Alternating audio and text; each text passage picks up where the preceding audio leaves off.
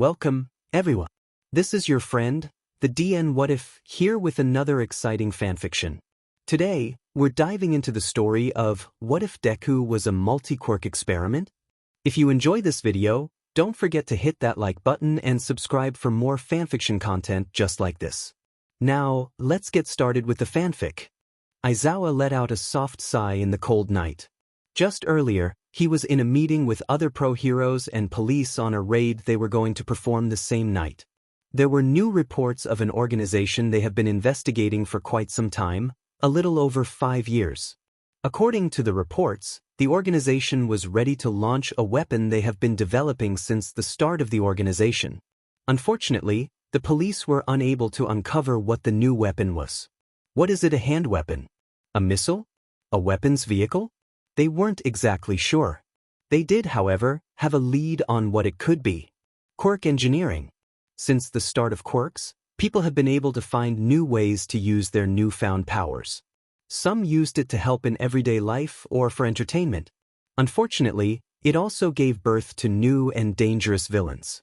Thankfully, the job of being a pro-hero began to arise, and soon they began handling these new threats, with specific laws, of course. However, only about 80% of the population was able to awaken their quirks, with the rest of the 20% remaining quirkless. For many years, people believed that there was no way for the quirkless to suddenly awaken a quirk. It was just ridiculous. The organization disagreed with this. They believed that there was, in fact, a way for the quirkless to manifest a quirk. For years they researched and extracted tissue samples from countless people and gathered scientists who supported their cause. From there, they began their new project on developing quirks for all humans, hoping that they would be able to provide quirks for all. Unfortunately, their research ran into a roadblock when they didn't have the funds for equipment, and their research only went so far as to what they were given. That was until a man approached them. He claimed to be a scientist like them, one who was very interested in their theory. From there, he provided the necessary funding and equipment. He even offered them his own notes, stating that it had information that he was currently working on and that he could use them if they so wished. When asked why he was doing this for them, he merely said, "I want to see just how far us humans will go. The thirst for knowledge is so great that we will do everything we can to obtain it. For what purpose will you truly use it for? After all, some of the worst things created were made for the best intentions." The same man stayed with them for a while, guiding them in their research and experiments, even advising on what they should do to further their operations. That was until he abruptly left. This baffled the small organization, but ignored it and continued with what was left of the notes the man provided. Fortunately, or unfortunately, they weren't very successful in their project. As time went on, they resorted to the darker side of research and human experimentation. Countless numbers of their subjects died, either through exhaustion, pain, or the strain of the quirk they were given. After a few years, it seemed that their project was going to end in failure. That is until 3 months ago. From what Aizawa has heard, the organization began to finally receive positive results on the new test subject they acquired weeks before they started their experiment with him. Things were going well, a little too well for the pro-heroes' liking. The raid they were to perform tonight was to ensure that the organization was put to a stop from progressing any further and, hopefully, contain their new weapon. "I'm not getting paid enough for this," Aizawa grumbled. "This raid better be fast. I'm losing sleep for this." "Ready, Shoyuda?" Present Mike, or Yamada Hizashi, yelled as they walked to meet up with the other heroes that will be with them in the raid. They expected several villains in the concealed barn. They suspected that they'd have to fight some villains, with a possibility of a few being test subjects as well. Whether they were strong or not, it didn't matter to the organization. They were there to buy time for them to escape. The heroes assigned to the raid were Eraserhead, Present Mike, All Might, and Endeavor. 3 well-known heroes and an underground one. "Not to worry, Aizawa. With all of us, I'm sure that we'll be able to pull this off as quickly as possible." All Might exclaimed as he gave him a thumbs up. "I sure hope so." Endeavor rolled his eyes. "Let's get this over with," he growled and stormed towards the old splintering door. Aizawa ran through the halls, trying to locate the room in which the weapon was stored away. As it turned out, The barn had multiple levels underground, a fact that greatly surprised and annoyed the underground hero. My life. The raid so far was a success. Numerous villains and scientists were apprehended, with only a few having to be knocked unconscious. Although, the real surprise was when they were desperate enough to release all the test subjects they experimented on, causing more trouble for the heroes and police along the way. If they were this determined to protect whatever it is that they developed, I could only imagine exactly how much power this weapon holds. He silently mused to himself before he ran into a room. From Aizawa could tell, the room was a lab of some sort, filled with tubes of several varieties. Some small, some large. Some full, and some broken. Blood was splattered against the floor and wall while glass littered the floor. As Aizawa roamed his eyes across the room, a peculiar item caught his attention. Ichem? What's this? Walking forward to one of the tables, Aizawa was able to make out a series of notes. What caught his attention was a folder, while all the other records were scattered, almost as if someone else was in a hurry to escape. Most likely from the raid, but based on the broken tubes and splotches of blood, that probably wasn't the case. Opening the file, Aizawa's eyes widened. There were several arrays of recorded Quirk samples they've obtained over the years as well as the various people they experimented on. As he read on, the recordings stated that the age span from what they've tested on ranged from just 4 years old to as old as Aizawa's nose scrunched up in disgust. Sick. As he continued to examine the notes, one particular document caught his eye. Carefully removing it from the folder, Aizawa saw that it was not another research paper, but rather a diary entry from one of the scientists. Raising an eyebrow at this, Aizawa began reading. It is astounding how far these scientists have gone. Their research was extensive, in fact, their theory nearly matches mine, yet at the same time not. Very close, they are to achieving their goal but are too afraid to cross the boundary. Perhaps with a little push in the right direction, will they finally be able to have a breakthrough? They may not have the same high intellect as I have, but it'll do. If this project of theirs succeeds, we could be looking at a new troop in our forces, one that will best even my children. If they follow my directions well, the weapon they create will be unstoppable, one that could be used to keep the other children in line. All they need is some guidance, and thanks to Master's permission, I can finally take part in this project of theirs. Children, Aizawa said out loud.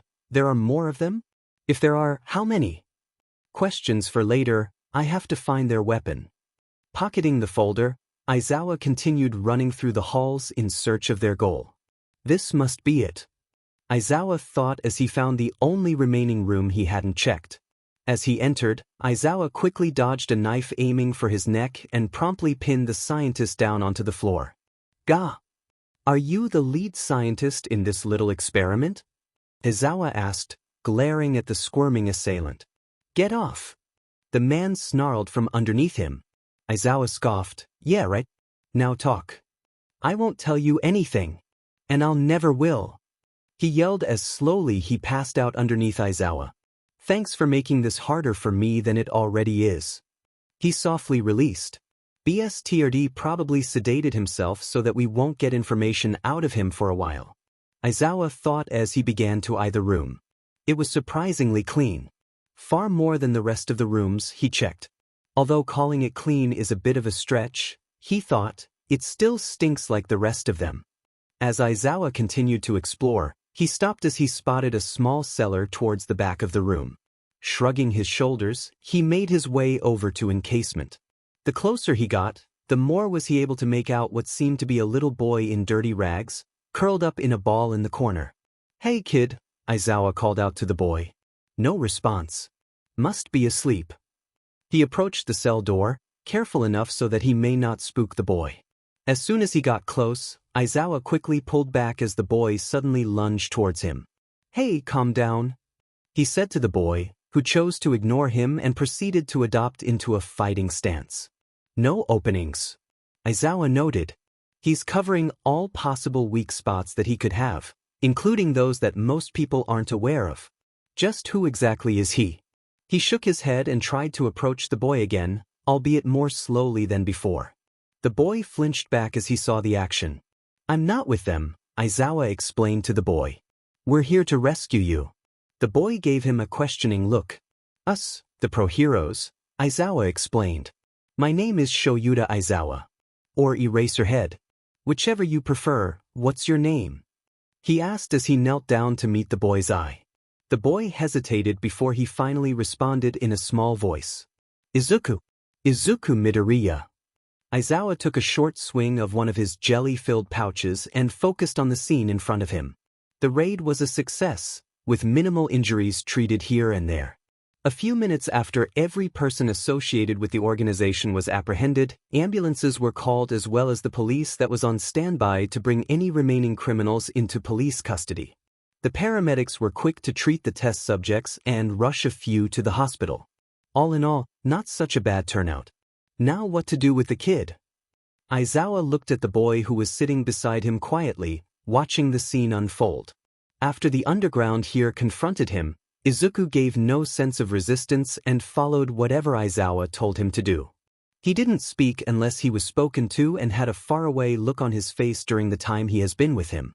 It unnerved the pro hero quite a bit. Eraserhead. Said pro hero turned to face the chief of police who was in charge of the operation. Yes. We're about to head in to confiscate any tools and weapons the organization may have used in their experiments. Is there anything inside that we should be aware of? Asked the chief. Aizawa slowly shook his head. Not that I'm aware of. Though you should keep an eye out for any hidden traps that we haven't found yet. The chief gave a short nod before he noticed the young boy next to the pro, who was currently fiddling with one of the jelly pouches that Aizawa gave him. And who is this little guy? He questioned. Aizawa turned to look at Izuku as he spoke. His name is Izuku Midoriya. I found him in a cellar in one of the rooms I checked. Doesn't say much, but I doubt it's because he's shy of use. Test subject? Possibly. He was on alert when I first met him and was crafty when he tried to surprise attack me. Seems harmless now. The chief gave another nod as he called another police officer over. They'll take you guys back to the police station so that the boy may be questioned. Hopefully, he'll know something that we don't know as of yet. The chief spoke as he beckoned them to follow. Aizawa stood up and gave a short stretch as he eyed Izuku. Let's go, problem child. We're going on a short trip. Izuku gave the pro hero a curious look. Muzutafu Police Station. Yo, Shota. A voice called out as Aizawa turned to face who called him. Present Mike walked up to him, waving with a smile on his face. Where were you? I couldn't find you anywhere after the raid was over. What's up with that? Sorry about that, Mike. Had to take this kid over to the station for questioning, he said as he motioned to Izuku. The boy bowed in response. My name's Izuku Midoriya. It's nice to meet you. Present Mike laughed. Nice to meet you too, little guy. The name's Present, but you can just call me Yamada Hizashi, little listener. Izuku nodded. Is your quirk sound-based? You're speaking kind of loud.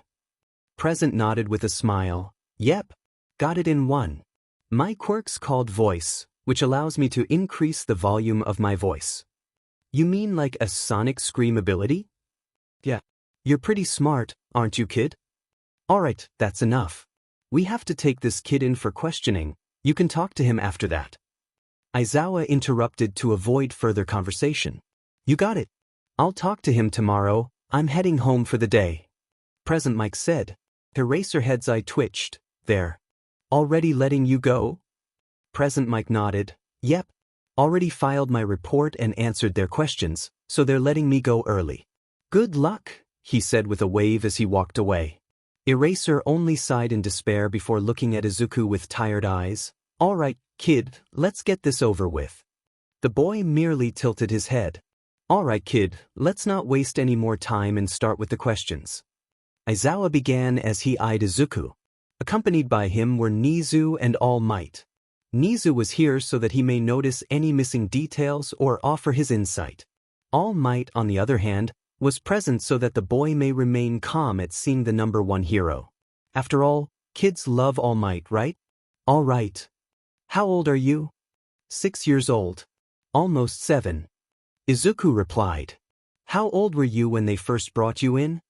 Izuku gave a little thought for a moment. Not exactly sure. For maybe? Sorry, I can't remember that far back. Aizawa gave a short nod. That's all right. What do you know about the organization that kept you? Nizu asked. Izuku pondered for a moment before he shrugged. Not much.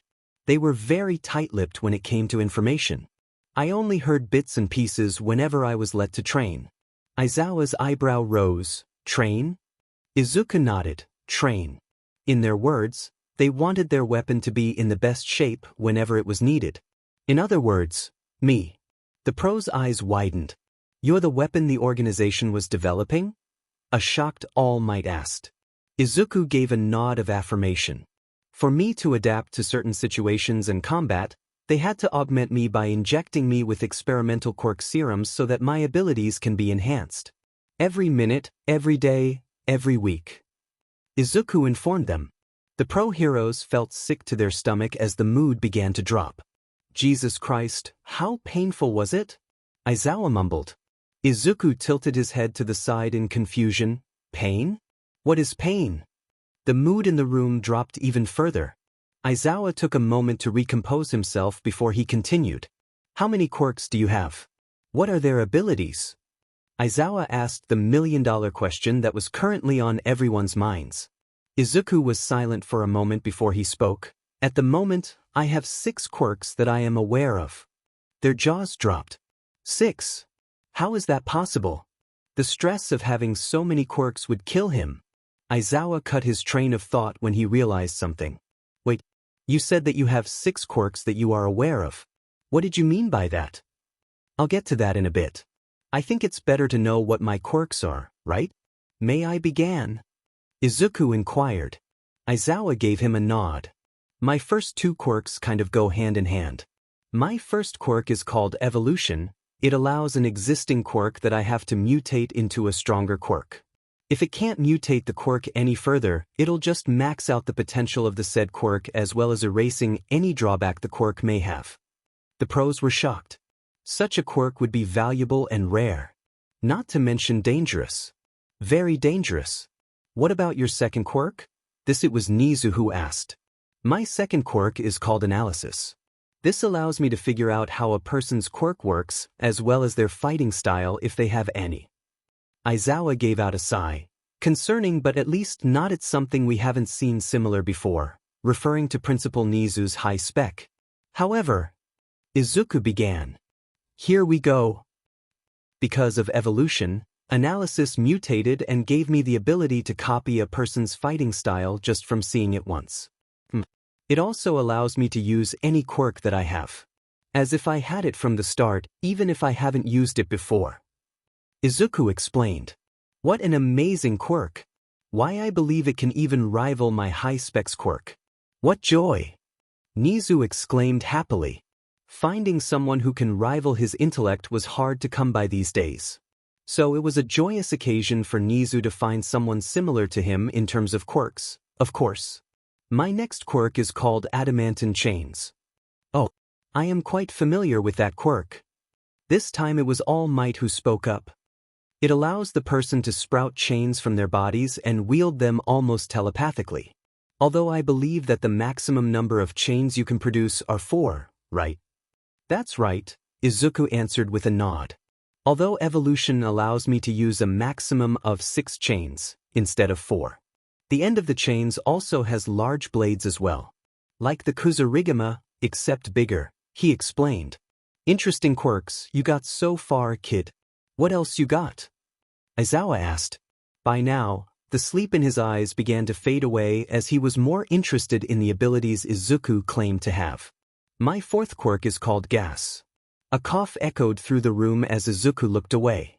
It's not like I asked for this. I'm assuming that evolution also enhanced this quirk? Nizu asked. Yeah, now my quirk allows me to manipulate the gas from its natural flow, moving it any way I see fit. I can combine gases or even create new gases that don't exist. Izuku explained as his stomach growled. Excuse me, but can we take a break? I haven't eaten anything in a while, he asked. Aizawa blinked as he turned to look at the clock, eyes widening, realizing that they were questioning for about 2 hours. He turned back to Izuku. Sure. We'll take 20 minutes to eat, after that we'll resume with the questions, is that alright? Izuku shrugged in an almost uncaring way. Works for me. I'm just starving. So, what do you guys think? Aizawa asked his colleagues as they watched Izuku eat from the one-way mirror. Niza began. He demonstrates amazing intellect as well as maturity. Although I'm unhappy to say that it may be because of the horrible environment he grew up in, he finished sadly. All Might gave a short nod. That may be so. But it does show us exactly how far the organization was going just to complete their project. Any report from that scientist you apprehended, Aizawa? Aizawa shook his head. Apparently he died just as he arrived at the hospital. Drug overdose, they said. All Might gave a look of annoyance. Perhaps we'll get our answers if we question Izuku even further. Nizu began. Time is almost up. Let's go back, shall we? You ready, kid? Aizawa asked. Izuku gave a short nod. I'm ready. Shall continue from where I left off. That earned him a nod in return. My next quirk is called Spark. Aizawa blinked. Seems pretty harmless. Izuku nodded. By itself maybe, but if I were to create, say, an explosive gas, all it takes is a short spark from my quirk and boom. How does evolution come into play? Nizu asked. Evolution mutated my spark into a stronger quirk known as explosion. I can choose how big or how strong the force of my explosion can. I'm not sure what my limit is, though, considering I was only allowed to use it inside the barn. Izuku explained. All Might gave him a nod. I see. This is indeed a powerful quirk. You mentioned having 6 quirks, correct? What's your final quirk? At this, Izuku violently flinched as he looked down. The adults grew worried. What's wrong? Aizawa asked as his eyebrow rose at the boy's strange behavior. Softly, Izuku spoke. I'm not exactly proud of this quirk. In fact, it's because of this quirk that I have all the other quirks I mentioned. All Might sat up straighter as he heard something similar to this before. Could it be? Does have? He shook his head as he reassured the boy. Young man, do not be afraid to tell us. That's why we are here, to help you with anything that may be troubling you from your time as a captive. But in order to do so, we must know. Please, tell us what your last quirk is. All Might asked softly. Izuku took a moment to recompose himself as he spoke in a quiet voice. My final quirk. All Might gave him a nod. I see. This is indeed a powerful quirk. You mentioned having 6 quirks, correct? What's your final quirk?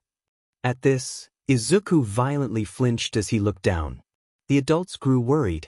What's wrong? Aizawa asked as his eyebrow rose at the boy's strange behavior. Softly, Izuku spoke. I'm not exactly proud of this quirk. In fact, it's because of this quirk that I have all the other quirks I mentioned. All Might sat up straighter as he heard something similar to this before. Could it be? Does have? He shook his head as he reassured the boy. Young man, do not be afraid to tell us. That's why we are here, to help you with anything that may be troubling you from your time as a captive. But to do so, we must know. Please, tell us what your last quirk is. All Might asked softly.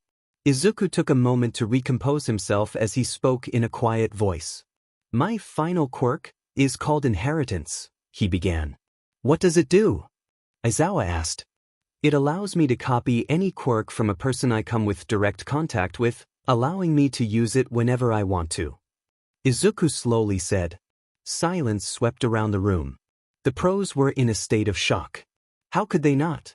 They just met someone who claims that they could gain any quirk they wanted as long as they touched someone. A quirk such as this was extremely useful, unusual, and dangerous.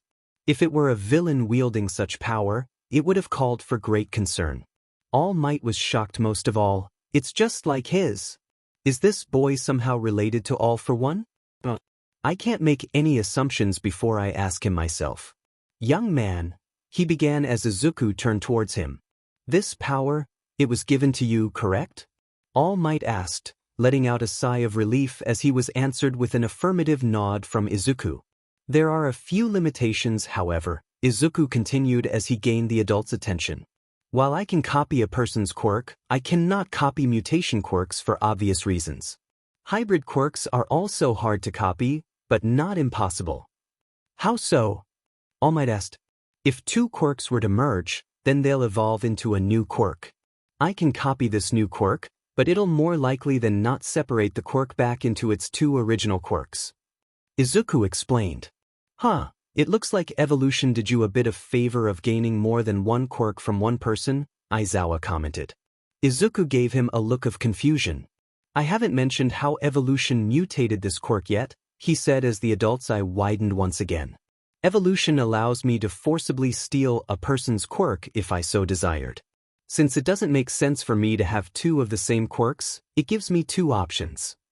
The pros leaned in anticipation. I could either store it away so that I may return the quirk or give it to someone else. Or, at this Izuku trailed off. Or, I could instantly destroy the quirk I stole. A kill switch if you will. Izuku finished. Once again, the room was filled with silence as the pro heroes let the information properly sink in. Once it did, All Might began. That's some quirk you got there. Is this what you meant by only being aware of the quirks you have at your current possession? Izuku nodded. That and among other things. The scientists that experimented on me mentioned that other quirks are dormant inside of me. They said that they manifest in certain situations, although they aren't 100% sure. I see.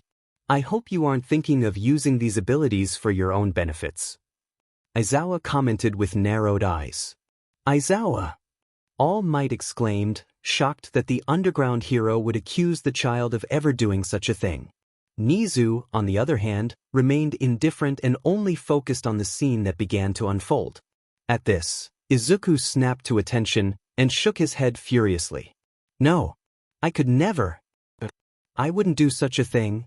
I only want to use this power for good, to help people. It's always been my dream since I was younger. Using these abilities for my own selfish reasons would go against everything I dreamed of. Izuku proclaimed before looking down. Truth be told, that's the only thing that's kept me going. I had to constantly remind myself who I was and what my dreams were. He glanced back up at them. I don't want there to go through what I've been through. The pro heroes smiled at this. At first, they were worried that the boy might abuse his powers and use them for evil. Now they rest easy, knowing that the young boy only wanted to use his skills for good, a mark of a true hero. Aizawa gave Izuku a rare smile. I see. What you're saying right now, it seems like your dream is to one day become a hero. Am I right? Izuku nodded furiously. That's exactly what I want to be. A hero. The pro heroes looked between each other before they came to a silent agreement. Very well, Midoriya. Thank you for answering our questions. Follow us outside, and we'll prepare the documents to release you. Aizawa said. Before we do, though, can you show me how your sixth quirk works? I'd like to see it for myself. Izuku blinked. I don't mind, but are you sure? I'll be copying your quirk after all. Aizawa nodded. Actually, I would also like to see your quirk in action as well. Nizu interpreted. It'll be exciting to see how exactly your quirk works. So please, do not be afraid to show us. You have our full permission. He finished as All Might nodded in agreement. Alright, if you don't have any problems, then I'll gladly show you, Izuku relented. So whose quirk should I copy?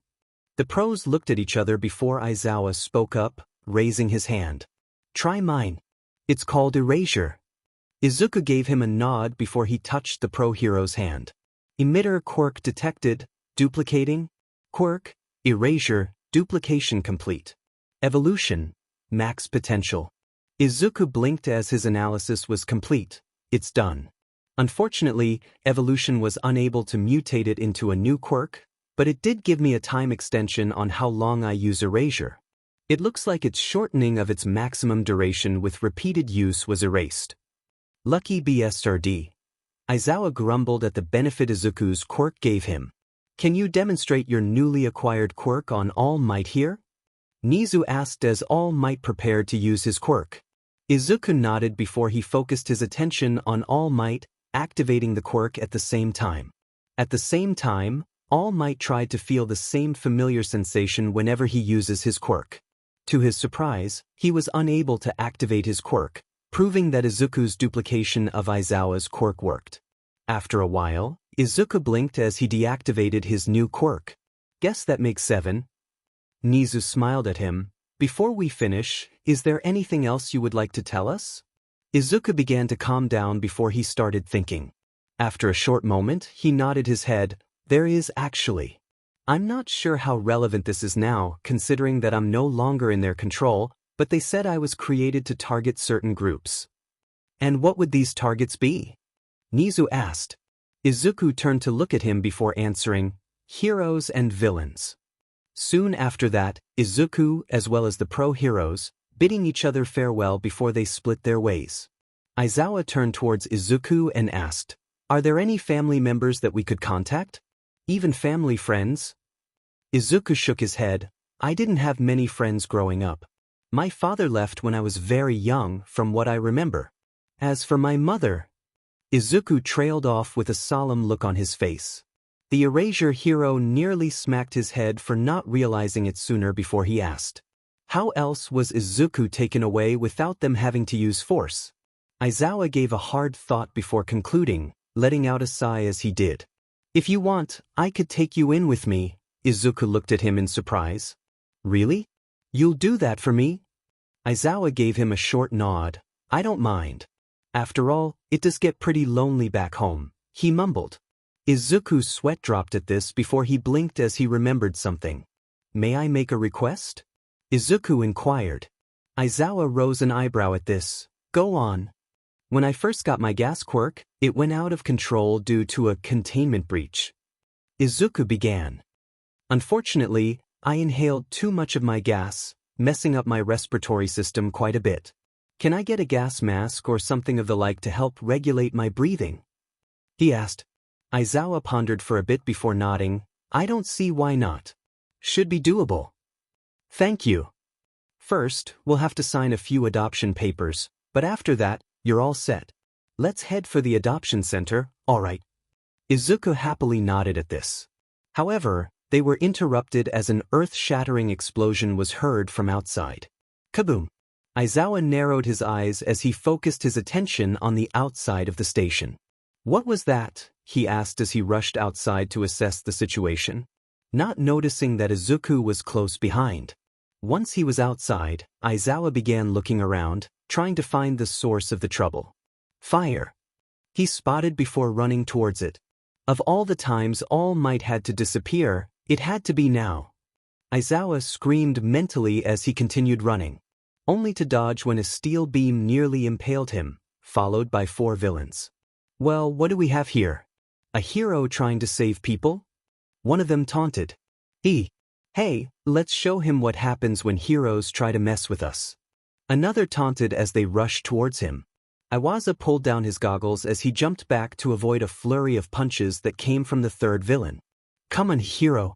I came here because there's supposed to be a good fight. So, come on. Show me just how strong you are. The 3rd villain shouted as he used his quirk's strong arm to shower the erasure hero with punches. Hey, come on, Rappa. Leave some for us. The 4th villain yelled as he sent another steel beam towards Aizawa. This isn't good. I can't keep dodging forever. He thought to himself as he avoided the 1st villain. I have to erase the big one's quirk if I want to capture the other 2.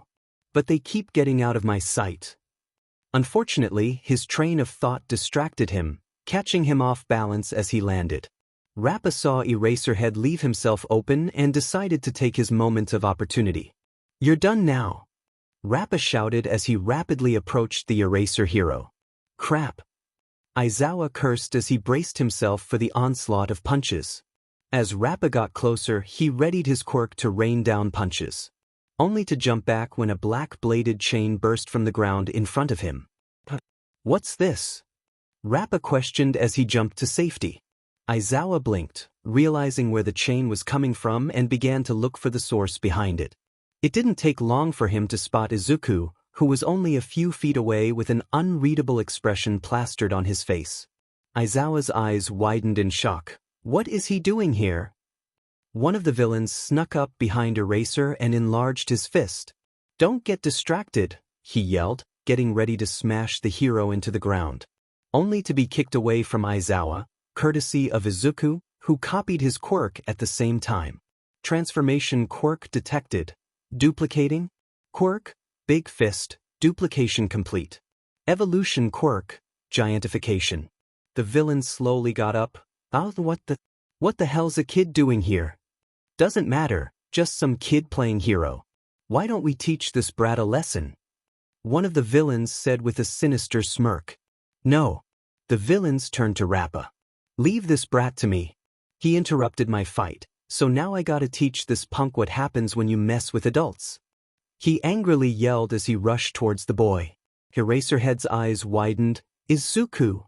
He yelled out in worry before he had to dodge another steel beam. Hey, your fight's with us, hero.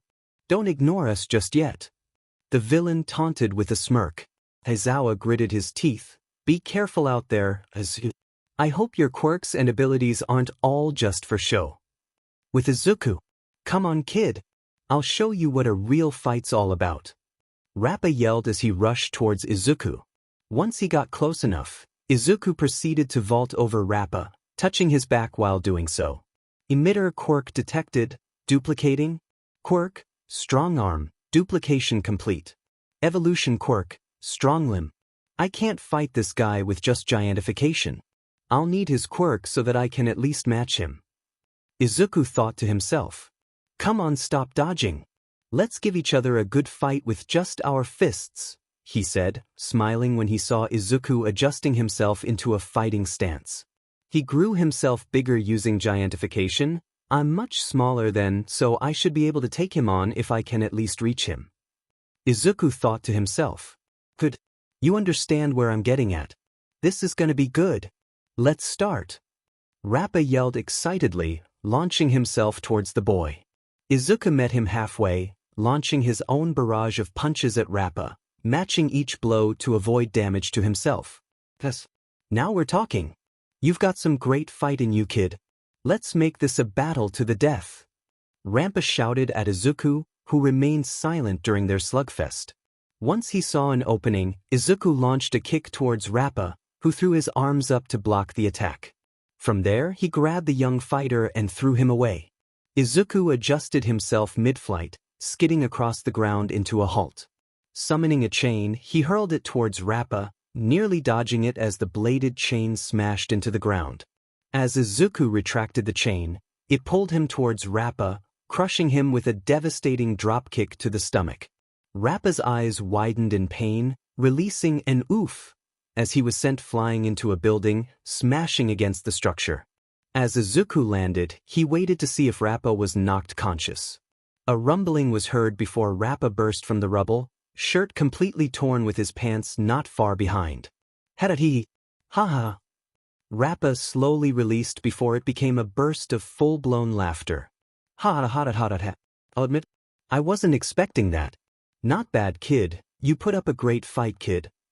Rampa complimented with a grin before he fell to one knee.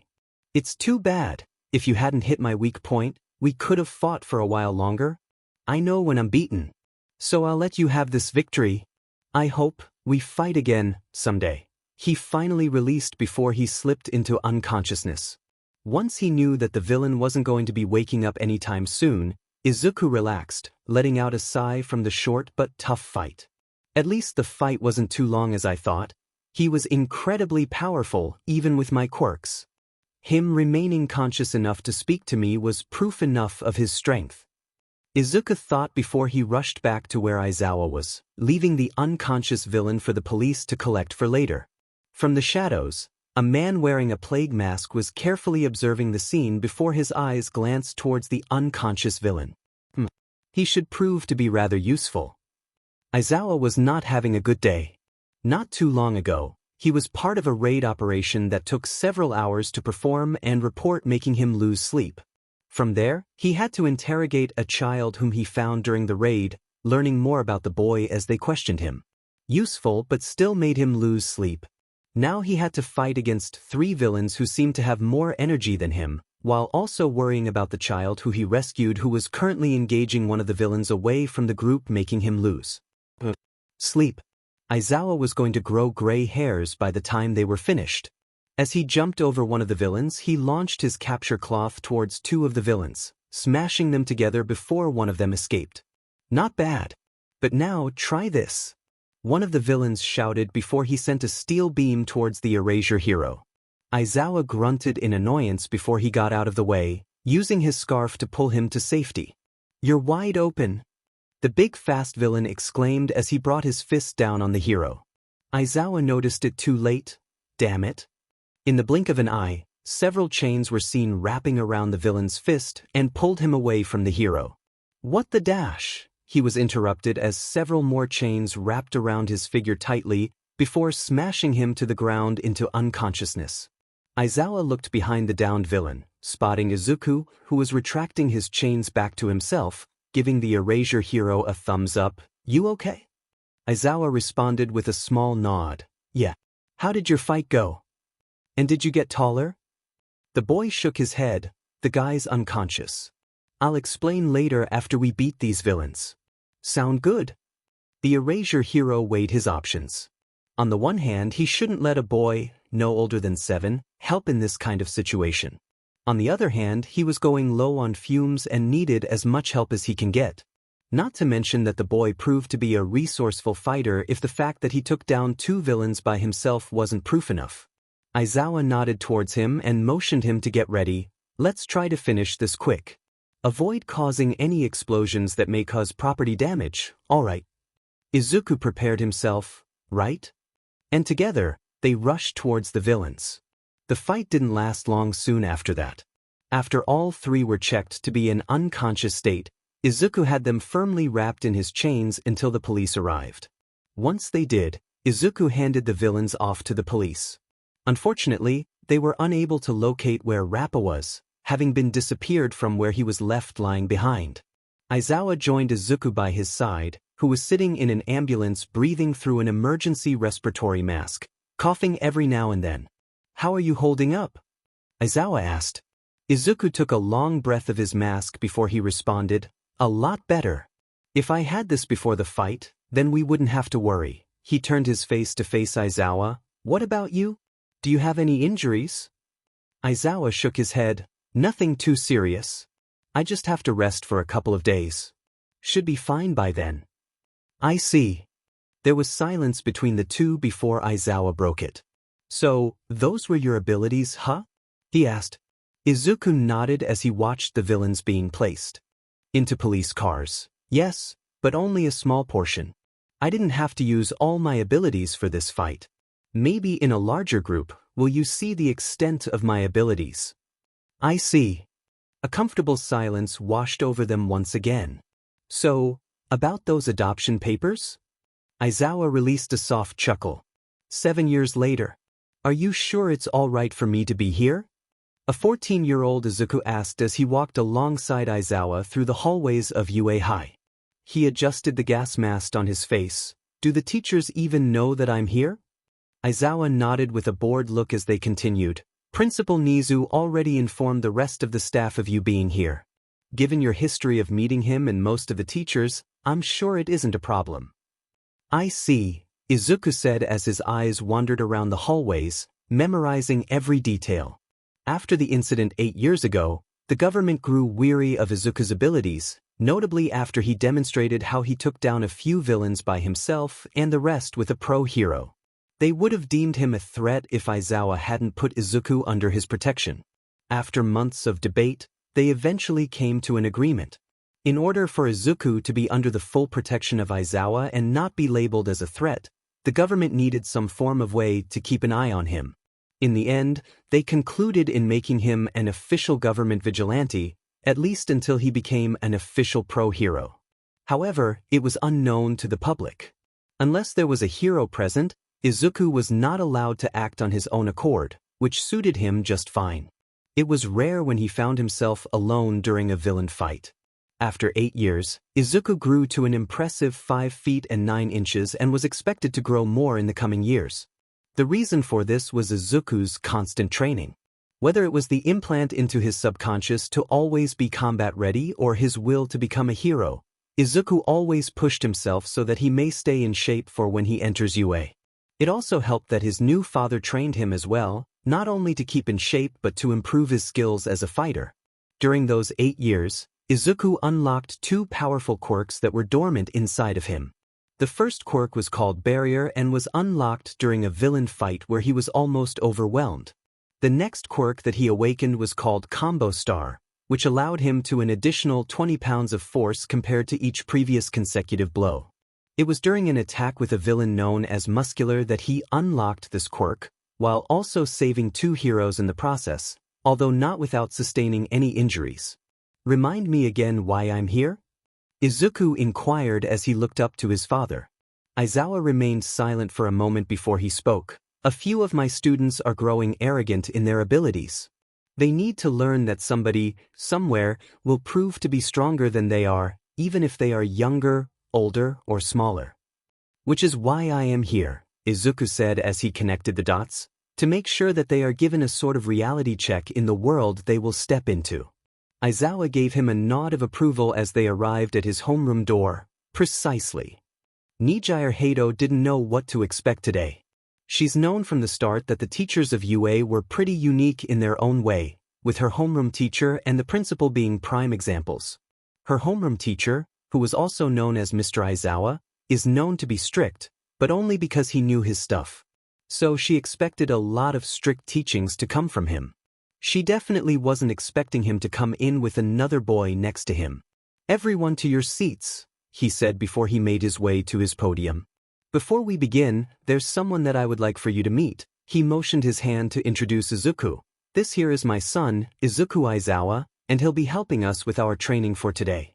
Show him your best behavior. Izuku gave a short, polite bow to the class. It's a pleasure to meet you, Class 1A. The students welcomed him before one of them spoke up. Hey, mister, no offense, but how is he going to help us with our training today? The student asked with a snobbish tone. Yeah, how Mr. Aizawa? He's just a kid. Another spoke up. Izuku slightly bristled at the comment but remained polite. I'm only a year younger than all of you. He mumbled. Teach? The class exclaimed in astonishment. Aizawa activated his quirk for intimidation. Be quiet. He threatened. The class immediately shut up. Aizawa gave out a short sigh before his quirk deactivated. You'll see how he'll help. Change into your gym clothes and meet us in Gym Gamma. I wonder how Eraser's kid is going to help us? Mirio Togata happily asked as they made their way to Gym Gamma, arms behind his head. This could be rather interesting. Don't get too excited, Mirio, Tamaki Amajiki said to his best friend. We don't even know that much about him. For all we know, he could be stronger than you, he said before hiding behind the behemoth. He also looks kinda scary with that mask. Mirio grinned. You think so? Wow, now I can't wait to face him. What do you think, Nijire? He asked, facing the girl. Nijire blinked. Huh? The normally eccentric girl said. She was too distracted by the boy she saw in the classroom. Something about him was just drawing to him. Was it the mask that gave him a mysterious vibe? His friendly personality? Or maybe it was the pain and uncertainty his eyes held as he introduced himself. She wasn't sure and she wanted to find out. Nijire shook her head before smiling. I'm not sure. But I can't wait to ask him so many things. Like, why does he wear that mask? What's his quirk? Does it have to do with his quirk? How's it like living with Mr. Aizawa? So many questions. She said excitedly. Mirio smiled as they arrived at Gym Gamma. Guess we'll find out soon enough. What? You want us to fight him? The same snobbish boy from before said as he pointed at Izuku, who was currently doing a few short stretches. You can't be serious. I'm very serious, Aizawa said as he faced his students. Despite not being a student as of yet, he does years of training under his belt. So don't hold back or you'll regret it, he finished as he sent near the bleachers. You guys can start when you're ready. All right then, Izuku said as the students faced him. Who's first? We are. The snobbish boy, along with his friends, stepped up, readying their quirks. Don't start crying if we rough you up too much, he said with a smirk, causing the rest of his classmates to frown at his words. Izuku didn't say anything, only adjusting his gloves before giving them a come-at-me motion with his hand. That seemed to set the boy off before he and his friends roared and charged at Izuku. Despite their hardest, they couldn't land a single hit on Izuku, who just merely dodged or parried their attacks. They're so slow, he thought to himself as he ducked underneath a strike. Is this the best UA can offer? These ones are hardly worth being called heroes in training, he thought, before ramming his elbow against a student's stomach. This continued for a few minutes before Tamaki spoke up. Hey guys. Tamaki spoke up nervously to his friends. Does anybody notice what's happening? He isn't full? Yeah. Mirio said with a calculated look. The guy still hasn't used his quirk at all. Nijire could only look on in shock, jaw falling as she was unable to form words. Oh come on, it bored Izuku taunted as he kept dodging. At least make me work a little. The students roared as they charged together at Izuku once again. He smiled underneath his mask as he jumped up high, chains sprouting from his back as they wrapped around various students. Huh? What the hell is this? I can't get free. As the students cried out in despair, Izuku manipulated his chains, making a few students crash into each other while slamming a few onto the ground, and the rest onto the students who hadn't moved at all. This seemed to snap the rest of the students' attention as they joined the brawl. As Nijire readied herself to join, she soon smelled something in the air. What's that smell? It smells like dash. Her eyes widened in realization. Watch out, she cried out to her peers. Izuku smirked underneath his gas mask. Too late. A small spark ignited in his hand before a massive explosion erupted. Boom. Several students were knocked off their feet and sent flying while others tried to hold their ground. Those who did looked up in fright as they saw Izuku emerging from the smoke, giving him a sinister look. Now then, he began, cracking his knuckles. The students shivered at his tone. Shall we begin? You went overboard. Aizawa deadpanned as he gave a look of annoyance to Izuku, who wiped his hands as he overlooked at the students who were currently laying on the ground. Only a few remained conscious as a few others were on their feet, feeling beyond exhausted. Did I? Sorry about that.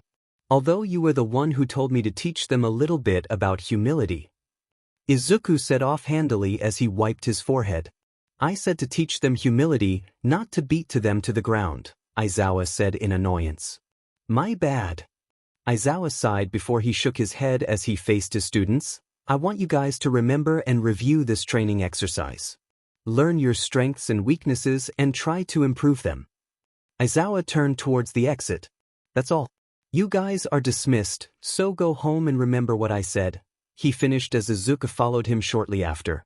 That was a training exercise? Was the collective thought on everyone's minds. Nijire paused for a moment before she realized that Izuku was heading toward the exit and quickly stood up to catch up to him. Wait! She called out to Izuku.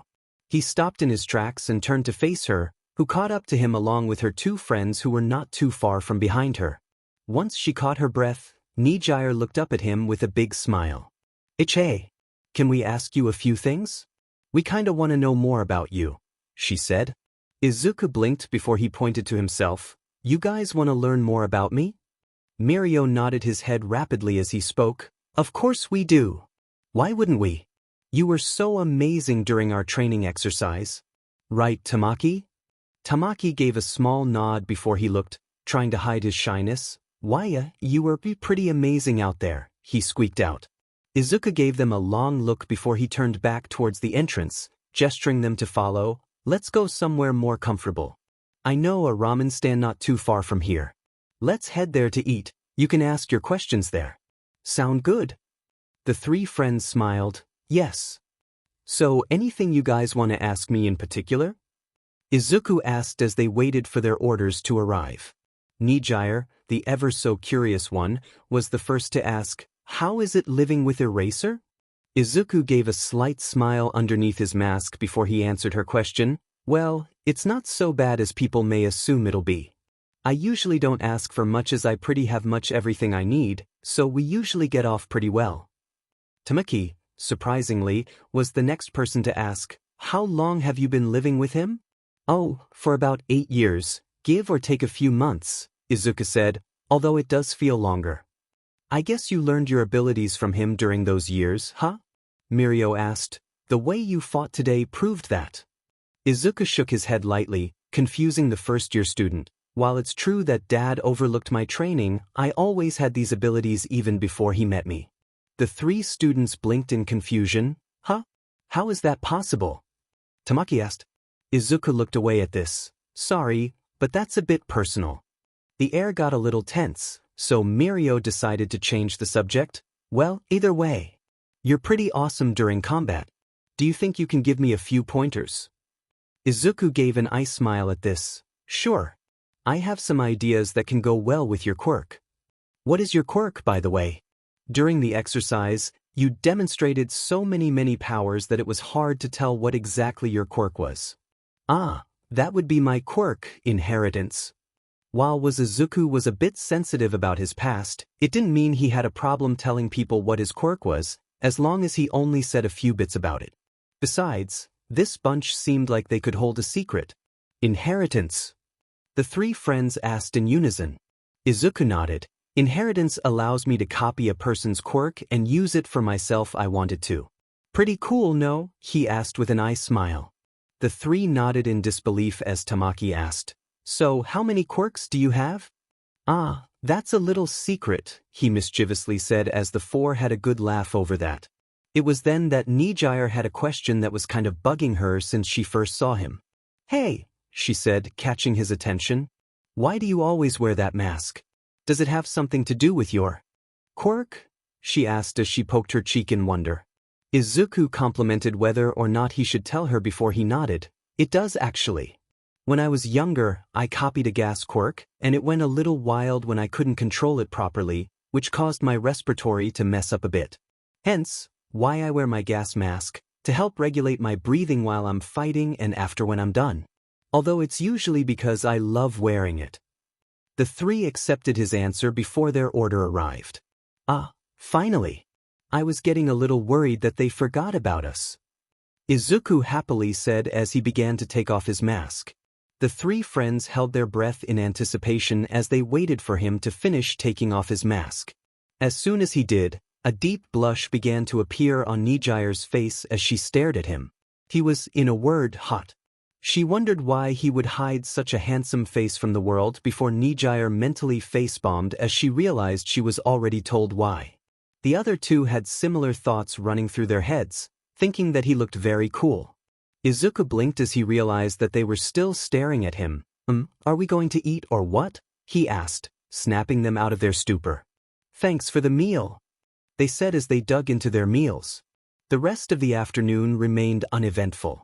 Izuku was pretty much welcome to the group of three, as they discussed various topics as they ate.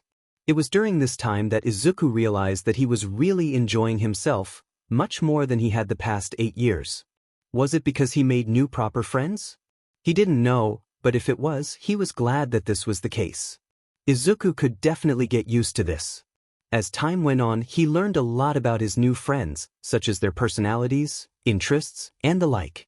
Mirio came across as an extraordinarily goofy and very energetic individual. Tamaki was extremely shy, reserved, and introverted, especially around large crowds.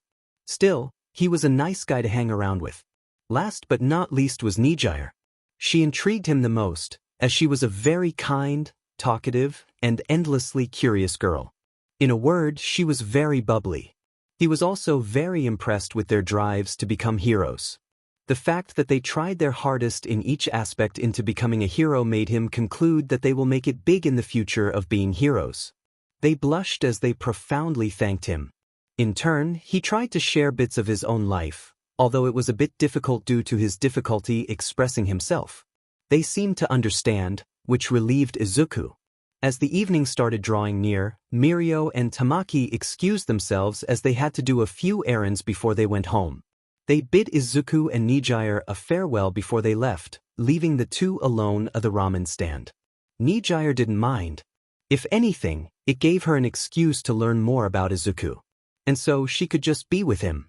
The two continued to converse, learning more about each other as time went on. It was also where Nijire found herself being drawn to the green-haired teen even more than before. Unfortunately, all things had to come to an end as it was getting late. Nijire was ready to bid Izuku a good night before he interrupted her. "You have another question, don't you?" he asked Nijire, catching her off guard. Truthfully, she did have another question but wasn't so sure if it was okay to ask him. "I do, but it's more of a request than a question," Nijire said, fidgeting slightly in her seat as she looked away. "Well, go ahead. I'm sure I can comply with your request," Izuku said as he stared at her. Nijire blushed as she saw that Izuku was staring at her. She took in a long breath before she asked, "If it isn't too much trouble, whenever it's just us, could you please keep your mask off?" Izuku blinked in curiosity. "I don't mind, but may I ask why?" Nijire looked away as she spoke in a quiet tone. "I just think you look better this way. You look really good without your mask on." By now, her face was a deep crimson, and she hoped that Izuku didn't notice. Izuku, oblivious as always, although it wasn't entirely his fault considering his past, merely stared at Nijire, causing her to fidget lightly. It was only after she saw him moving that she started to relax. Slowly, Izuku started fittingly with the back of the mask before he removed it entirely, once again showing her his handsome face. Nijire smiled at this. "You know, there's another reason why I wear this mask," Izuku said, causing her to look at him in curiosity. "I find it difficult to understand human emotions. Sometimes I find it impossible. Often, people usually expect me to react a certain way, and I find myself unable to do so, which is why I wear this mask so that people won't be able to see how I don't give any sort of reaction to anything. To hide the trouble I have with human emotions," he said as he looked down in slight sadness. For a few minutes, there was silence between the two. As he continued to look down, Izuku soon felt a pair of hands embracing his own, causing him to look up at Nijire, who was smiling at him. "Don't worry, if it's help that you need, then I'll be there for you. As long as you stick with me, we'll tackle this challenge head-on. So try not to give up. Deal?" she asked with a soft smile on her face. Izuku stared at her eyes for a bit before a small smile appeared on his face. "Deal." 1 year later. "Hey, did you hear? A villain is attacking not too far from here." "Whoa, really? Let's go check it out." A young man stopped in his tracks and overheard the conversation between the two civilians before they ran off. I should be heading to class, but this villain attack might delay me," Izuku mused to himself as he headed towards the scene. Might as well watch if he was going to be late either way, might as well as check it out. As he finally arrived at the scene, Izuku watched as a humongous shark-like man roared into the sky from atop of a train bridge. He then destroyed a pylon, sending it careening down to the civilians below. He then saw Death Arms running towards the falling debris, catching it before it could cause any harm. "Oh, nice. Way to go, Death Arms. The punching hero. I wish I had a quirk that made me super strong." The hero could be seen struggling a little with the heavyweight, but he managed to hold it.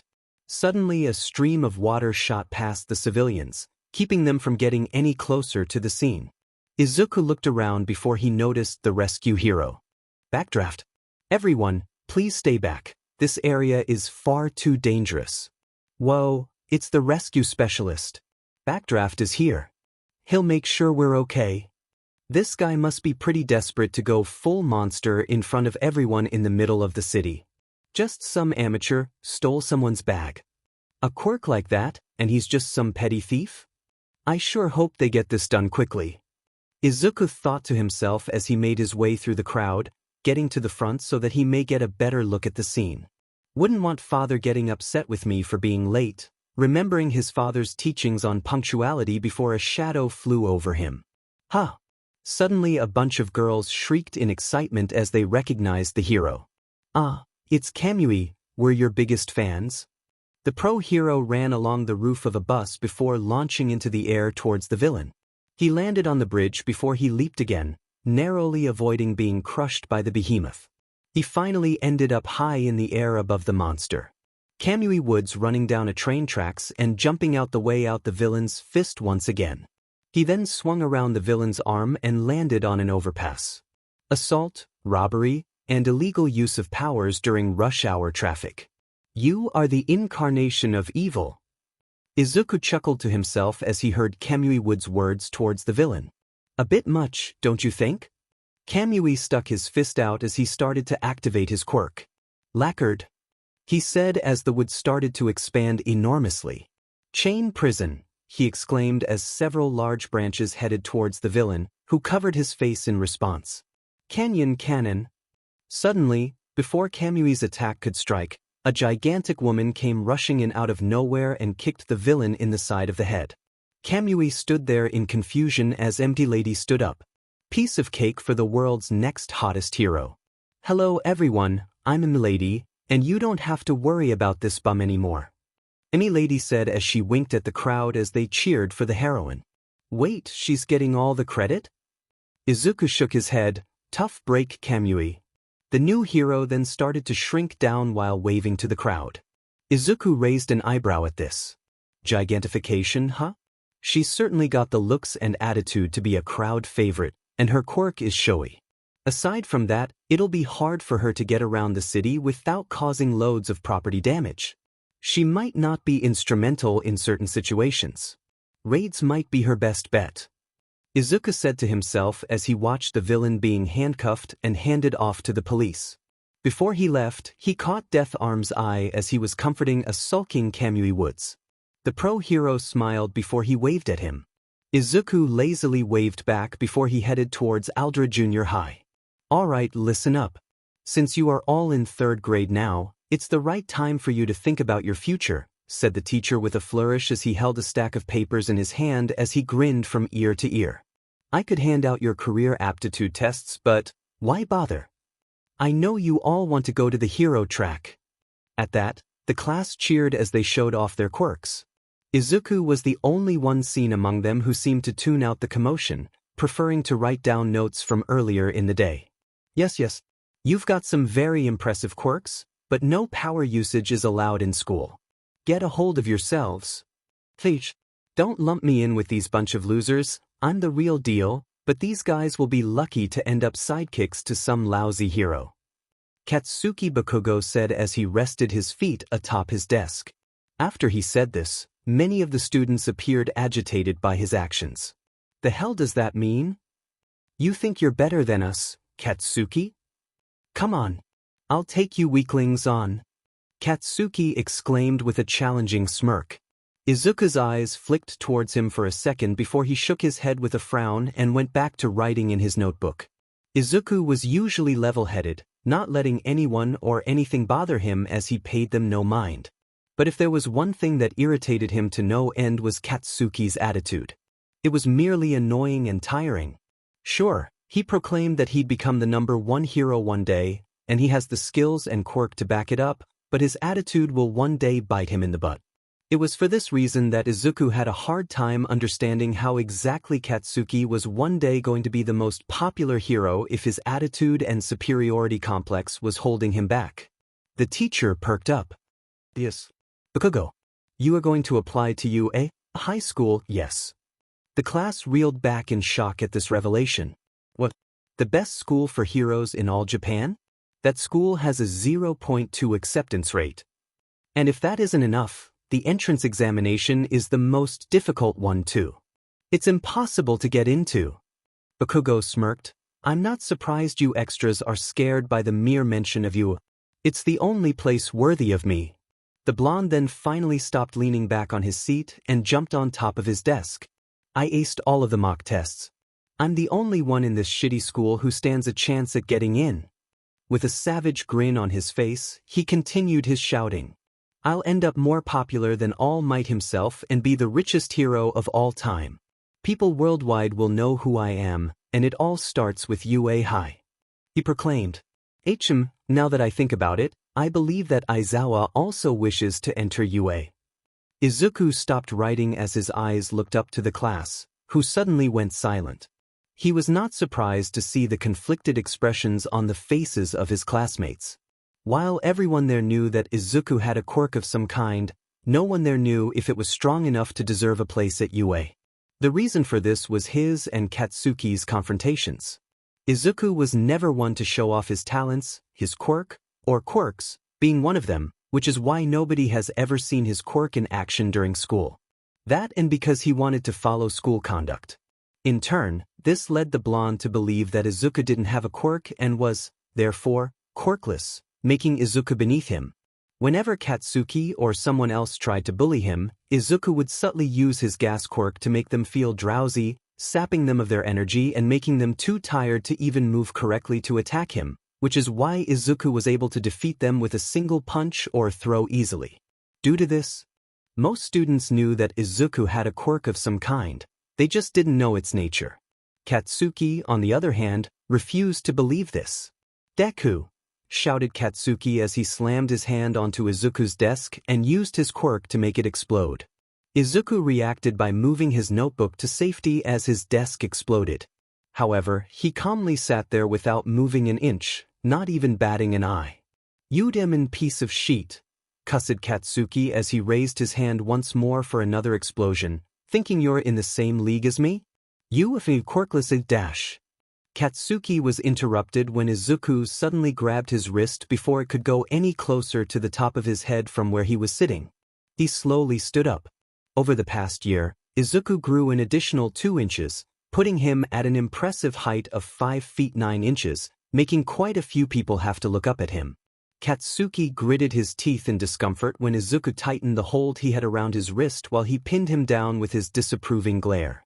"We aren't allowed to use our quirks here, Bakugo," Izuku said while glaring at him, pushing him back and away from him. "Whether you feel insulted or not, it doesn't change the fact that it's my decision to apply there, not yours," Izuku said before he sat down once more. Katsuki's anger only boiled even more and was about to shout before the teacher interrupted. "Bakugo! Sit down before I send you to the principal's office." The teacher shouted before he sent the explosive boy an aggressive look. Katsuki only scoffed before he complied, sitting down as he grumbled to himself, "Shitty effing Deku." Izuku sighed as the teacher resumed his class. "Hey, get back here. Someone stop that monster," cried a store owner as a vaguely shaped humanoid sludge with jeans ran out of the convenience store with stacks of bills stuck on his body. "Yell all you want, sucker, this cash is mine," cackled the sludge villain as he pushed a woman down, who had used her quirk to create a shield to protect herself. His arm hit a pole and slid right through without hindering him at all. Is there no hero nearby? Maybe they're all still busy from that scene this morning. A rather skinny man with pants and a white shirt that was way too large for him exited a supermarket, carrying with him 2 bottles of soda while coughing before looking at what was happening. He was so skinny that he almost looked like a skeleton with no muscle or fat, just skin. Remember when we didn't need to worry about randos with quirks all the time? Seriously, there's no stopping them. Suddenly the skinny man from before bulked up into a bigger, more muscular man. "Yes, there is. You know why?" The sludge villain looked around and saw the man, gasping in fear. "I am here."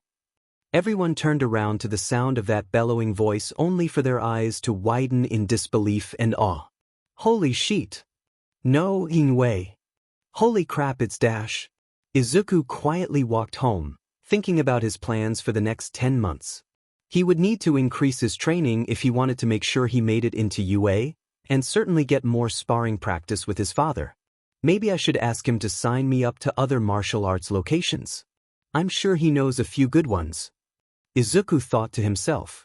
His phone suddenly rang, interrupting his thoughts as he quickly turned it on to see a message from his girlfriend.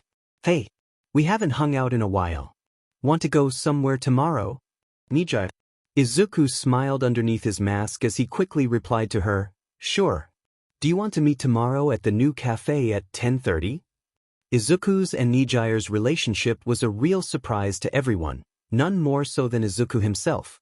Ever since they made the promise at the ramen stand, Izuku and Nijire hung out with each other nearly every day, learning more about each other each day that passed.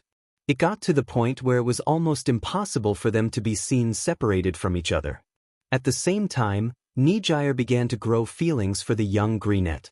A few months later, it got to the point where Izuku trusted Nijire enough to share his past. The young girl was in tears by the end of his story and was hugging him tightly while firmly vowing that she'll always be there for him, in which Izuku thanked her with a smile. A few weeks later, Nijire confessed her feelings to him, surprising the young man.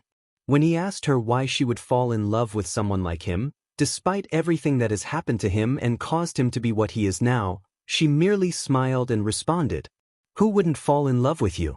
Despite everything that has happened to you, you held on to the future, never falling into a dark path, and instead decided to become a better person, a hero. You're kind, encouraging, smart, and not to mention handsome. That's why I fell in love with you, no matter who or what you are." It was at these words that something fluttered inside his heart, confusing him greatly due to him still having trouble with certain human emotions. When he mentioned this to Nijire, she smiled and said that he'd soon find out. And he did. For a while, Izuku never fully comprehended the whole idea of being in love. The only love he really had was with his father. Of course, that was only fatherly love rather than romantic love. While it did take him a while, Izuku was able to understand that what he felt was love for her. He soon realized that he was secretly in love with Nijire as well, despite not knowing when it started. When he reciprocated his feelings towards her, Nijire never felt so elevated before, even when she flew. He did warn her about him not fully understanding the whole concept, but Nijire said it was fine, as long as she helped him. It was after that they began dating. When they revealed their relationship to their friends and family, they were happy for the new couple as they were waiting for them to finally get together, much to Izuku's and Nijire's embarrassment. Izuku was broken out of his thoughts when his phone rang once more. "Sure, that sounds great. I'll see you tomorrow at 10:30. Smiley face. Bye. Nijire. See you tomorrow. Izuku." As Izuku smiled to himself, he stopped as he heard rumbling coming from a maintenance hole just behind him. He readied himself for whatever was about to appear. The sludge villain seeped through the manhole cover, coalescing in front of Izuku. "A medium-sized invisibility cloak to capture," muttered the sludge villain before leaping towards Izuku. He immediately jumped back, dodging the sludge. Villains attacked midair before he landed a few feet away from the villain. He then sent several chains to hold the villain down, only for them to go right through him. The sludge villain cackled, "Nice try, but I'm made entirely of liquid. Come on kid, let me take over, it'll only hurt for a bit." As the villain spoke, Izuku released a knockout gas from within his body. "Just give me 45 seconds and I promise you won't feel a thing." The sludge villain slurred before he finally fell knocked out, stopping any further attacks.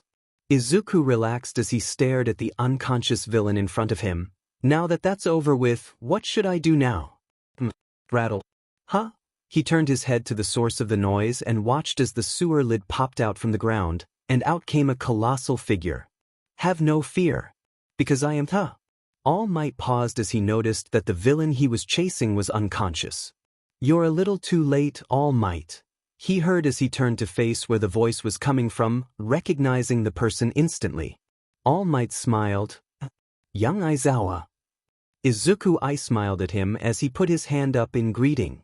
"Yo! So, how long are you able to keep up with this form now?" Izuku asked as they rested on top of a building. All Might sighed as he showed him his scar in his skinny form. There was only so much that the surgeries and recovery girl were able to do. "I could only keep this form up for about 3 hours now. By the way, have you given my offer any thought?" he asked as he patted the bottles in his pocket that held the villain. Izuku shook his head in response. "No, not really.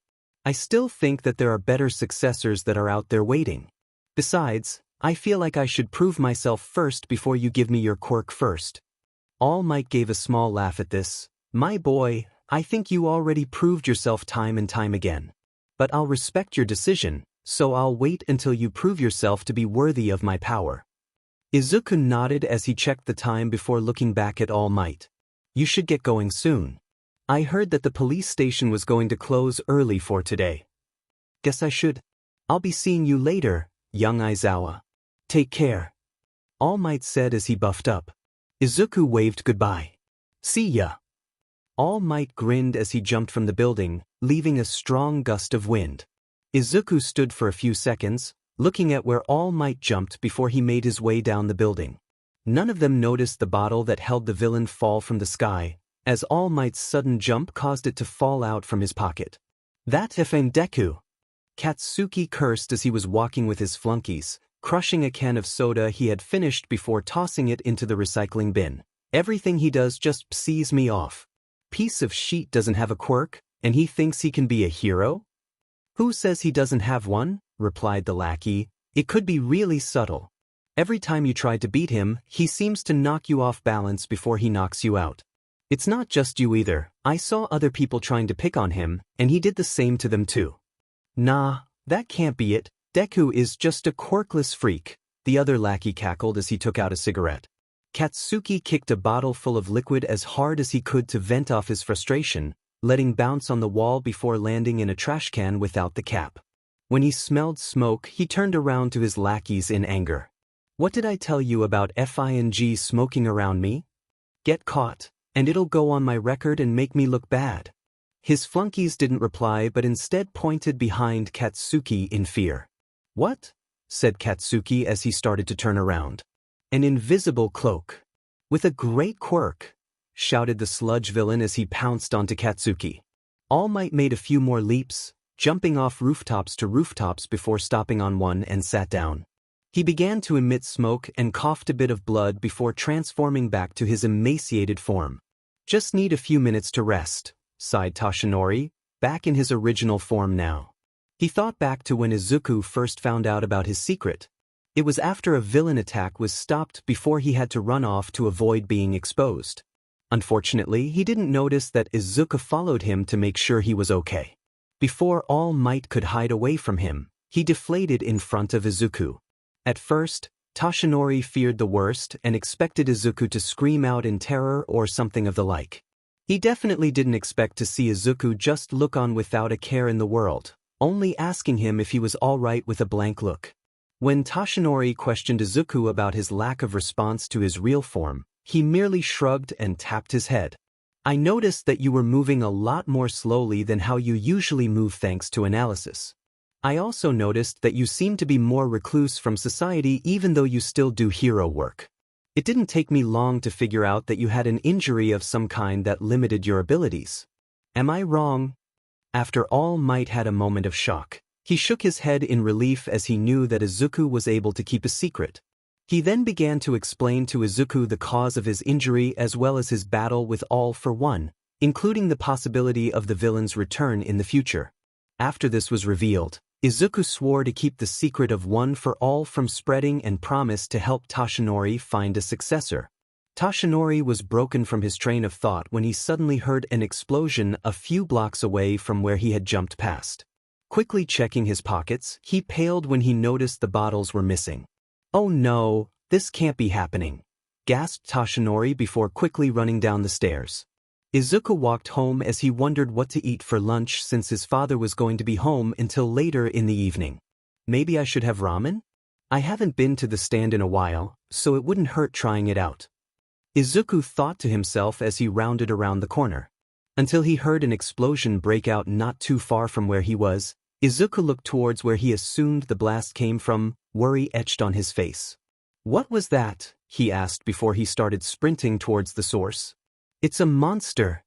Pro heroes, including Death Arms, can be seen running towards the danger. It's taken someone hostage. Death Arms pounded his fists together before running at the villain. How dare you prey on a child? The hero jumped into the air before coming back down with a solid punch. However, his arm only sank into the villain, not making any impact. What the hell is this? Some kind of goo. A slimy appendage came swinging down and threw the hero into a nearby wall. You okay, Death Arms? One hero asked. Heads up. The baseball hero shouted. Another appendage launched at the other two heroes. Heh, stay back or I'll snap his neck. There was a lot of movement in the body. Suddenly Bokogu burst out yelling. You picked the wrong guy to mess with. I'm gonna send you back to whatever effing sewer you crawled out of. He yelled as he set off more explosions from his slime-covered hands. Let me go, you beefy. The blonde shouted, letting off a massive explosion. You got so much power.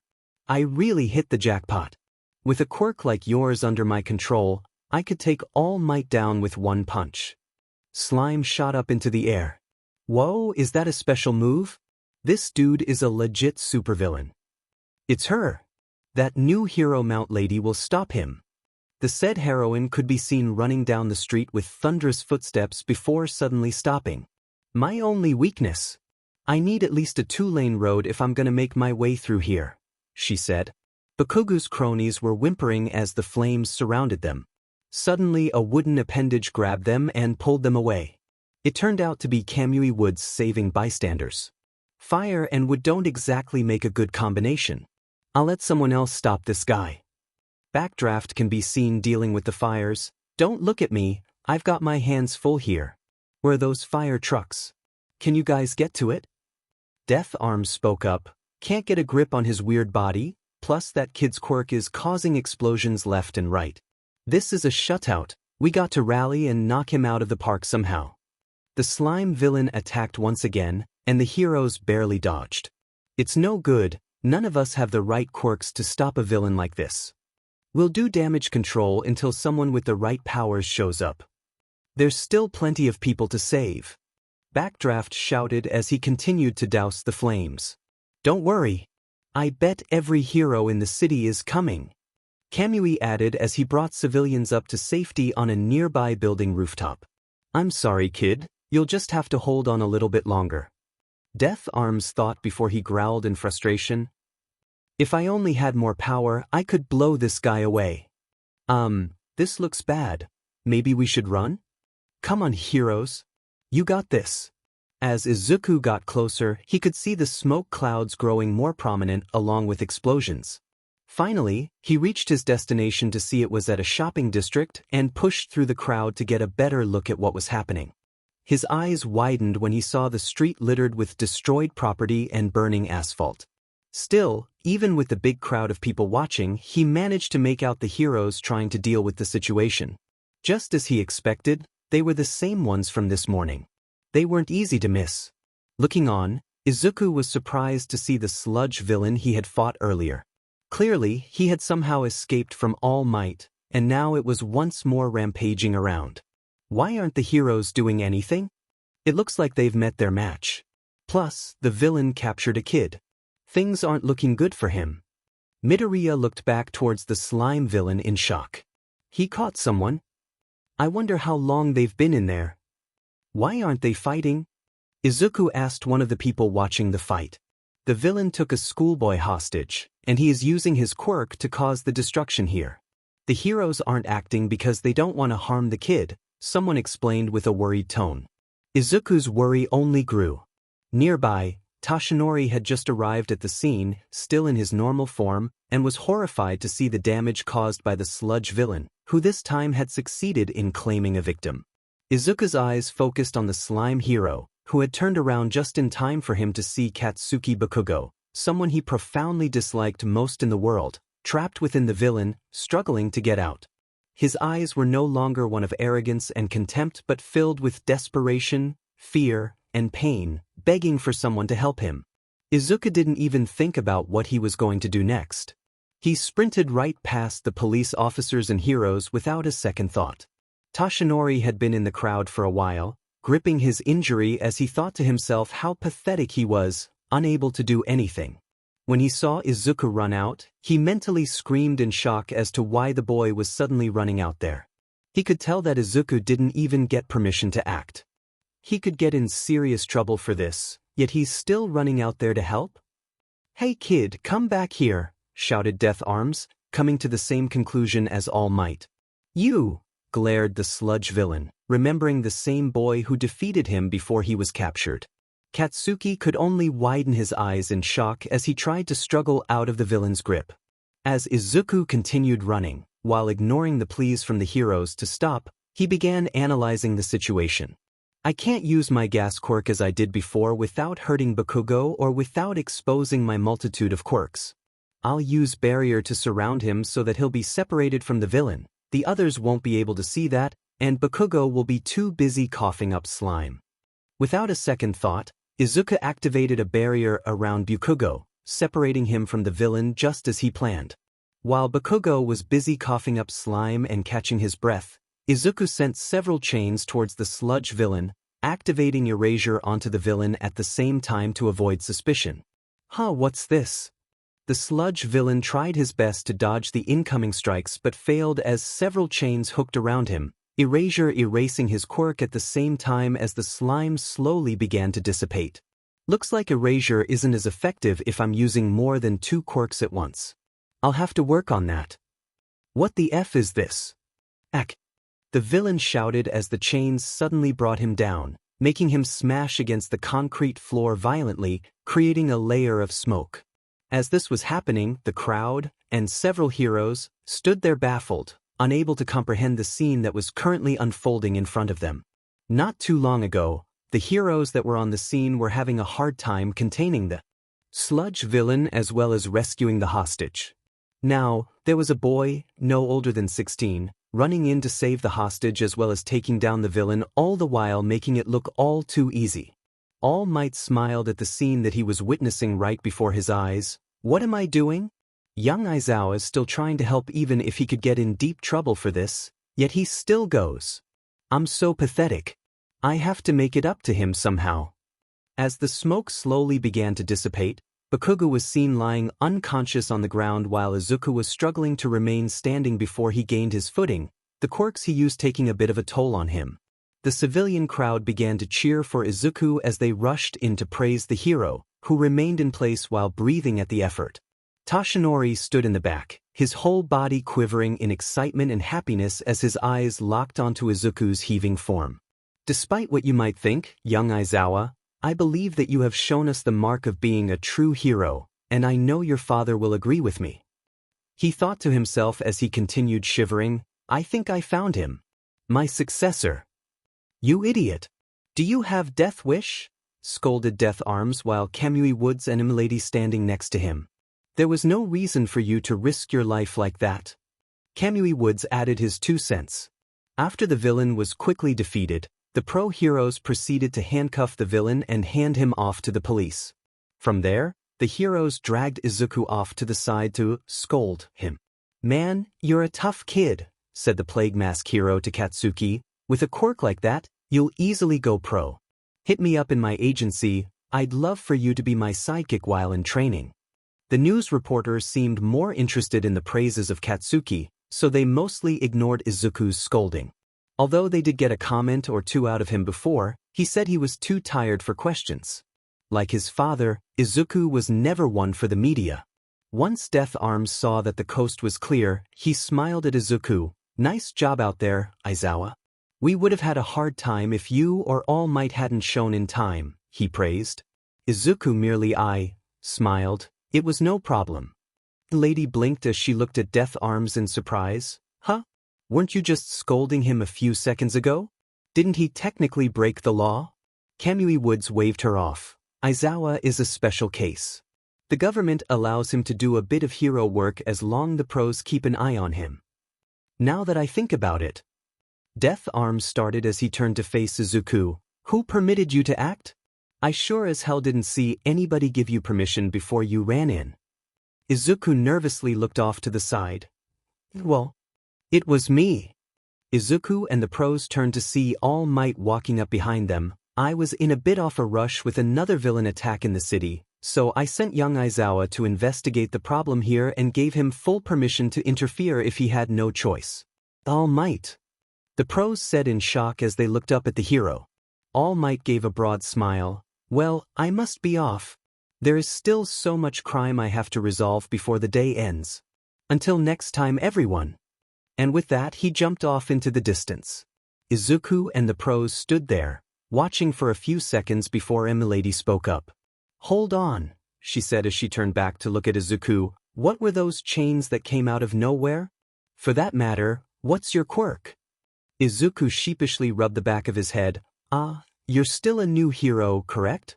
The heroine nodded in response. Well, it's sort of classified to new heroes. But what I can tell you is that the quirk I used is called Adamantine Chains. I can produce chains from my body as well as from the ground and control them telepathically. And Lady stared at Izuku in awe. Whoa, that's a powerful Quirk kid. Izuku smiled. Thank you. Death Arms chuckled before he spoke once more to Izuku. You should probably start heading home, Aizawa. It's getting kinda late and I'm sure your father is waiting for you. Izuku nodded before his eyes widened in fright, knowing his father was watching the whole thing live. Crap. As the sun began to set, Izuku continued to walk down the road, dreading for what was to come later. There's no way Dad won't see this. I'm almost positive that Nizu sent him a video of today's events, he lamented. Maybe I'll get lucky and he won't find out. He was soon cut from his thoughts when he heard a familiar voice call out to him, Hey Deku. Izuku stopped in his tracks, not bothering to turn around as he already recognized from where the voice was coming from. Don't think for a second that I owe you anything. I never asked to be saved, and you never helped me, got it? I was fine by myself. I don't need a quirkless loser like you, so don't you dare look down at me, you've nobody. Katsuki said as he stormed off. You're welcome. Izuku replied sarcastically. Katsuki left. Well, it's not like I was expecting any sort of praise from him, he said as he continued walking. I am here. Only to jump back in fright when All Might suddenly appear in front of him out of nowhere. I was looking for you, young Aizawa. Geez, All Might. Way to scare a guy like that. Izuku heaved as he tried to control his breath. All Might poofed back into his skinny form as he sheepishly rubbed the back of his head. Sorry. Didn't mean to scare you like that. But I have been looking for you. Think we can talk somewhere in private? All Might asked. Izuku took a few more breaths before he nodded. Yeah, I know a ramen stand where I was heading towards before the villain attack. They give their customers privacy, so it shouldn't be a problem. Plus, we'll get to eat something after a long day today. Sound good, he finished as he gestured towards the paved road. All Might smiled. Sounds perfect. So, what did you want to talk about? Izuku asked as they waited for their orders to arrive. The ramen stand Izuku and All Might were currently eating at was the same stand Izuku invited the big three to eat at when they first met. It was Izuku's favorite place to eat when he felt like relaxing and enjoying himself. It's also the same place where Izuku and Nijire liked to hang out when they had the time or solely for a date. All Might took a long sip of his green tea before responding, I wanted to speak to you about inheriting One for All. Izuku's eyebrows rose in surprise. Oh, I see. Well, you already know how I feel about that. All Might nodded at this. I understand that. You said you wouldn't accept unless you felt that you'd earned it. Izuku nodded in confirmation as All Might continued, but I don't think that's the only reason, is it? Or am I wrong? He inquired as he gave Izuku a curious gaze. The teen squirmed for a bit before he relented with a sigh. No, you're right. It's just that, am I really right for it? I'm still coming to terms with the quirks I was given, not to mention the quirk copying ability I have. I don't know, doesn't it make it seem like I'm some sort of a villain? Izuku asked as he looked down at his lap. He was certainly not expecting All Might to suddenly let out a loud laugh. Izuku gave a slight frown at this. Come on, Toshinori. I'm serious. All Might gave him a calm down motion with his hands. I know. Sorry for making it seem like I was laughing at you, he said as he began to calm down, but that wasn't why I was laughing. No, it was because what you just said proves that you are worthy of One for All. Izuku's face morphed into one of confusion. Let me explain. You just said that all the abilities you have should make you a villain, right? While you may not realize it, you just listed the faults that you may have, and with that, you're trying to correct them. From what I've seen this past few years, you've been trying to prove to not only us pro-heroes, but the government as well that you are not a villain. The fact that you have been doing this for a long time proves that you are a hero, and I'm sure many others will agree with this. All Might said with a smile. Plus, I think today's events just puts the icing on the cake, and you're just about the only person I can trust to inherit One for All, he finished with a wink. Izuku stared at the pro-hero with wide eyes before he looked away, tears threatening to fall from his face. Thank you. I never really thought about it that way, he said as he wiped away the moisture from his eyes before he faced All Might once again, a smile adorning on his face. Well, with a response like that, how can I possibly say no? All Might smiled. Excellent. Now, since you know most of the secrets of One for All, I trust that you'll be able to keep this to yourself? He asked before he gave a look of confusion when he saw Izuku shake his head. Of course, I'll keep your secret safe with me. But I've been thinking. Maybe it's also best that a few people I trust know about this secret as well. What do you mean? Well, you said there are some people close to you that know about the secret of One for All, correct? Izuku continued once he received a nod from All Might. Eventually, they'll pass on, leaving me as the sole person with the knowledge of One for All and the only one to teach it to future generations.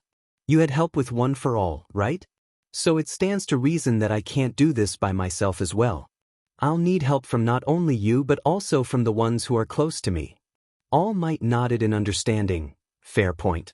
All right, you can tell a few people, but only those you trust and not too many. Who did you have in mind? Izuku smiled as he put two fingers up. I have two people who come to mind. The first is my father. All Might cringed at this. What's wrong? I don't think Aizawa will approve the idea of you inheriting One for All. Izuku shrugged his shoulders. Maybe, but he'll eventually see that it is the most logical thing to do. It would be hard to see that I inherited your quirk since I have so many other quirks. Besides, you said it yourself, I'm just about the only person you can trust to inherit One for All, right? All Might's sweat dropped. Geez, way to turn my words against me, he sighed. But you're right. Anyway, who else did you have in mind? I was thinking of telling Nijire. All Might's eyebrow rose at this. Your girlfriend? Are you sure about that? No offense, but young Hado isn't the quietest person on the planet. Izuku chuckled. He couldn't blame him for that idea. You're not exactly wrong, but I know Nijire. She can keep a secret when it's dire. She's about the only closest person I know can keep a secret for me. Izuku firmly finished, leaving no room for argument. All Might leaned back in his seat as he released a soft sigh. Well, if you're 100% sure, then I'll trust your judgment. We'll talk about your training regimen for you to acquire One for All next week, all right? Izuku nodded as their orders finally arrived. A young girl walked up, bowls resting on her arms as she slowly approached them. Sorry for the wait. It took a little longer with the extra-large bowl for Izuku, she said as she placed their orders in front of them. Izuku smiled at her. No problem. Thanks for the food. Tell your father I said hello, he finished as he began to dig into his food. Blushed a little before she nodded, walking away rather quickly soon after that. All Might chuckled before he joined Izuku. After the duo finished their meal, they bid each other a farewell as they went their separate ways. The sun had already set by the time Izuku arrived at his apartment complex, and he wasted no time in getting in. Doesn't look like Dad's here yet, Izuku said as he closed the door behind him. Maybe he didn't find out about this afternoon. Or maybe he found out from his boss at work while he was grading papers. A voice spoke from the darkness in the room. Izuku immediately froze as he slowly turned to face the source of the sound, fear etching on his face. A lamp was turned on as a chair spun around to face Izuku, revealing Aizawa, sitting with one leg across the other with one of their cats resting on his lap. I've been waiting for you, he said as he continued stroking the cat currently on his lap. Izuku slightly trembled as he wore a nervous grin. Dad, I didn't know you were going to be home so soon. Principal Nizu decided to let me off early today, saying how I should spend some quality time with my son after a long day of work. That effing rat. Izuku thought to himself as he angrily thought of the principal of next time I see him, I'll strangle the ever-living sheet out of him. Aizawa ceased his petting as he stood up, towering over Izuku, who remained frozen in his spot. After a few moments, Aizawa released a long sigh as he rubbed his eyes. You're lucky All Might was there to cover for you when you decided to charge into the scene without much of a plan. Otherwise, it would have been a mess trying to explain this to the officials for your foolish decisions, Aizawa said as he continued to stare Izuku down. Izuku made a mental note to thank All Might once again next time he saw him before he put his head down in shame. I'm sorry for my actions, he quietly said, refusing to meet his father's eyes. Another few seconds passed before Aizawa released another sigh. It's fine. This is the first time you've done something like this, so I'll let this one slide. But don't let this happen again. Understood, he said as he put his hand on Izuku's head. The boy looked up at his father and nodded. I promise. Aizawa nodded before he sat down on the couch, prompting Izuku to follow. Good, as long we're in an understanding. Now, I want you to tell me how today's events went by and how it led to it. Let's see what you did wrong in your fight and see what you can improve for next time. Izuku smiled and nodded as he began to retell the crazy events that led up where they are now. The next morning rolled around, and Izuku was up and early, getting ready for his date with Nijire. Usually, he would be getting ready for his morning workout but decided that it will take up too much of his time before it was time to meet up with her. After saying goodbye to his father, Izuku began to jog towards the new cafe as per their agreement. He began to play music on the mask he wore along the way, which doubled as a pair of headphones. It was one of the first gifts that Aizawa presented to him when Izuku began living with him, to which he cherished to this day. So much that Izuku only customized it so that it may keep fitting him even as he grew older. Once Izuku arrived at the cafe, he took off his mask and stuffed it in his jacket as he began to wait. That was another thing about the gas mask he wore. He only really took it off during special occasions such as these. And eating. Deciding to wait outside for his girlfriend, Izuku took out his phone and began to scroll down the news. He didn't have to wait long as he heard someone call out to him. Aizu! Looking up from his phone, he spotted Nijire waving at him as she walked towards him. Since it was the weekend, she didn't wear her UA uniform and instead wore a tight pink long-sleeved shirt, tucked inside her black skirt, which showed off just how well-endowed Nijire was. She was also wearing black heels that Izuku got for her birthday a couple of weeks ago. The girl flew right into Izuku's arms, who quickly caught her and brought her into a close hug.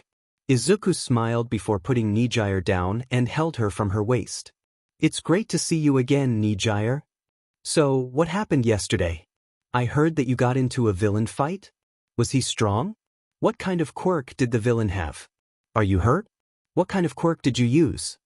Immediately after they sat down, Nijire began to bombard Izuku with questions of the events from the previous day. Did you use your gas quirk?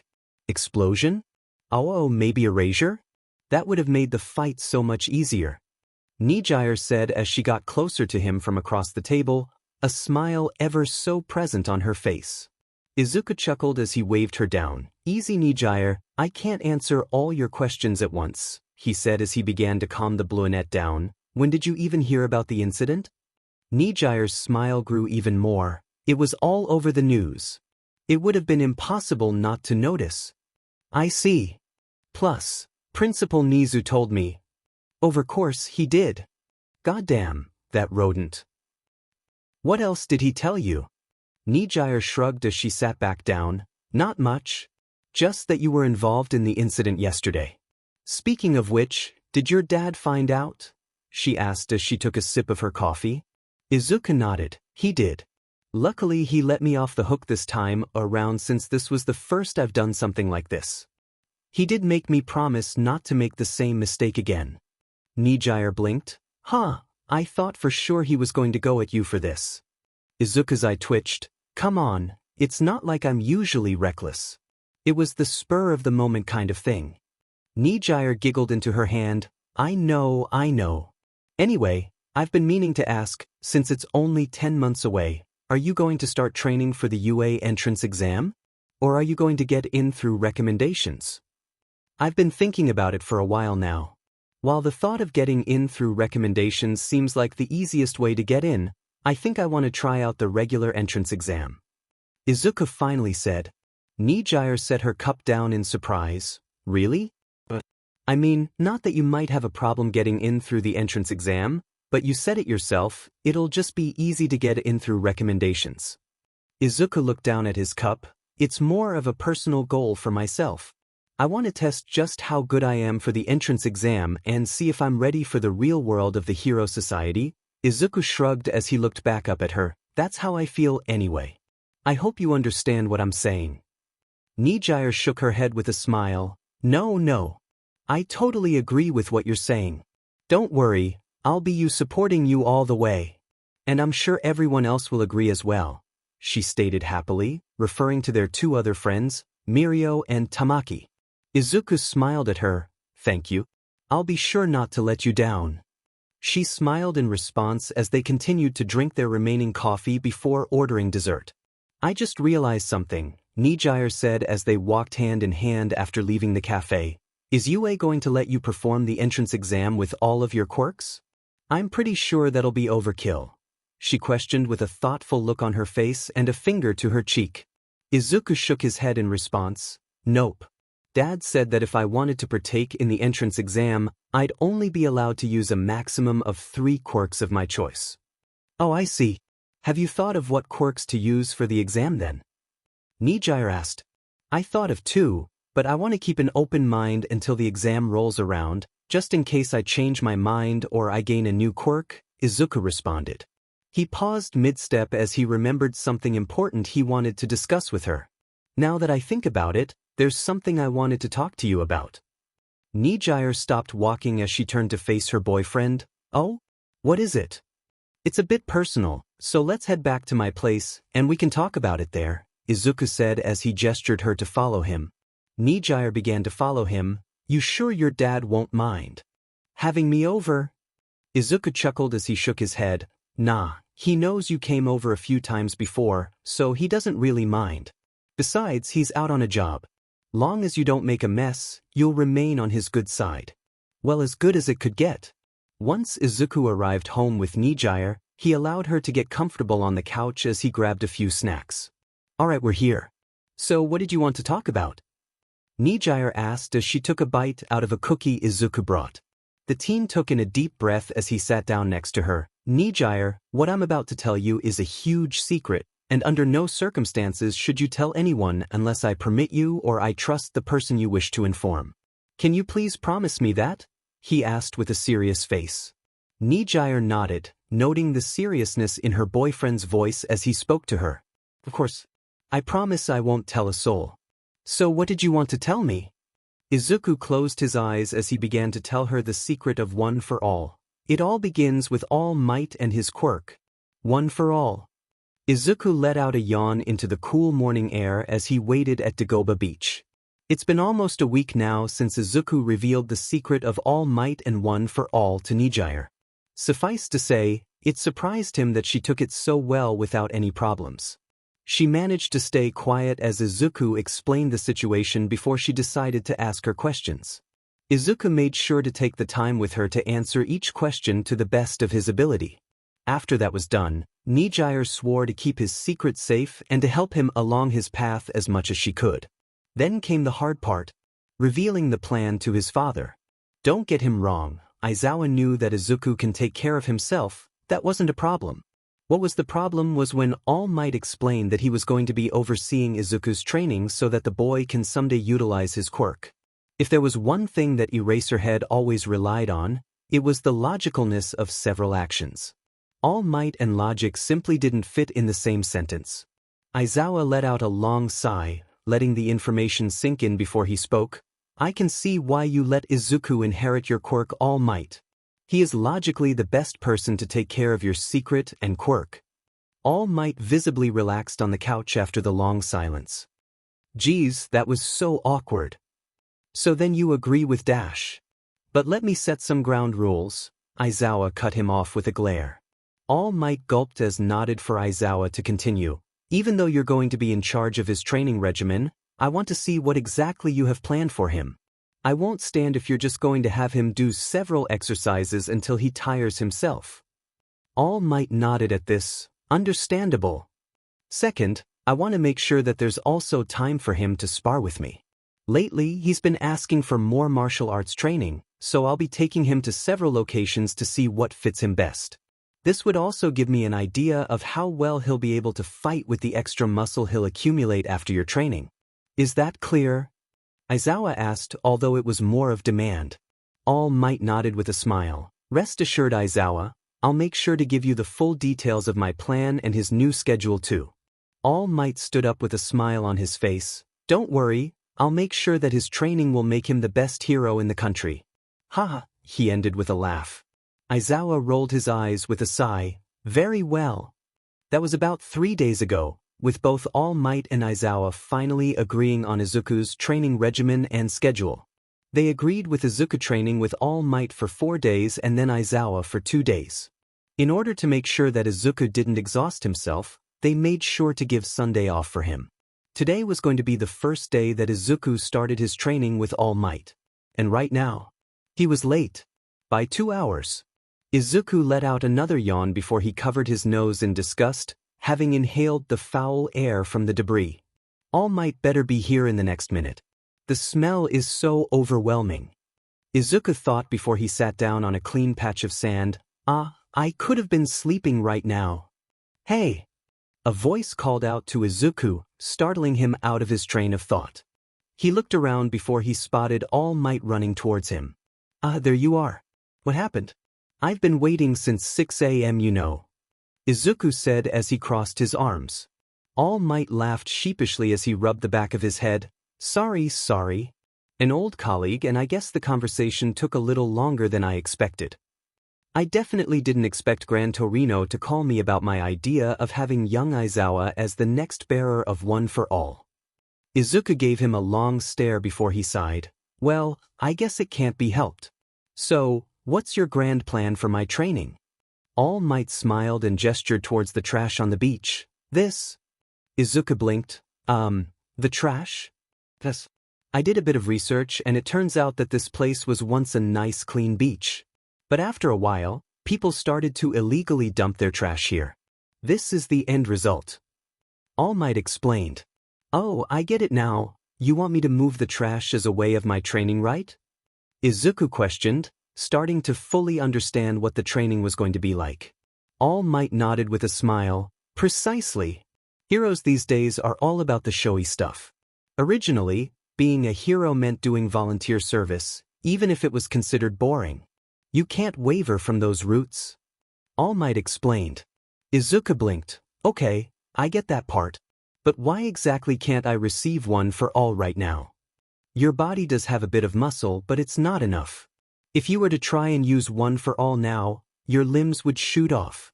He exclaimed as Izuku's eyes nearly boggled out of his head, grabbing his arms protectively. But I like my arms. Izuku whimpered as he continued to hide his body away.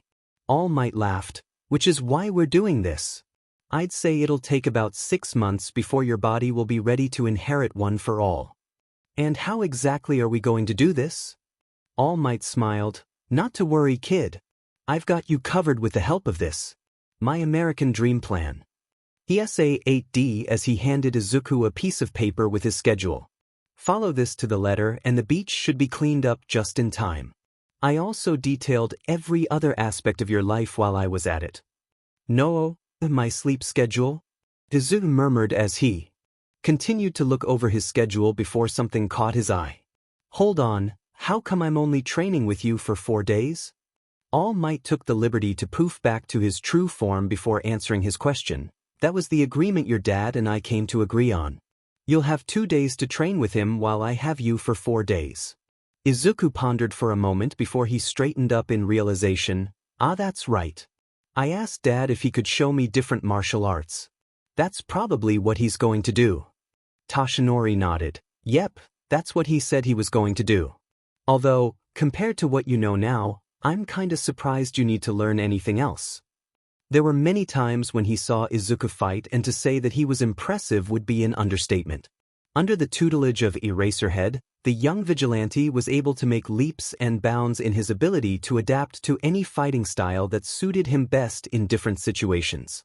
From large villains to fast villains, Izuku was able to control the battle to his favor. To hear that there were some things that he hadn't learned yet was surprising, to say the least. Toshinori shuddered at the thought. It's a good thing he wants to be a hero. It'll be terrifying if he was a villain. Suddenly, the thought of them possibly failing the raid that night sent a shiver down his spine.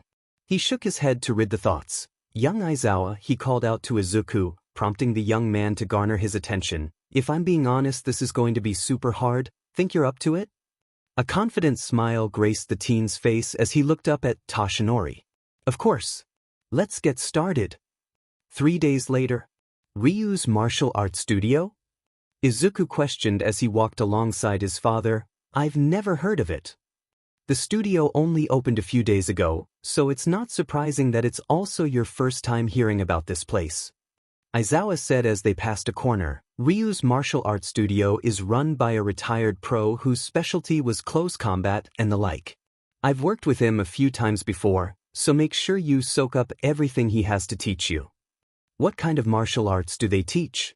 While Izuku knew a great number of techniques, there were also a few that he had no knowledge of, which resulted in him getting blindsided on his weaknesses.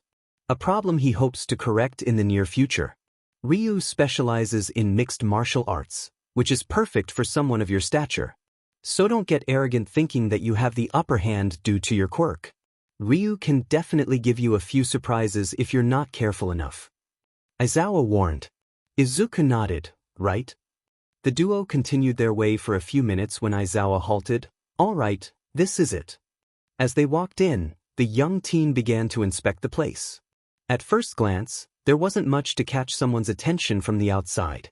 If someone were to take the time and look a bit further, they would see that the studio was a lot larger on the inside than what it appeared to be from the outside, meaning that there were a lot of opportunities for someone to gain experience if they practiced here.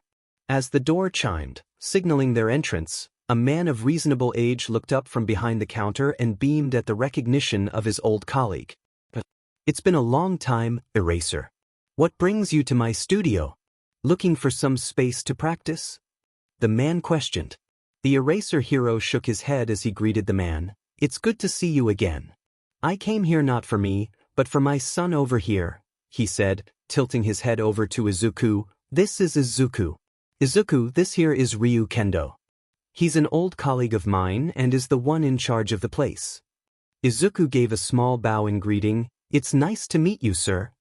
The man now known as Ryu gave a short chuckle. Nice to meet you too, kid.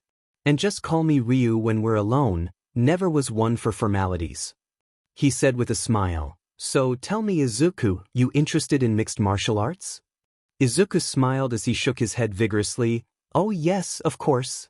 I've been studying several types before, but there's still so much I don't know about. Ryu blinked before he turned to look at the Eraser hero. Ah, so this is the kid you were telling me about.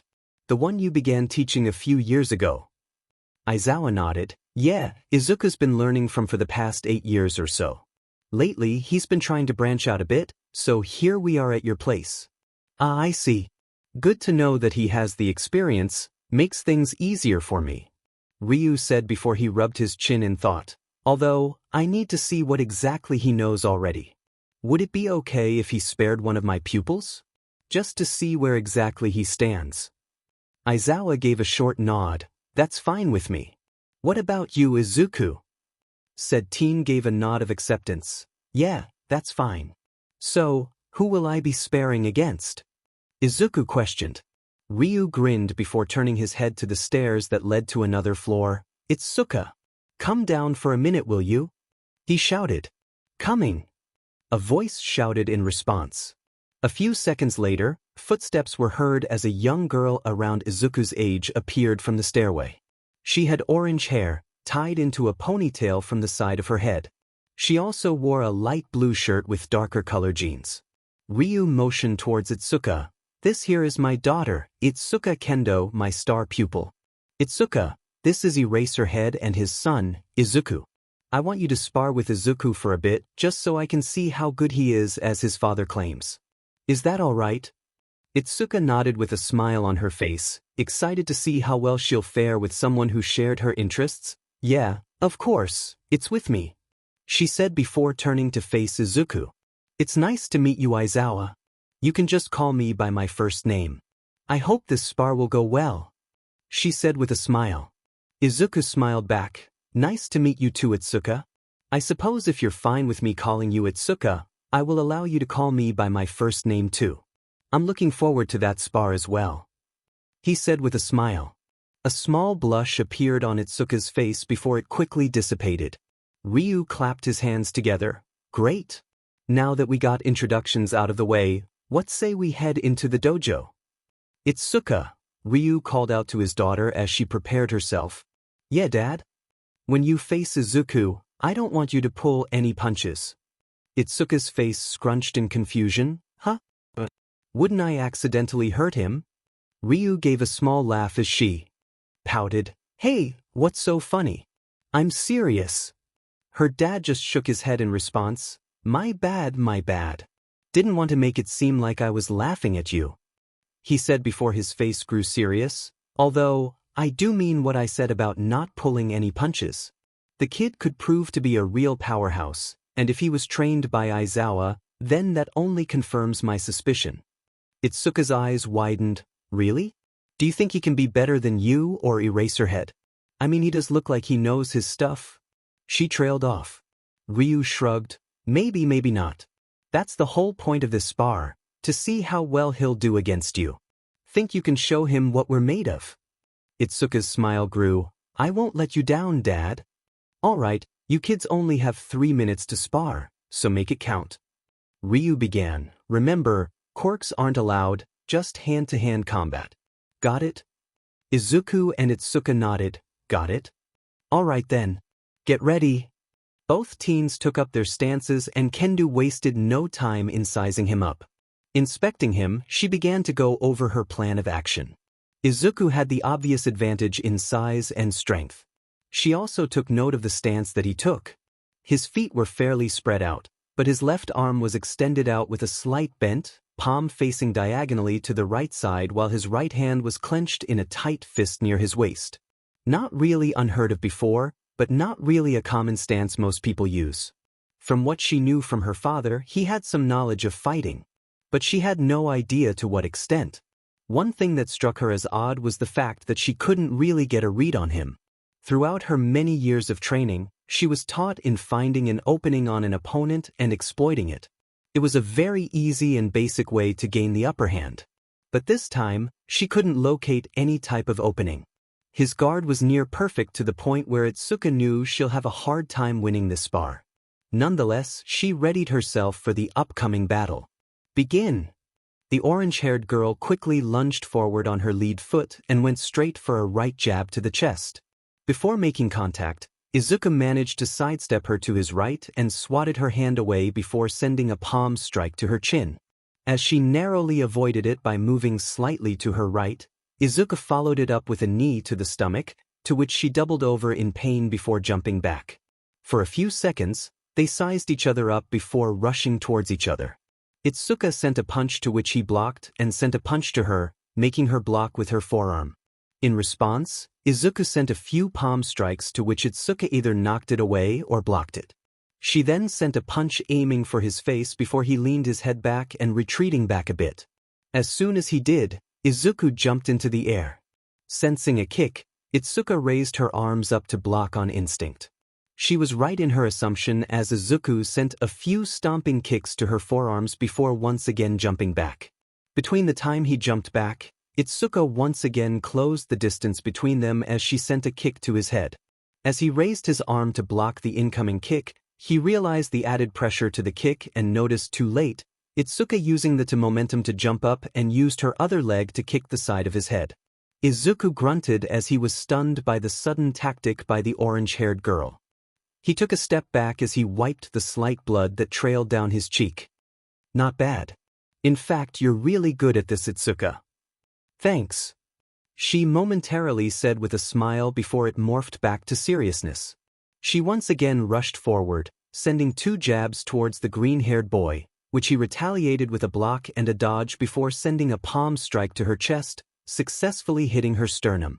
Stunned by the lack of air, Itsuka let her guard down, allowing Izuku to send another palm strike to her chin. Confused by her sight of the ceiling, she soon found herself axe-kicked to the floor, her back slamming on the floor and knocking the wind out of her. She struggled to get up before something interrupted her next action.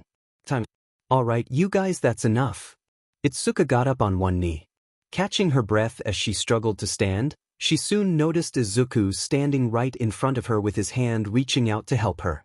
A small smile was plastered on his face as he spoke. I really did mean what I said earlier.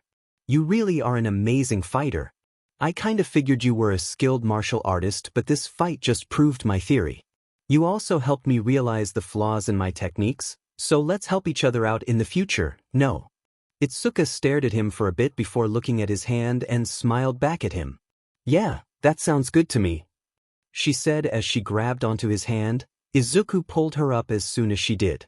Once she was back on her feet, Ryu and Aizawa walked up to them. Well done to both of you.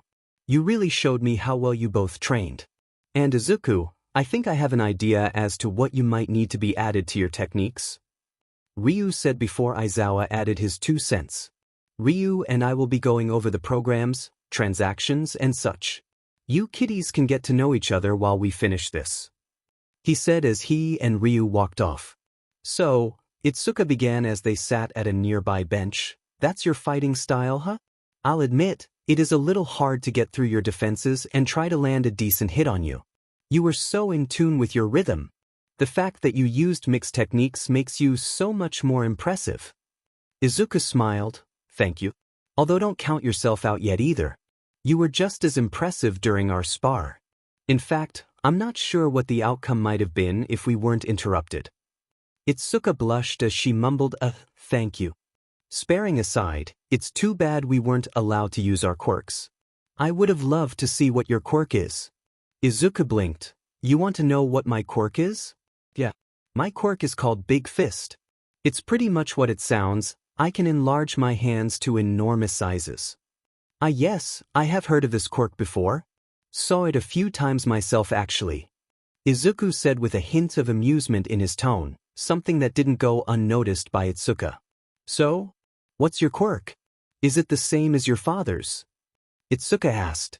Izuku shook his head. Sort of. My quirk is something akin to a mutation. My quirk is called inheritance. Inheritance? I don't think I ever heard of it. I'm not surprised. It's one of rarest quirks out there. Inheritance allows me to copy any quirk from anyone that I come in contact with. Itsuka gaped. Whoa, really? That's amazing. How many quirks do you have? Izuku pondered for a bit before he replied, including inheritance? About 11 were copied or unlocked.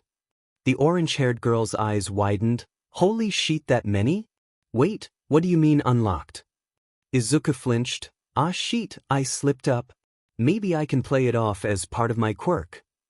He thought before he cleared his throat. The thing is, inheritance is still a bit of a mystery to me. There were times when a quirk just manifested in me out of nowhere, so I'm guessing I'll unlock more in the future. What Izuku said wasn't entirely a lie. Inheritance was the first quirk he received during the experiments, and since it was an experimental quirk, the scientists didn't know its full capabilities either. Even analysis couldn't make him fully understand the quirk, as its effect was only useful when analyzing quirks he received after he was given analysis. Thus, his first quirk was still a mystery to everyone, including him. The fact that the quirk had a hand in him manifesting new quirks wasn't really out of the question, just a possibility. Itsuka nodded in acceptance. Makes sense. Izuku internally sighed in relief. She shot him a smile. You know, I'm starting to get jealous of you now. Huh. Yeah, you got such an amazing quirk, being able to copy so many quirks and use them how you want. And it's super versatile too. Plus, you're already pretty good at hand-to-hand combat. It makes me feel like I'm not doing good enough. Itsuka said as her smile dropped a bit. Izuku immediately came to her defense. Come on, don't say that. You're already pretty amazing yourself, and your quirk is really handy. Itsuka couldn't help but blush for a brief moment before shaking that out of her head. It wasn't every day that someone complimented her on her quirk, or called her amazing. Itsuka snorted. Handy, huh? Izuku nearly smacked his forehead at the unintentional joke. Ignoring that part, I'm being serious. You can do a lot with a quirk like that. Oh yeah, like what? It's good for fighting and grabbing people, but not much else. That's pretty bland if we're being honest. Izuku placed his hand under his chin in thought. Well, with how big your hands expand, you can use them like giant fans to blow stuff away or knock people off balance in a fight.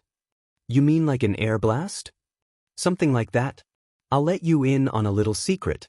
One of my quirks is called gas, and your quirk is the perfect ability to counter it. Really? How? She curiously asked with a tilt of her head. Well, my quirk allows me to create any gas I want and control it at will, he said as he produced a small amount of visible gas, but should I use it against you, my quirk would totally be useless. And with that, Izuku dissipated the cloud of gas. Itsuka blinked as she smiled once again. Huh, I guess I never saw it that way. Thanks. That actually makes me feel a lot better now. Izuku smiled in return. It's no problem. Every quirk has its unique qualities, so everyone should always look at that. Plus my quirk isn't all that perfect. I find that hard to believe. No really, I'm being serious. You want to know another secret? Izuku inquired as the ginger head leaned forward to listen. Even though I can use multiple quirks, it's really difficult to control them all at once. It also gets pretty tiring after a while. He said, if I keep going for a long period of time, there's a chance I might collapse out of exhaustion. So basically, your body can't handle the stress of using too many quirks at the same time? Itsuka asked with a thoughtful look. Izuku nodded, for now at least. I'm hoping to improve on that by the time of the day for the entrance exam for UA. Itsuka's eyes widened. Wait, you're applying to UA too? So am I. She said excitedly. Is that so? I guess we'll see each other at the entrance exam then. Yeah. Let's work hard together to get into UA. She said. Izuku nodded in agreement. Izuku. Both teens turned to look at their incoming respective fathers. We finished the transactions. Are you ready to head home? Aizawa asked. Izuku nodded. Yeah, we just finished talking. He said before he turned to face Itsuka once again. Guess I'll see you tomorrow. See ya tomorrow. After they said their goodbyes, Izuku and Aizawa began their trek back home. So, what did you think? Aizawa asked after a couple of minutes. Sigh. The studio problem, child, the studio. What did you think about it? Oh, well, it seems nice. I can definitely say that I'll learn a lot from it. Plus, I think I found my new sparring partner. Aizawa's eyebrow rose. You mean that Itsuka girl? I'll admit she's pretty good at melee combat. She should be able to keep you on your toes. Of course, this is only because you weren't really fighting a villain. You would have been a lot more vicious in the spar. Probably, but who's to say that she probably wasn't holding back either? Izuku asked in amusement. You think she was holding back? Izuku hummed for a minute before answering. Maybe, hard to say really. But she does show promise in becoming a strong hero, he said as he began to place his mask back on. Her drive to win the spar and the fact that she has the skills to back it up shows that. Aizawa nodded in agreement, a logical way to see that. It seems we have to step up your training quite a bit. Izuku smiled underneath his mask. I guess we do. A large fridge was hauled into the back of a truck, filled with other appliances as well. Toshinori stood off to the side in his skeletal form. As he continued to watch Izuku lift more junk, he began to see the signs of his training paying off. Already Toshinori could see the signs of the young teen's body developing more into a lean muscle.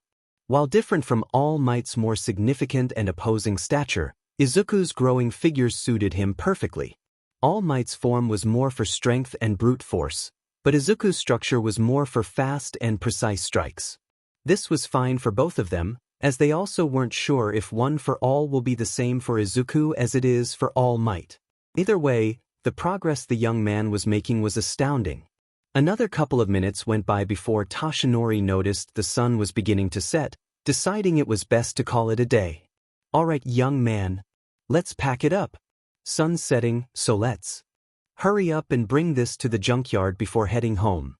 Izuku stopped what he was doing, right? He said as he sat down on an old washing machine atop of the truck. By the way, I've meant to ask, but how well do you think I'm going so far? Toshinori took a moment to look at Izuku's figure before looking at the garbage-filled beach. It's only been 2 months since we began, but you're making remarkable progress. Just 5 months before you can stop cleaning, and you'll be ready to inherit One for All. Izuku nodded before a stray idea came into mind. You know, I think I'll continue cleaning up the beach even after the 4 months. Toshinori quirked an eyebrow. Really? Yeah. It's like you said, before being a hero meant fighting off villains and rescuing people, service is what mattered. Besides, it's starting to grow on me, helps me relax, and takes my mind off of things. Toshinori smiled as he clapped. Bravo! It seems like you're starting to get the hang of being a real hero fairly quickly. I learn from the best, Izuku said with an ice smile as he continued cleaning. Ever since he began his training with All Might, Eraserhead, and Ryu at his dojo, Izuku has been making leaps and bounds on improving his abilities. He was also able to learn several new fighting techniques such as ninjutsu, a martial art from years past before Quirk's was discovered. He also learned Krav Maga, a militaristic fighting system developed for the security forces derived from a combination of several techniques. Ninjutsu, while an old technique that not many people use nowadays, was perfect for Izuku to practice, considering he uses adamantine chains for both close and long-range combat and used speed to dispatch foes quickly. Krav Maga is another technique that fitted someone of Izuku's caliber. For someone who uses several different abilities in their style of fighting, Krav Maga was a walk in the park for the young hero to be. It promoted finishing a fight as swiftly and aggressively as possible, defending against various attacks and countering most quickly and efficiently. Of course, Izuku was sure to act carefully when using this fighting style, as it was known to cause severe or permanent injury or even cause death to an opponent. It's due to this that Izuku made sure never to use this against a friend, especially if they were sparring. As Izuku continued to clean the beach, his mind started to wander. What to make when I get home? I suppose I can make some more katsudon. Or I can try and make something else. I'll have to go for more groceries tomorrow, Izuku thought as he lifted another piece of metal sheet. Getting around is going to be tough. I really need some mode of transportation, or I'm just going to have to make more trips. Thump. Ha! As Izuku lifted off another piece of metal scraps, he found the source of the sound. From what he can tell, it was an old, broken-down motorcycle. If memory serves him correctly, it was a Harley-Davidson, although the color was very faded. While he was no expert, Izuku could tell it was a model. Oh, and the stars align. Hey Toshinori, Izuku called him by his name as All Might insisted in his real form. Can you come here real quick? HM? What's up? He asked as he made his way over to where his successor was. Check this out. Found it near where I was just cleaning. Toshinori's eyes widened in admiration. Whoa, that's a killer ride. But isn't it a little banged up? For now. Hopefully, I can convince Dad to let me take this home with me to repair it. Toshinori crosses his arms with a raised eyebrow. You think Aizawa is going to let you keep it? Seems kind of a long shot. Izuku shrugged. Maybe, but I think I can convince him if I tell him the perks of having a motorcycle. Namely, sleeping in. All Might's sweat dropped. That man does love his sleep. Well, I guess there's nothing wrong with you taking it home if your dad gives you the okay. Just then, a presence made itself known before them. Oh, so this is what your training is, Zuzu? Looks interesting. A familiar voice spoke up, causing the duo to jump in surprise. Izuku relaxed as he recognized who it was. Oh, Nijire, it's you. What are you doing here? I came to find you, silly. Plus, I wanted to see how your training with All Might is. Speaking of, where is he? She looked around before spotting a thin man behind her boyfriend. Oh, is that him? All Might inwardly began to panic. Oh shit. Oh shit. How did she know? Wait. His head instantly whipped to face Izuku. Did you tell her? He half whispered, half shouted. Izuku blinked. Yeah, I thought that was the agreement. Only the part about one for all. Oh. All Might sighed. Oh well, not much we can do about it now. Just try to remember next time, please. Izuku nodded. Don't worry, I'll remember. It probably wouldn't have mattered either way. Nijire's pretty smart, so she would have been able to connect the dots easily. Nijire chose the time to speak up. Don't worry, All Might. I'll keep your secret about one for all safe with me. Hard to believe that when you're shouting. Anyways, I thought you were heading to my place, Nijire. What happened? Izuku asked. Nijire placed her hands behind her back, a smile adorning her face. I was. But then I realized I'd get bored just waiting for you. So I decided to look for where you said you'd train, and here we are. I see. All Might looked between the two, confusion continuing to grow. Am I missing something here? Oh, earlier I invited Nijire here over to my place to eat, he said, gesturing over to his girlfriend. Her parents are out of town, and since she can't cook for herself, I invited her over. Nijire gave a small pout. Hey, I can cook just fine. You nearly started a fire just by boiling water. That doesn't count. You can't cook water. All Might sighed in relief. Oh, thank goodness. And here I thought you were going to do something else entirely. Izuku looked in confusion. What do you dash? His eyes widened at the implication, a growing blush appearing on his face. No. Not that. Jesus, All Might. The rest laughed at Izuku's expense. Nijire suddenly had an idea. Hey, why don't you join us, All Might? Toshinori choked. Huh. Yeah, come on, it'll be fun. Have you tried Zuzu's cooking? It's amazing. Izuku bashfully rubbed the back of his head. I wouldn't put it like that. Toshinori waved his hands. I don't know, I wouldn't want to intrude. The greenette dismissed his concern. It'll be fine. It'll just be the three of. Dad has to stay at UA a little longer grading papers, so it wouldn't be a bother. All Might's shoulders relaxed a bit. Thank God. That man scares me. Well, when you put it like that, how can I say no? Let's hurry up so we can eat. Izuku and Nijire saluted. Roger? I never took you for a cook, young Aizawa, Toshinori said as he set the table for the three of them. I always thought you and Aizawa eat takeout. Izuku chuckled as he turned on the stove, his mask removed from its original position. We did for a while, back when Dad first adopted me. It wasn't much, but that's what we relied on back then. He continued as he cracked some eggs. So, after a couple of years, I took it upon myself to learn how to make a few dishes. One thing led to another, and I became the chef for this place.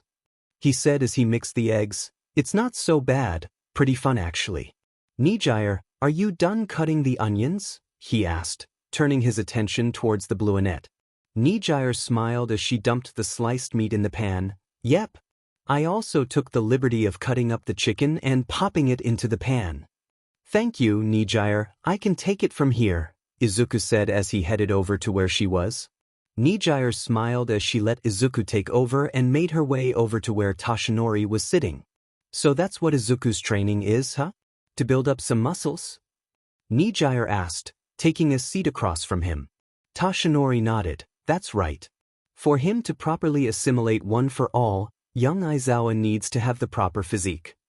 He said, motioning his hand towards Izuku. If he doesn't, there's a chance that it might damage him more than it should help him. Cleaning up the beach is the just start of our grand plan, he finished. Nijire blinked. Oh, okay, but then what's so dangerous about it? It can't be that bad. Izuku's deep voice cut in from the kitchen. Apparently, if I use the quirk now, my limbs would break along the rest of my body. He casually said as he added some salt and pepper to the frying pan. The bluinette's eyes bugged out. Wait, seriously? That's scary. Are you okay? Are you hurt? I didn't even get the quirk yet? It'll take young Aizawa another few months before he's ready to receive One for All. Toshinori laughed a bit. Don't worry, I'll know when he's ready. Nijire let out a sigh of relief. That's a relief. So when Aizu does get your quirk, does that mean he'll be all buff like you? 'Cause that doesn't really fit him. Toshinori only shrugged. Probably not. From what I know, One for All varies from different people. My master before me didn't have to gain a whole lot of muscle like me. Although at the time, One for All was much different and weaker before it was given to me. So at this point, who knows? Maybe Izuku's analysis will be able to break it down when he receives it. It seems like the only way to find out. That's a good idea. Until then, we'll have to wait until young Aizawa is ready. Nijire smiled as she digested the information. Wow, Izuku. Getting another quirk? You seem to be getting stronger every day. And it's All Might's quirk no less. Toshinori chuckled. In these times, he's going to have to. The next generation of heroes will be much stronger, But that doesn't mean that the villains are far behind, he said before his tone got more serious. Izuku will need all the help he can get when he faces him one day.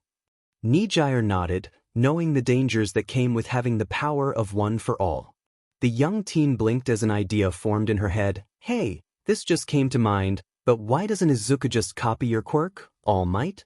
Please, just call me Tashinori in this form.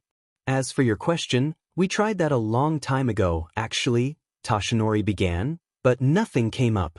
For some reason or another, young Aizawa just couldn't copy my quirk. We tried various methods to copy my quirk, all failing in the end. Nijire put a hand under her chin, eyes twinkling in wonder. That's so weird. Usually, Izuku doesn't have a problem when it comes to copying quirks. Maybe yours is special? She said before a realization hit her. Hey, wait a minute. Didn't you say that one for all can't be forcibly taken? Could it be that it's protected, and that's why Izuku can't copy it? Tashinori's eyes widened as his breathing hitched. Hey, you may be onto something. Him copying it is almost the same as just taking it, so maybe it is the reason why young Aizawa can't copy it, he said as he thought back to his quirk. Seems like there's more to one for all than we originally thought. Nice job, young Hato. It looks like young Aizawa's observation skills are rubbing off on you. Said girl beamed at the praise, smiling brightly with her hands on her hips. Well, it is one of the perks of hanging around with Izuku all the time. So, bubbly.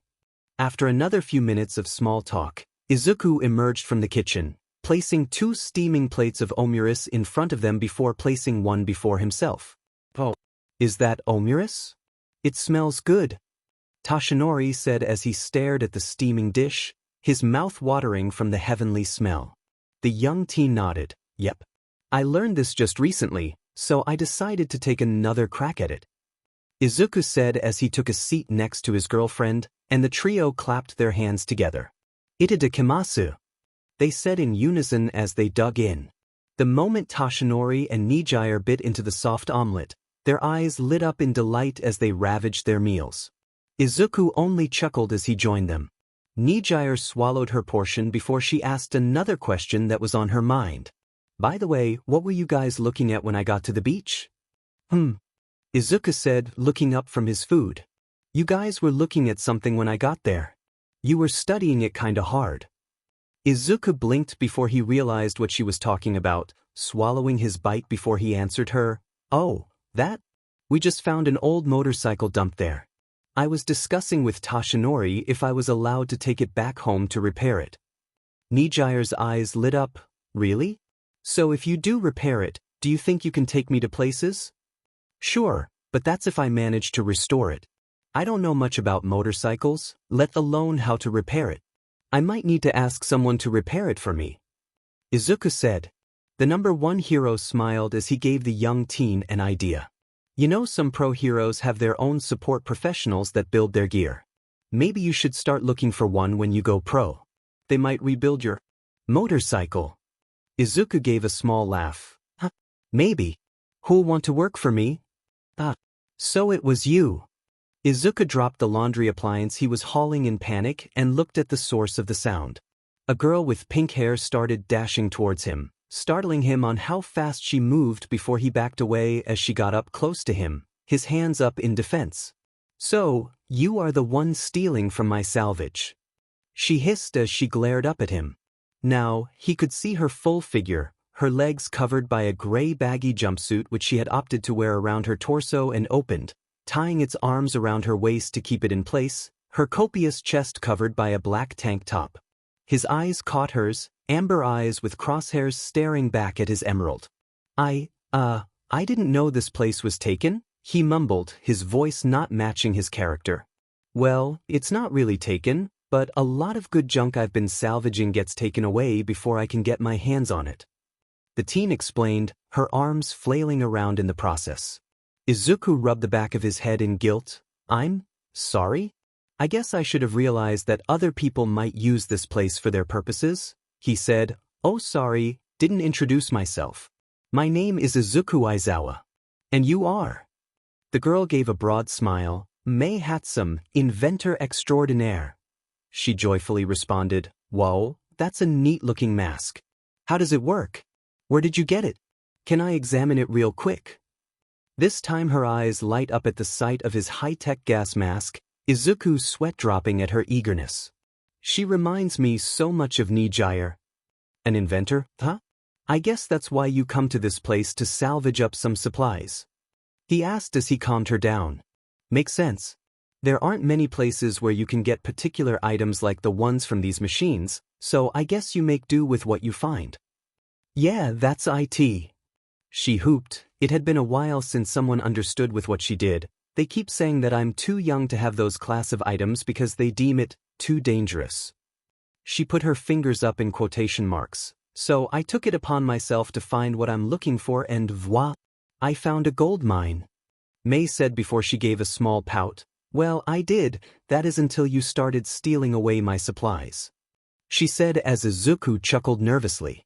So I explained myself, now it's your turn, Mei said, sitting on the washing machine that had toppled over when Izuku dropped it.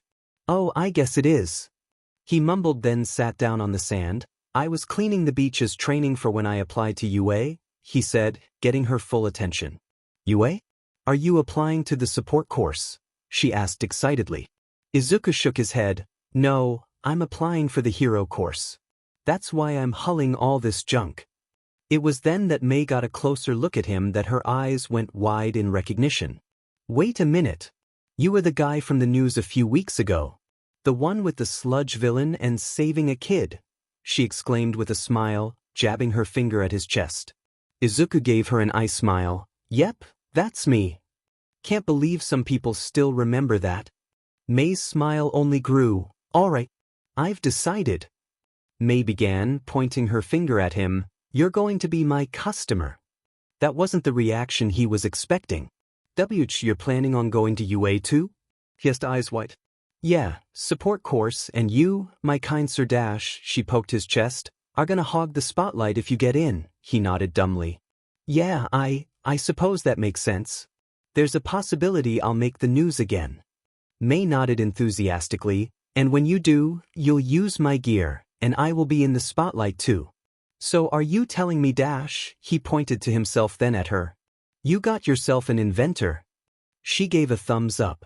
But in exchange, I'm going to need you to stop hulling away my salvage. I need it for my babies. Izuku's eyebrows rose in alarm. Babies? My inventions.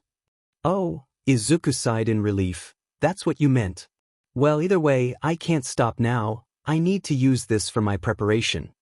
Mei hummed for a few seconds before she got an idea. Well, I do need help getting these back to where I work. Getting these sweet supplies is pretty tiring, and they are pretty heavy. She said as she paced around. Tell you what, you can get some of this junk onto my truck, and I'll let you continue with what you're doing. Deal? Her hand outstretched towards him. Izuku looked at her hand for a moment before he grabbed it, smiling underneath his mask. Deal. 2 months later. A meeting with Endeavor? Nijire asked from atop a broken-down radiator as they took a break from cleaning. Why do you need to meet him? It's Dad who's going to have a meeting with him, Izuku said as he opened up a soda can. He's meeting with Endeavor in the account of Shoko Todoroki's recommendation to UA. I'm there to evaluate her and to examine her abilities should I have to. Nijire let out an "oh" as she popped a wonton into her mouth. And they trust you with that? No offense, but I thought they'd have left that to the teachers. Principal Nizu seems to trust me enough. Besides, I'll just be giving my intellect on a few things thanks to analysis, Izuku answered as he stole a wonton from Nijire, who puffed her cheeks in response. Plus, it'll be a bad idea to keep me and Endeavor in the same room. Nijire smirked as she gave her boyfriend a sly look. Oh yeah, how's that working out for you? Terrible. Back when Izuku was first announced to the pro heroes as the first government vigilante, many opposed this notion, and Endeavor was no exception. After he had gotten the report on Izuku's many quirks, he deemed the young boy a freak. He demanded Izuku to be locked up to prevent him from being a danger to society. Of course, the people who know Endeavor knew that was bullcrap, as the reason he said this was because he thought Izuku would be an obstacle in his path to be the #1 hero. Since that day, there has been fierce tension between Endeavor and the two Aizawas. It didn't help that a particular conflict formed between Izuku and Endeavor 2 years ago caused the hostility to grow between them. Nijire gave a short laugh at Izuku's response as they continued eating. Are you sure it's a good idea to have you two just with Endeavor? That's a recipe for disaster. Which is why Midnight will be joining us. 2 teachers are supposed to go anyways. Izuku said as he took the last wonton. Hopefully, she won't be so clingy as she usually is.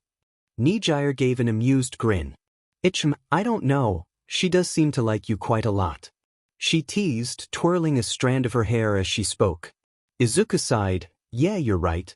Well, it's not so bad, it's not like it really bothers me. Nijire gave a small pout of small jealousy before an idea came to her head. Smirking softly, she made her way over behind Izuku, who was busy drinking his soda. As he sipped his beverage, he felt 2 arms wrap around his neck and noticed a strand of blue hair near his peripheral vision. Izuku turned his head to look at the brunette. What are you doing? Nijire smiled as she nuzzled her face into the back of his neck. Nothing, just wanted to cuddle with my boyfriend. This is an odd place to cuddle. Well, it could be because I felt a little protective over my Zuzu after talking about Midnight, Nijire said as she rested her head on Izuku's shoulder. I can't stand the idea of her stealing you away from me, she teased. Izuku chuckled. You know that's not going to happen, Nijire. You know I love you. Nijire blushed at his rare show of affection before she smiled. I know. I'm just teasing you, she said as they viewed the ocean in front of them. But wait, no, Nijire began as she tilted her slightly to face Izuku. I'm not against the idea of sharing you. The poor boy nearly fell at his girlfriend's words. What? What are you what? He stuttered. Nejeret turned away, grabbed her sides as she laughed. Huh. Oh man, you should see the look on your face. Oh, it's always a laugh when I catch you off guard. She let out before controlling herself, wiping away a tear from crying too hard as Izuku sighed in relief. Although, she began, wearing a soft smile as she turned back to face Izuku, hands behind her back. I wasn't joking about sharing you. Poor Izuku didn't know how to respond. What? Nijire? How can you just say that out loud? Wait, why am I exactly surprised about her just being blunt? I don't know. Will you truly be okay with sharing me? Nijire nodded, her smile growing. I don't have a problem with sharing you, just as long as you give us equal love and attention. And I know you can do that if our relationship for the past year doesn't say anything about it. She turned away from him. After all, once you get into UA, you'll be popular fairly quickly. And I'm sure girls would be all over you when they see how sweet you can be. Izuku started to relax as he took in everything she said but was still a bit skeptical. Are you sure about this? I wouldn't want you to think I'm cheating with you or anything. Plus, who else would want to be in a relationship with me when I'm already with you? Sure, I'm sure. Don't worry about it. And besides, I can already think of 2 people who would want to date you too. Really? Like who? Nijire put a finger to her cheek in thought. Well, there is Midnight for starters. She's almost Dad's age. I don't mind. Do you? Izuku remained silent. Oh, and let's not forget about Mei. She's pretty awesome. Oh, and it's Suka too. Nijire smiled at the thought of their friends. It wasn't a surprise that the 2 got along really well. When the 2 first met, it was just a barrage of questions at each other as they tried to learn everything from one another. Needless to say, they became the best of friends in 5 minutes. As for Itsuka, Izuku introduced Nijire to her when she was curious about his training. The 2 girls got along fairly quickly as well, which resulted in Itsuka gaining a new friend as well. Izuku thought for a bit about Mei. Over the past couple of months, Izuku has been able to interact with Mei much more frequently. While she was a bit witty and could be a little challenging to control at times, Izuku enjoyed her company and her the same. Mei, on the other hand, was glad someone kept up with her ramblings on her babies. She didn't have many friends growing up, thanks to her need for inventing and her intelligence. But she was happy to find a friend in Izuku. Itsuka was someone whom Izuku was definitely able to get along with. They shared a mutual interest in martial arts and shared a strong passion for being a hero. They also had a deep love for quirks, much how Nijire had a deep love for learning. While he remained oblivious to it, Nijire was able to tell that Itsuka held a small amount of affection for the greenette, and was more than simply amused by it. Back to where Izuku was, he wasn't quite sure if Mei or Itsuka was able to see him in a romantic light, but filed that thought away for later. Let's discuss this some other time, okay? We should get back to cleaning up the beach, Izuku said, interrupting Nijire from her train of thought. At the sound of his voice, Nijire nodded in agreement, her smile never leaving her face. Right. Ding dong. I'm not getting that, Aizawa called from his room as he tried to adjust his tie. With a sigh, Izuku made his way over to the door, already knowing who it was as he braced himself. Creak, Izuku! A woman's voice shouted as she glomped Izuku, pressing his face against her chest. It's been such a long time. Did you miss me? The woman asked as pressed the poor boy's head further into her bountiful chest. It's nice to see you again, Midnight, Izuku mumbled from in between her beers. The woman now revealed as Midnight smiled as she pushed the boy away, holding him in arm's length. Oh, come on, Izuku, you can just call me Kayama, she began before a predatory glint appeared in her eyes. Or, you can just call me Namuri. Izuku began to sweat nervously. Sure thing. Stop being a cradle robber, Namuri. Aizawa emerged from his room, drawing their attention. You do know that you're about twice his age, right? Midnight gave a small pout. Oh, come on, Shota. You don't have to call me out, she said as she plopped down on the couch. Anyways, are the two of you ready? It's almost time to leave. Aizawa gave a nod as he grabbed a briefcase. Yeah, just let me grab a few things, and then we can head off. Thanks again, Nemrui, for coming with us. The 18-plus heroine waved him off. Ah, it's no problem, Shota. I know how you and Endeavor are. Which reminds me. She turned to face the greenette. Are you two still on bad terms? Yes. Any chance you can fix that when we get there? No. Midnight's sweat dropped at this. Well, that's not very comforting. Tell me again why you guys can't just forgive and forget. Izuku scoffed at this. Forgive him? If I remember correctly, he was the one who practically initiated the fight, constantly antagonizing me with how I'm a danger to society and how I should be locked up to avoid public panic. Placing the gas mask on his face, he continued rambling. Seriously, how arrogant he get. Is his pride literally that important for him to just do what he did out of nowhere? I'm just surprised the news never caught wind of this. Midnight shrugged with a solemn look. Unfortunately, Endeavor's got a lot of money, so anything that happens that involves putting him under a bad light is instantly swept under the rug. Izuku sighed in response. Such is the life of a big-shot pro. You're just lucky the end result made him keep his mouth shut. Otherwise, who knows if you'd still have a change of going pro. I suppose, he said as he strapped on some black gloves. At this, Midnight raised an eyebrow. What's with the gloves? Izuku raised his hand up to adjust the glove. Well, I can really be copying anybody's quirk when I touch them. So I usually wear these whenever I go out, even at school. Besides, he began as he turned his head towards Midnight. Copying a quirk without their permission would be just plain rude, wouldn't it? He asked menacingly. A sudden chill went up Midnight's spine as she processed what just happened. God, why does that turn me on? A few seconds of silence went by before Midnight asked her next question. So, what are you going to be doing while we're over there? Izuku blinked. While you two are talking with Endeavor, I'll be having a little chat with Shoko Todoroki. It's been a while since we last spoke. Namuri gave him a teasing smile as she wriggled her eyebrows. Oh? Are you sure that's not all you're going to do? You two are going to be alone after all. Kiyama, please. All right, stop teasing the problem child. Let's go. Aizawa's voice drawled into the room, making his way over to the door. Fine. Ruin my fun, why don't you? Aizawa rang the doorbell before they waited. After a few seconds, they heard what seemed to be the rushing sound of footsteps before the door slid open, revealing an out-of-breath Fuyumi Todoroki. Oh, you're here. Please come in. You can take your shoes off if you want. Fuyumi said as she moved to the side, allowing the trio to enter the household. It's fine, we won't be here long anyway, Aizawa said as they took in their surroundings. The interior of the house resembled Japanese-styled rooms with tatami mats covering the floor. If one were to look outside, they would see walkways and a garden in the middle.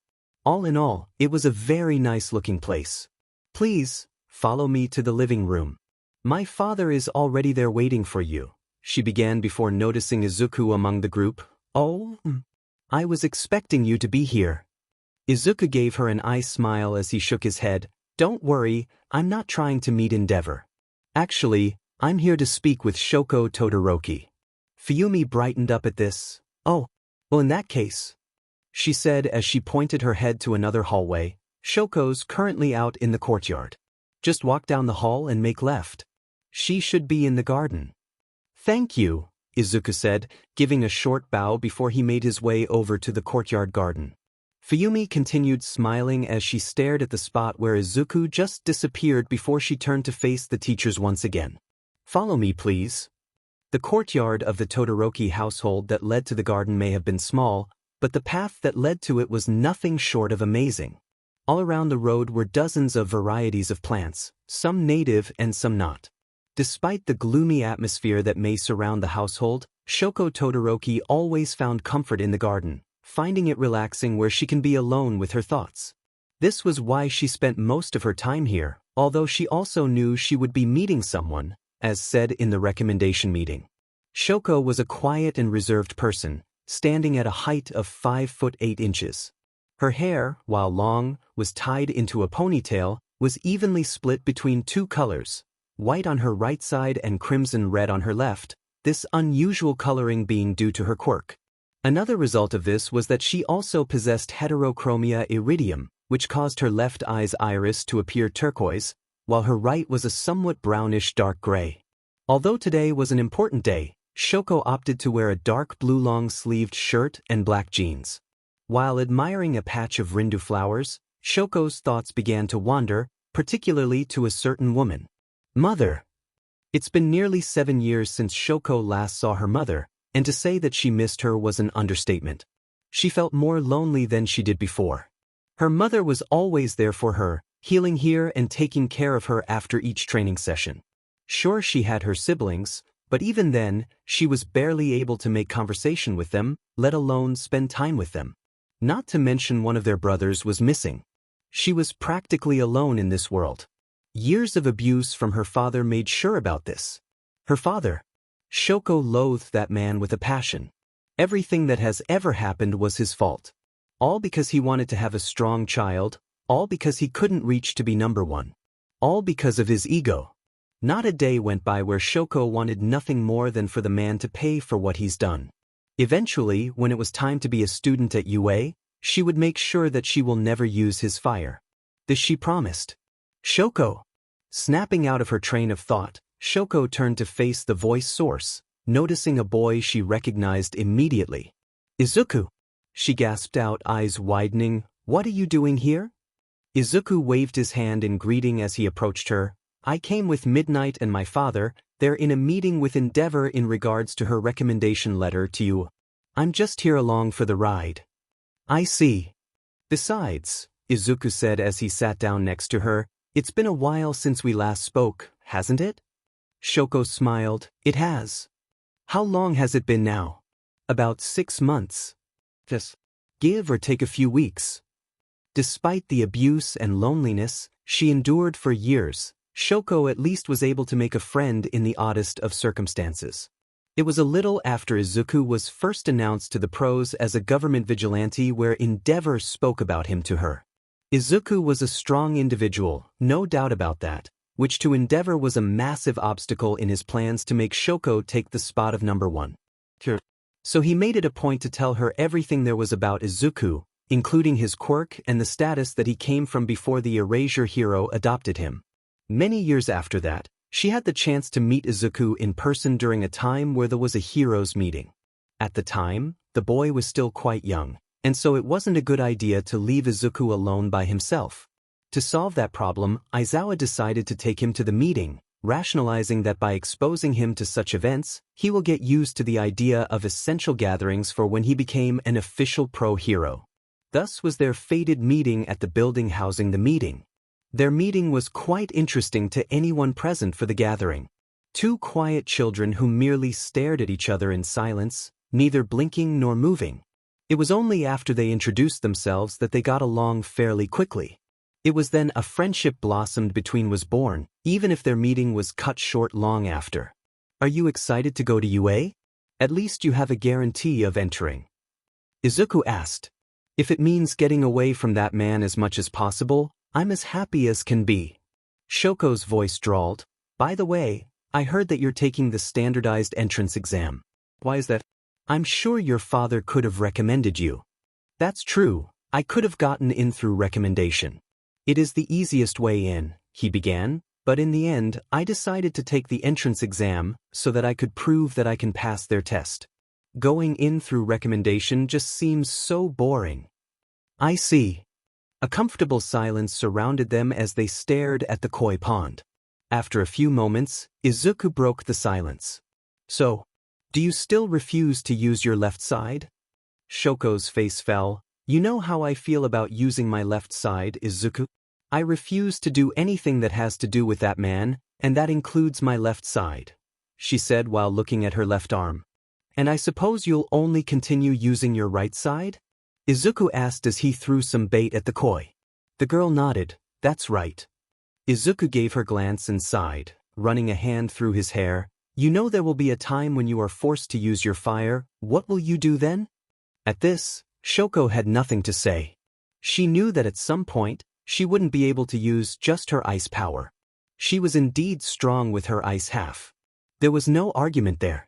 If she were to use both sides, however, there was no doubt that she'd be a better pro. The idea of using that man's power made her blood boil. There was a reason why she vowed never to use her left side. A vow she wouldn't be breaking anytime soon. Silence loomed over them once again before Izuku broke it once more. How's your mother? Did you get a chance to visit her yet? Despite not knowing the circumstance, Izuku knew that Shoko's mother was placed in a psychiatric ward. For what reason he did not know, but what he did know was that it was not his place to pry. Although, there was no doubt that there was indeed something going on in the Todoroki household. And he had a feeling that Endeavor was in the center of it. Shoko shook her head. I haven't had the courage yet to face her yet. I don't know if I even can. Izuku gave a small chuckle. Oh come on. I'm sure she'll be thrilled to see you again. I'm sure she's gotten better over the few years. The girl rubbed her arm as she looked away. You really think so? Izuku nodded. Of course. I'm not saying you have to now, but maybe sometime in the future. I think you need some type of closure from what I understand. I suppose that's true. And besides, he began as he gave her an eyes smile, wouldn't that get under Endeavor's skin? Shoko gave a small smile in response. I enjoy our little talks. As do I, Shoko. And from there, the duo continued chatting for the rest of the day. Several days later, Beer's clang. Stupid thing, Izuku said as he knocked on his mask. It was the afternoon, and Izuku could be found at Takoba Municipal Beach Park training. At the moment, however, he was busy examining and hitting his gas mask. Nijire approached him, who was taking the day off to keep Izuku company along with Mei. The aspiring inventor on the hand was there to salvage for more materials. Hey, something the matter? Nijire asked as she observed Izuku tinkering with his mask. The Quirk copier grunted in annoyance. It's this DMN thing. It's been on the fritz lately, and I just can't get it to work properly. Nijire blinked before she put a finger to her chin. Why don't you ask Mei to take a look at it? I'm sure she could fix it for you. At the sound of her name, Mei was immediately upon, eyes sparkling in excitement. Who has summoned the great me? Izuku raised his hand. I guess I did? Can you take a look at this, please? He asked as he handed over his mask to her, missing the light blush on her cheeks that appeared when she saw his face. Nijire only smirked, noticing this little tidbit of information, and stored it away for later. It's been acting up lately, and I don't know if it's from the sand or something else, Izuku explained. Mei hummed as she kept turning the mask around. Well, that's one possibility. It could also be that it's simply old and is just in need of modifications. Although, she sniffed the mask, There also seems to be a distinct scent of coffee. Care to explain? She asked as she turned to face Izuku, eyes filled with amusement. The boy at least had the decency to blush in embarrassment, rubbing the back of his head sheepishly. I win. Nijire cheerfully jumped, controller at hand, first place again. Told you nobody could beat me in Mario Kart. Damn it. Izuku cried out in frustration, his fist slamming down on the coffee table, the shock knocking his coffee over his mask as sparks flew out. Oh. Mistakes were made. Mei waved him off. No matter. I can have this baby fixed by tomorrow in no time. Maybe I can add a few improvements as well. Izuku smiled, but it quickly went away. Are you sure it's no problem? I mean, you're already working on the bike I asked you to repair. Mei only laughed in response. Don't worry about it. I like doing this kind of stuff, so it's no problem. Plus, as your inventor, it's my job to make and fix things for you, she said as she gave him a thumbs up. Izuku's eyes sparkled in happiness. You're a saint, Mei. Mei burst out in laughter once again, another blush appearing on her face, though she herself didn't notice this. Nijire did, however, and a plan began formulating in her head. Sheet. Izuku thought as he ran from his house. Why did Suzu have to knock over my alarm? Now I'm late for practice. He yelled in his head, running along the path to Ryu's studio. Due to Izuku's strict training regime, Izuku was required to wake up no later than 7 a.m. and be ready for training at 8:30, enough time for breakfast and personal training. After that, he'd train with Ryu and Itsuka for 6 hours, practicing several techniques and different combinations, with nearly no breaks in between. At the same time, this was to help Izuku build up his stamina. It was tiring, but the results at the end of the day were worth it. Unfortunately, Suzu, the family cat, decided that Izuku's digital clock was the perfect place to lay upon for the night. By the time the early morning rolled around, Suzu had gotten tired of her sleeping spot and proceeded to jump off the stand, knocking over Izuku's clock at the same time. Such a commotion would have indeed woken up Izuku, even stir him a bit. This is one of the few times I hate being a heavy sleeper. Izuku cursed. After a few more minutes of running, swinging by corners and dodging pedestrians, Izuku finally made it to the studio. Entering the dojo, Izuku placed his hands on his knees as he steadied his breathing. Noticing the state her friend was in, Itsuka made her way over to the boy, bottle at hand. Hey there. I was wondering where you were. What happened? She asked, handing the bottle over to the greenette. Izuku chugged the water down, releasing a sigh in satisfaction. Thanks. I was nearly dying when I got here, he said, wiping his mouth. Suzu knocked over my alarm clock, so I didn't hear it go off this morning.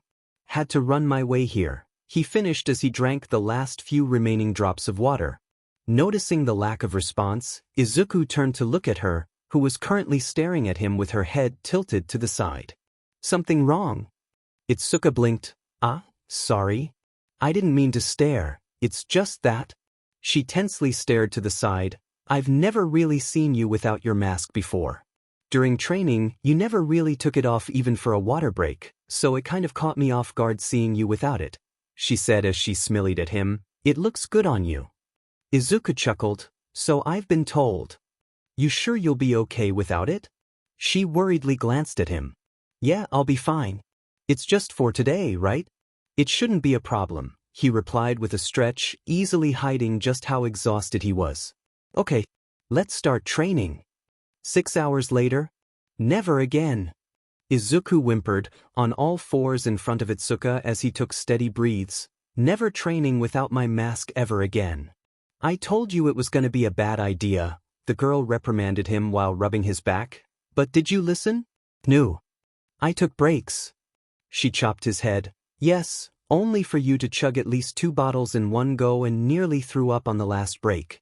Itsuka finished with her hands on her hips. Seriously, you shouldn't push yourself too hard, you could hurt yourself. Izuku sighed as he fell back on his back. Well, at least that's over with. The girl nodded as she wiped her forehead. By the way, where is your mask? You usually always have it on. Izuku scratched his cheek. Oh, it's out getting repaired. Something happened to it while I was busy doing something else, he said, avoiding the ginger's piercing gaze. Uh-huh, and it has nothing to do with what happened from what Nijire told me? Itsuka said with a suspicious glare. HRK. The big fist Quirk user sighed. Well, at least it's getting repaired, right? When should it be ready? Today, actually. That fast? Izuku nodded. A personal friend of mine is extraordinary with gadgets. She can practically invent anything as long as she has the materials and has the mindset for it. Itsuka's eyes widened. Wow, she must be gifted. Izuku nodded as they walked over to the reception. You have no idea. Incidentally, she's also applying for UA. Specifically, the support course. The girl whistled. Well, there's no doubt in my mind she'll make it in then. What's her name? Mei Hatsum. You should meet her one day. She could make something for you. One day, but not today. I have some errands to run after this, so I gotta hang back. Izuku hummed as he gathered his stuff. A shame, but oh well. He strapped on his bag and waved. Welp, I'm off. I'll see you tomorrow on time, Itsuka. Itsuka smiled as she waved back. See ya, she said as Izuku walked out. Once he was out of sight, a slight blush surfaced on Itsuka's face. He looks good without his mask. Mei, are you in here? Izuku called out as he lifted a tarp over his head. Mei's workshop was a small but impressive workstation located near a junkyard. As it turned, her family owned the yard and owned a small business in tech repairs, which would explain her interest in inventing devices. The shop was cluttered with piles of machinery, tools, and workbenches. Several machines and other devices were found scattered around several tables. The smell of oil littered the air. The deeper Izuku walked into the shop.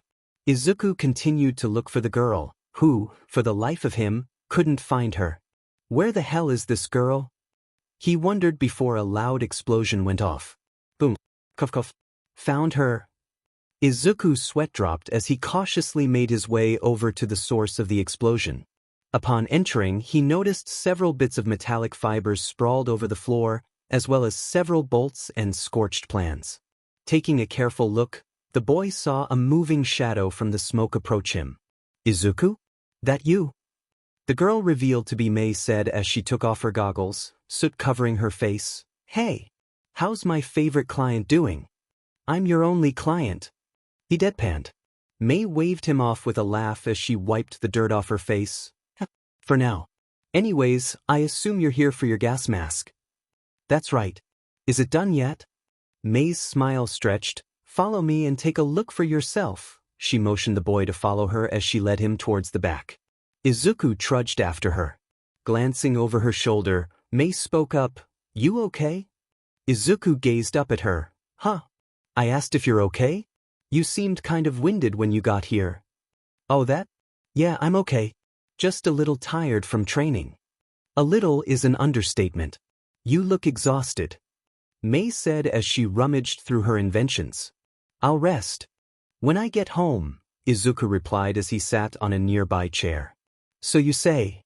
The aspiring inventor said as she pulled out the now improved mask. Found it. Making her way over to the boy, Mei presented her masterpiece. Take a look. I made some modifications just like I said I would. First, I had to take it apart, but I made sure to keep the original design as per your request. It's a custom-made alloy coated together with meals like titanium, tungsten, tantalum, and a few other metals. I added a small tank of oxygen just in case you need help to adjust your breathing. Of course, along with that, I made the mask waterproof as well. Or should I say coffee-proof? Mei teased. Thanks, Mei. Izuku said, a sheepish look appearing on his face. Moving on. Since I'm working on your bike, I started thinking. Taking your mask on and off every time you settle your helmet will no doubt be a hassle and start getting annoying. She began as she turned the mask over. I used to dabble in a bit of nanotechnology, so I decided to incorporate it into your mask. She said while pointing at a button on the side of the mask. This button will instantaneously release the nanobots from your mask and morph into a helmet. With that, it can also adjust to any size, so long as someone tries to wear it. she explained, pushing the mask into Izuku's hands. Izuku stood there in amazement at the young inventor's work. It wasn't every day that you got to see someone dabble in nanotech at such a young age. That's very impressive, Mei. But isn't nanotechnology a little dangerous? Normally, yes, but that's only if you inhale the particles, which is why I installed a filter. Come on, try it out, she said excitedly. With a laugh, Izuku placed the respirator on, already feeling it properly adjust on his face before settling. Moving his hand, Izuku pushed the button on the side of his mask as a black and green helmet materialized over his head. A reflective black visor clamped over his eyes as darkness surrounded his vision until a screen appeared, allowing him to see the outside world. Oh, that's really cool, he said as he took in the sight from behind the helmet. The young innovator beamed, right? This makes baby number 13. One of my greatest inventions ever made, she said, writing a few notes down. Unfortunately, I still have much to work on your motorcycle, but it should be done by the time of the entrance exam. You really outdid yourself this time, Mei. Is there anything else I could do for you? Izuku asked as he took off the helmet, reforming back into its mask design. At this, Mei fidgeted a little, which didn't go unnoticed by him. What is it? Well, there is one more thing I've been meaning to try out. Mei turned over to a nearby laptop. Peeking over her shoulder, Izuku could see a system booting up. For the past few weeks, I've been working on an AI designed to help heroes in communication, analyzing data and surroundings, solving or anticipating problems, and the like, she said, moving to the side to show him the program. It's still a prototype, so it'll also be learning while it's exposed to the environment around it. I was kinda hoping you'll let me download it into your mask so it can gather data and improve itself over time. Go for it. Mei stumbled. Really? Izuku nodded. Yeah, go ahead. You're already doing so much for me, this is the least I can do for you, he said, glancing at the system. Besides, having an AI aid me through battle sounds pretty cool. A wide smile appeared on Mei's face. Thanks so much, Zuzu. She glomped him before pulling back. Well, let's not waste any more time. Mask, please, she said with her hand outstretched. Handing over the mask, Izuku watched as Mei attached several wires into the respirator and quickly began typing. Alright, this should only take a few seconds, and done. Uploading now. A low hum came from the mask before stopping abruptly. A flashing light appeared on the outside of the cover as it waited. Mei pumped her fists up in excitement. Yes. Connection complete, she said, giving the mask back to Izuku. Come on. Try it on. Izuku gave a strange look at the mask before putting it on once more. Try saying something, Mei said in pure joy as she held a notepad on one hand and a pencil on the other. The boy scratched his cheek. Hello. Nothing happened for several seconds until, suddenly, a feminine voice spoke up. Hello. Nice to meet you. The voice greeted. Izuku's eyes widened. Oh wow, it works. Mei squealed as she began writing down on her notepad. Well, of course I do. I am talking to you. The voice chirped with a giggle. Izuku softly smiled. It's nice to meet you. Pleasure to meet you as well. It's too bad I can't see your face. Oh wait, I can. The voice said, a hologram appearing in front of them.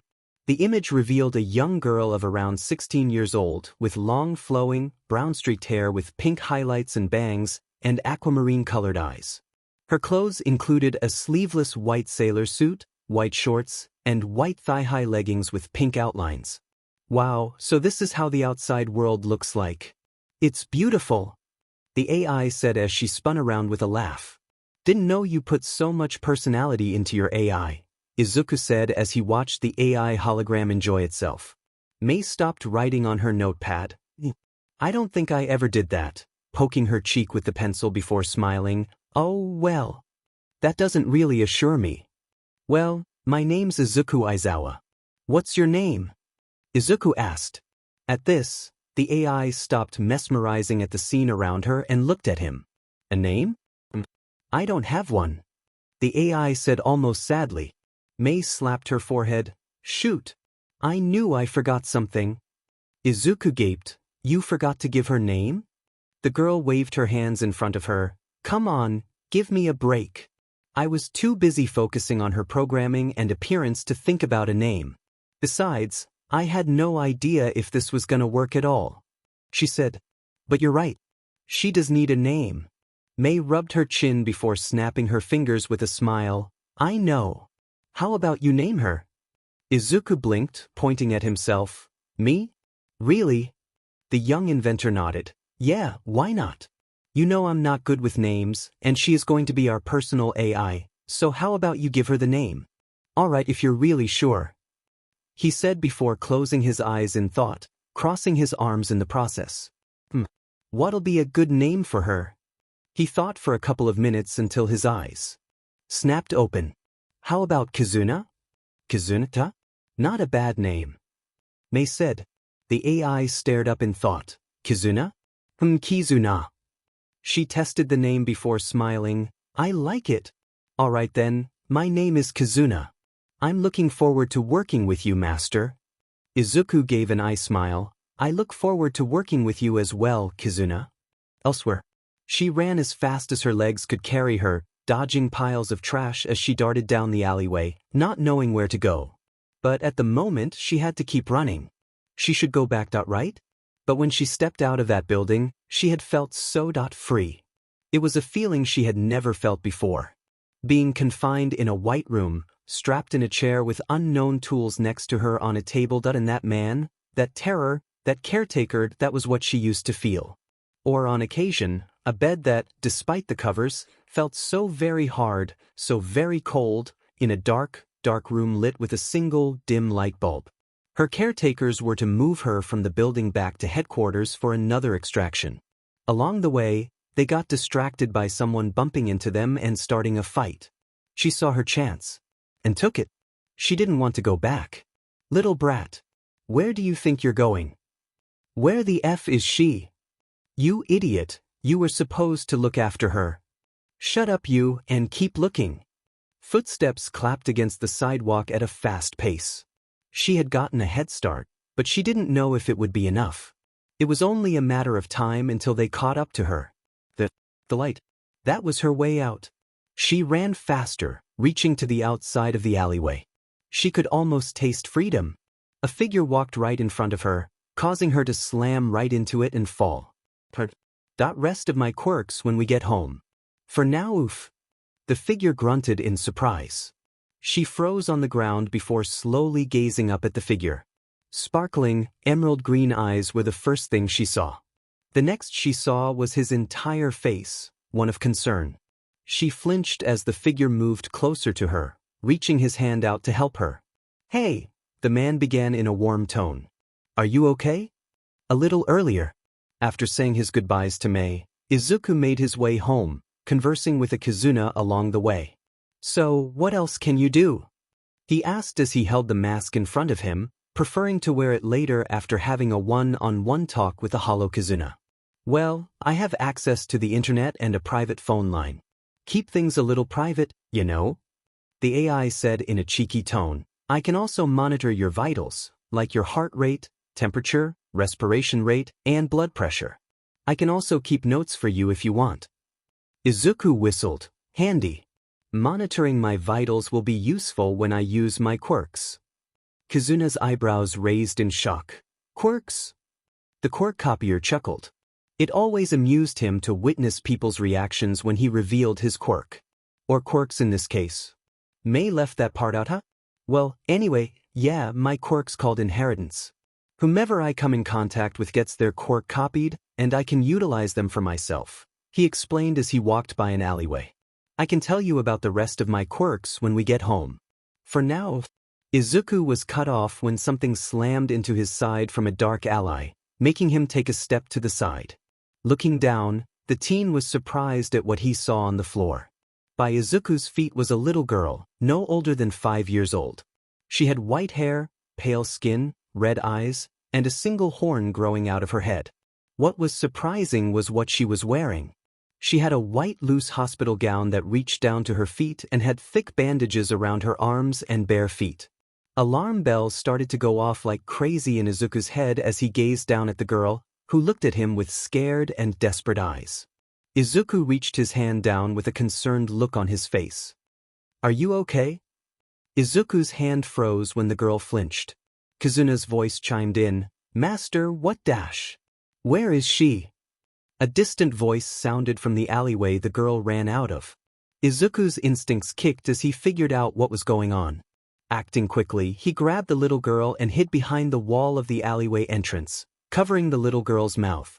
Said girl struggled against his efforts as she desperately tried to warn him. Izuku stared down at the girl in his arms. Hey, it's okay, it's all right. I'm here to help you." The girl stopped struggling, looking up with big eyes. Help? Really?" she asked hopefully. The teen opened his mouth to speak before getting cut off from a voice coming from the alleyway. "Hey guys. I think I smell her." "Well, hurry up and lead us to her." "Sheet." Izuku cursed. "Now what?" he thought as he tried to think up of a plan. Looking at his other hand, Izuku noticed the still clenched mask in his hand and immediately came up with an idea. Quickly turning the girl to face him, Izuku placed the mask on her face.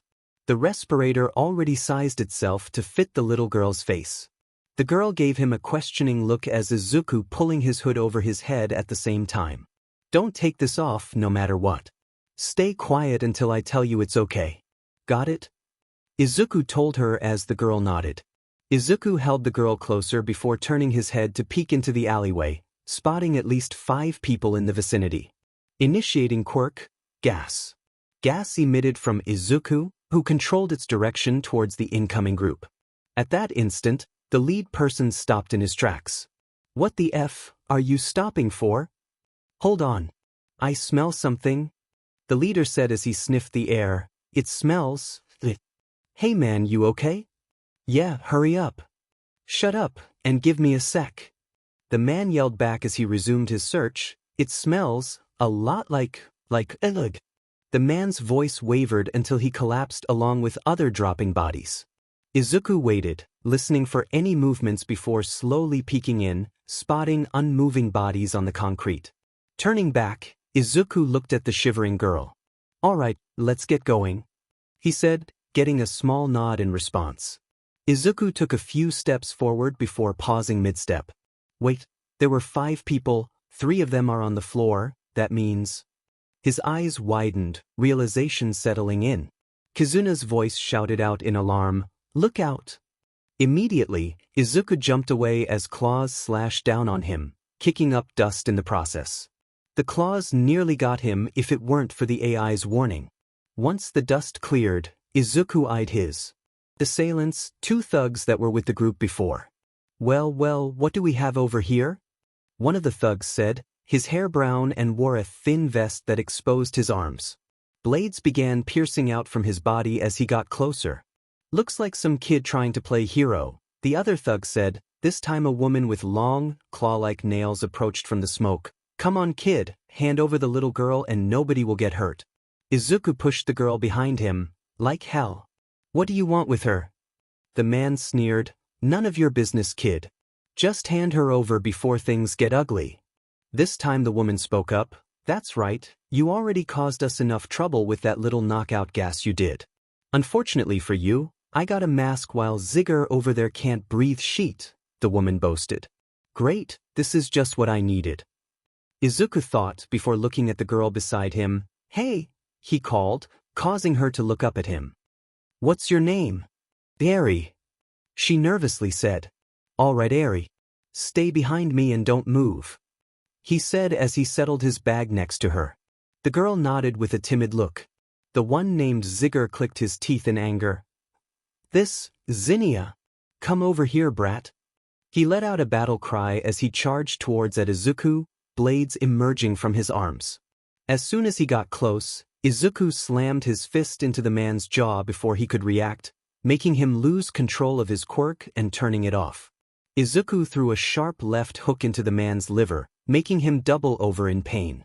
Finally, Izuku shot his knee up into the villain's face and smashed it right into his nose, a satisfying crunch echoing. As soon as the thug was down, Izuku felt the air shift and felt something come on at him from the right. Ducking at the last second, Izuku saw razor-sharp claws slice at him. Acting fast, he kicked his legs under the woman, causing her to fall in the process. From there, Izuku threw a devastating uppercut to the villain's jaw, blood spilling out of her mouth. Initiating Quirk, strong limb. While Zinnia clenched her mouth in pain, Izuku flashed forward, arm ped back and struck her in the stomach, sending her crashing into a nearby wall. Got you now, Zigger said as he slashed his blade down on the boy. Initiating Quirk, adamantine chains. 2 chained scythes emerged from Izuku's arms. Grabbing the blades from their bottom handle, Izuku used them to block the incoming blades, stopping them just an inch from his head. The thug struggled against the boy's strength. The hell is this kid made of?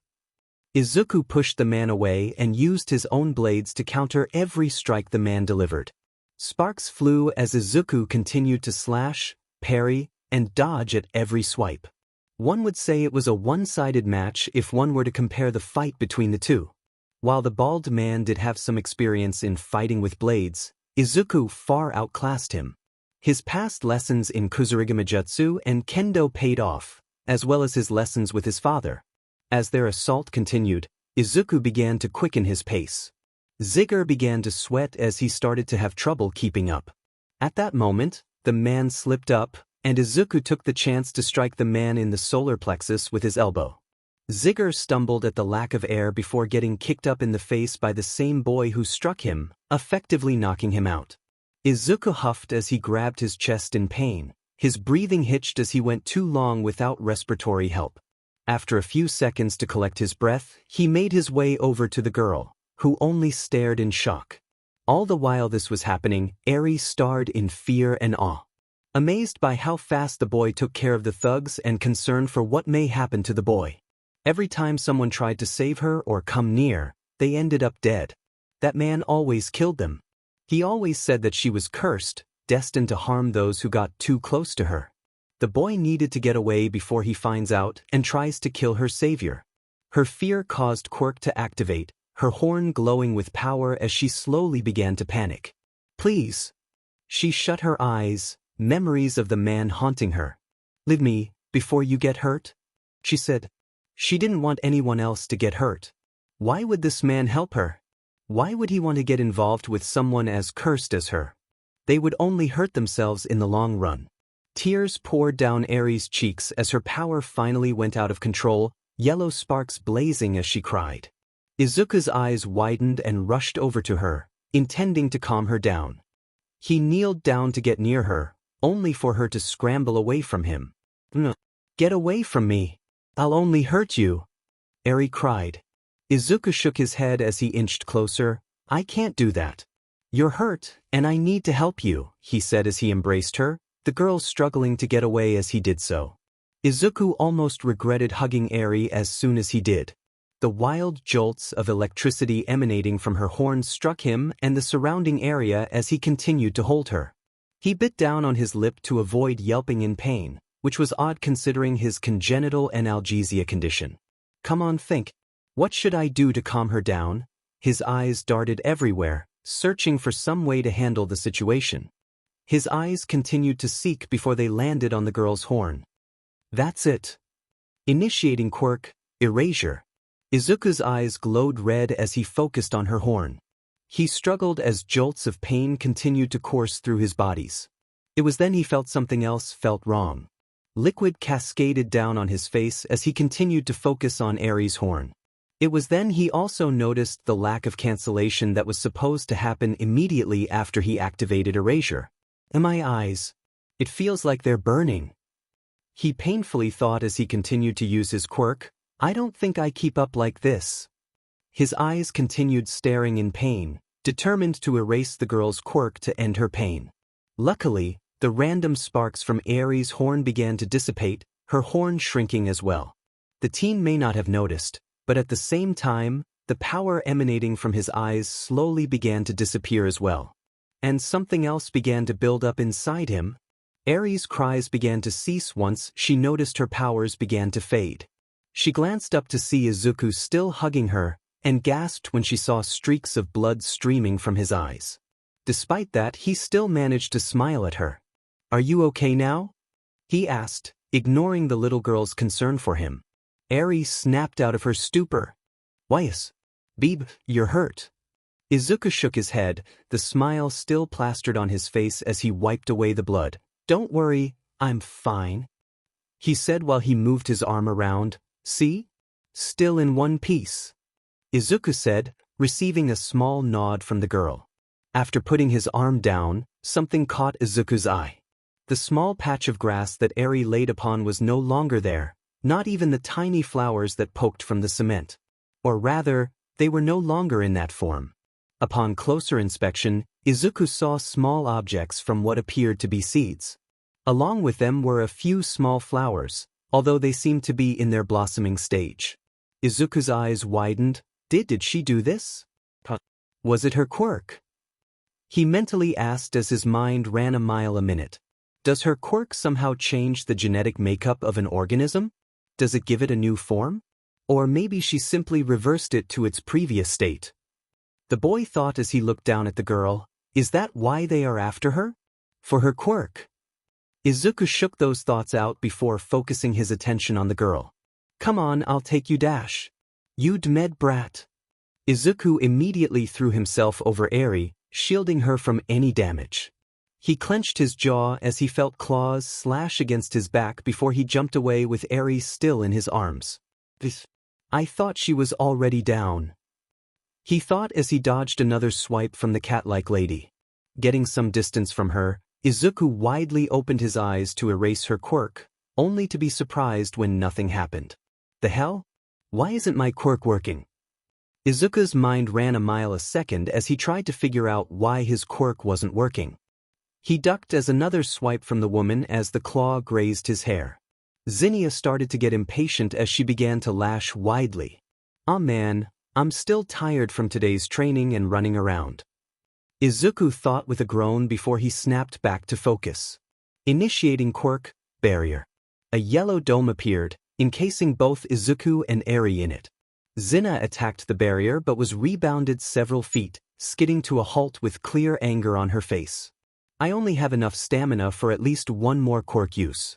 I have to make this count, Izuku thought as he waited for the opportunity to strike. Zinna continued to grit her teeth in anger. She couldn't believe she was losing to this pipsqueak of a child. This was madness, and to make matters worse, the kid somehow had multiple quirks. She couldn't let the boy escape with the girl. If she did, Chisaki would be mad, and an angry Chisaki wasn't something anyone would want to encounter. If Zinnia came back empty-handed, there was no doubt he would kill her without a second thought. Making up her mind, Zinnia finally pounced, intending to at least try and penetrate the barrier. At that moment, Izuku saw his chance and took down the barrier, surprising the woman midair. With the last of strength, he raised his arm to unleash several chains. Synchronization processing. Izuku blinked in surprise. What was going on? This never happened before. Synchronization complete. Initiating quirk, adamantine sealing chains. Chains shot out from Izuku's arm and bounded Zinnia tightly. She struggled to move only to release two things. One, the chains were too strong for her to break out of. The second, she couldn't use her quirk anymore. Zinnia began to panic. What the F dash? What the hell happened to my quirk, you little sheet? She screamed until she was lifted and smashed against the ground. Izuku did this several times before finally flinging her across the alley, sending her crashing against a trash bin. As Zinnia slid on the trash heap, her eyes began to droop. I can't believe I lost to this kid, she thought, slipping into unconsciousness. No, he's not ordinary. Izuku panted for several seconds before scooping up Eri into his arms, making her yelp. Taking his mask from the girl, he began speaking. Kizuna, are you still there? Why yeah. She spoke up from the headset. I need you to contact Nijire. Immediately. Got it. Izuku was already exhausted as he was. There was no way he'd be able to fight more villains if they came. He needed help and knew that Nijire was able to provide. Throwing his bag over his shoulder, Izuku began running as he waited on the line to pick up. The line rang several times before finally picking up. Nijire yawned. Hello dash. Nijaya, I need you to bring Mirio and Tamaki and meet me at Takoba Municipal Beach Park, right now. Nijaya was fully awake now. Izuku rarely sounded this urgent. What? Izuku, what's dash? Please, Nijaya, hurry. Okay, I'll bring the others and meet you over there, she said as she shuffled from the other side. Izuku sighed. Thank you, Nijaya, he said and hung up. Eri continued to cling onto Izuku as he held her closer and continued running. This girl needs help, and I can't do that if I take her back home. I'll have to take her to UA to see Recovery Girl. She'll know what to do, he thought as he picked up the pace. Takoba Municipal Beach Park. As Izuku finally reached the park, he was able to see the rest of his friends already there waiting for him. Hey, Izaburo, whoa, what's with the girl? Mirio greeted him first before noticing the small bundle in the greenette's arms, who only buried her face into the crook of his neck. You adopting or something? Tamaki nervously made his way to his friend's side. Mirio, there's something serious going on here. We shouldn't be making jokes yet, he said, glancing over to Izuku and the girl in his arms. Oh man.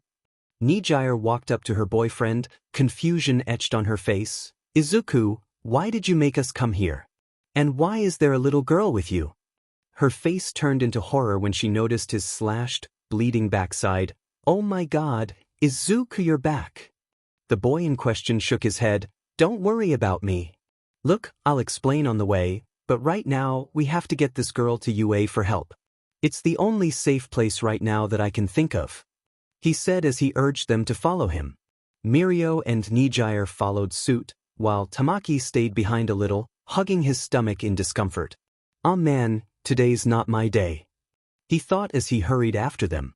So, that little girl was running away from some people, bumped into you, and caused you to fight a group of villains?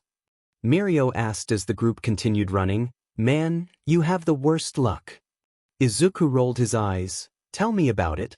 From today's wake-up call to a gruesome training drill, I could use a nap after this, he said as they slowed their run upon arriving at the gates of UA and made their way to Recovery Girl's office.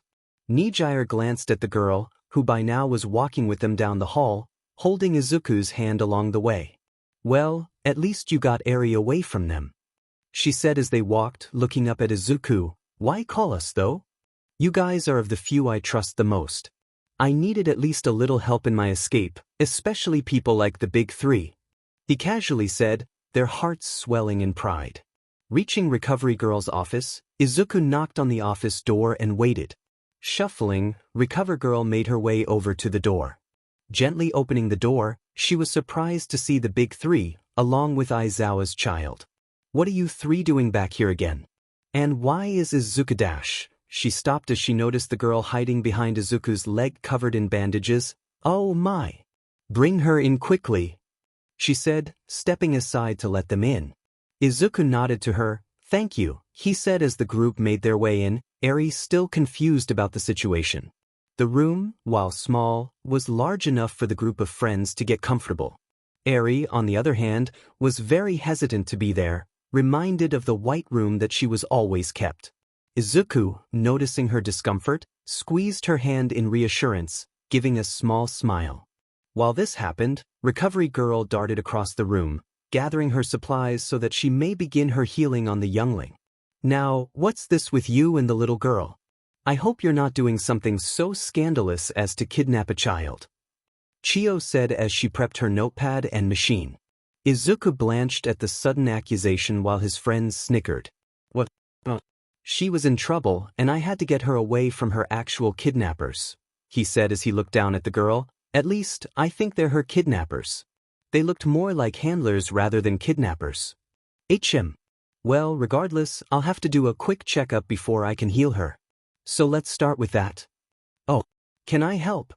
A small voice spoke up, nearly making all in the vicinity jump in surprise. What the who's there? Chio spun around, trying to locate the source, syringe cane at hand. Show yourself. I have a giant needle, and I'm not afraid to use it, she threatened, waving the tool around. Izuku, realizing who it was, immediately intervened. Whoa, it's okay. It's just a friend of mine. Everyone's heads snapped towards the greenette. Friend? The boy nodded before taking off his mask. It's a little thing May downloaded into my mask. Her name's Dash. The name's Kizuna, a support AI designed to aid Izuku and his journey as a hero. It's nice to meet you all. The AI introduced herself as she appeared via hologram. The room remained silent as the group processed the hologirl in front of them. Nijire was the first to break the silence. Whoa, that's so cool. So, what can you do? How much do you know as an AI? Can you travel through the internet like they do in the movies? Are you going to take over the world and enslave humanity? The girl asked, bouncing up and down. Kizuna giggled. In order? All kinds of things, as much as you do, haven't tried it yet, and no comment. Looks like Kizuna made a new friend. Tamaki shrunk behind Mirio. They're evolving each day. A sudden thought crossed Mirio's head. Wait, what do you mean you know as much as we do? Don't AIs usually know everything about everything? Kizuna hummed in thought. Know everything about everything? What an odd thing to say. Oh, but no. I don't know everything. I'm just a prototype, so I kind of just learn things on the go. She said as she sat on top of a desk. Eventually, everything I learn will be processed and integrated into other AIs, so it kind of evens out at the end. Tamaki shivered. I knew it. As this was going on, Eri peeked from behind Izuku's leg, recognizing the voice. Kizuna? The girl said in a small voice. At the sound of her name, the AI looked down at Errol, smiling as she hopped off the desk. Hey there. You see? I told you that Izuku here was going to save you, she said in a gentle voice. Eri slowly nodded. Yes. Izuku gave the AI a questionable look. You know her? Kizuna nodded. Eri still had the mask on while you were fighting the villains. She was still scared, so I tried to calm her down by introducing myself to her. Gave her quite the scare. I see. Thank you for that. Izuku thanked her, making the AI nod in return. Chio cleared her throat. While this is nice and all, I would like to know how exactly you'll be able to assist me with her examination. Oh, that's easy. I can perform full body scans and perform a diagnosis to detect any injuries or illnesses. Kizuna chirped. She was happy to share just how useful she can be. Recovery Girl laughed. How convenient. If what you say is true, then this will go much easier and faster. Maybe when this is over, you could work with me more often. Kizuna beamed. I'd love to. After that little ordeal, Recovery Girl grabbed a notepad and wrote a few notes down, before she smiled at the child still hiding behind Izuku's leg. Hello, young lady. My name's Recovery Girl. What's yours? The girl nervously peeped at her from behind the teen's legs. Eri. The old woman smiled. Well, Eri, I'd like you to sit up here, so I can run some tests, is that okay? Her grip on Izuku tightened as she looked up at her guardian, slightly fearful. He just smiled at her. It's okay. Recovery Girl is one of the best heroes around. She can fix up anyone without hurting them. Eri gazed up at him before nodding and allowed Izuku to pick her up. He eased Eri onto one of them before she clung onto his sweater tighter, lips quivering as tears threatened to spill. Please, don't go, she said in a small voice, almost a whisper, as she buried her face once more into his sweater. Izuku gave her a soft smile and spoke in the same warm tone he used earlier. Eri, I need you to let go so the nice lady can examine you. But what if they come back? They won't. And if they do, I'll make sure to protect you from them. Eri stared up at him with hopeful eyes. Promise? Izuku nodded as he ruffled her hair. Promise. Eri appeared hesitant for a few seconds before she nodded and let go of Izuku. Chio smiled at the scene before clearing her throat to get their attention. Well, to start, we'll have to take off those dirty bandages, otherwise, your wounds can get infected. She reached for Eri's arm, only for the girl to pull back in. Apparent panic. She tightly held her arm close to her chest as she rapidly shook her head no. Getting an idea of what was under those bandages, Izuku pulled back his sleeve, revealing multiple scarred tissues from what appeared to be from syringes. The sight made most of the people present cringe, mainly the big Chio and Eri, not so much. Chio, mostly because she knew of the boy's horrific past, and Eri, who was more curious than scared of Izuku's scars. Nijire visibly saddened at the sight of his scarring, knowing how painful the procedures probably were, even if Izuku did not vividly recall. Mirio and Tamaki weren't too far from her line of thinking. Kizuna was shocked, but nonetheless still horrified. Mei programmed the AI with data she already knew of Izuku. This was the first time she learned about the various scars that adorned Izuku's arms, and her first time learning a little about how he got them. Eri gently touched Izuku's scarred arm, eyes filled with curiosity. "Did they get you too?" Eri asked in a small voice. Izuku shook his head softly. "Not exactly, but some bad people did do this to me.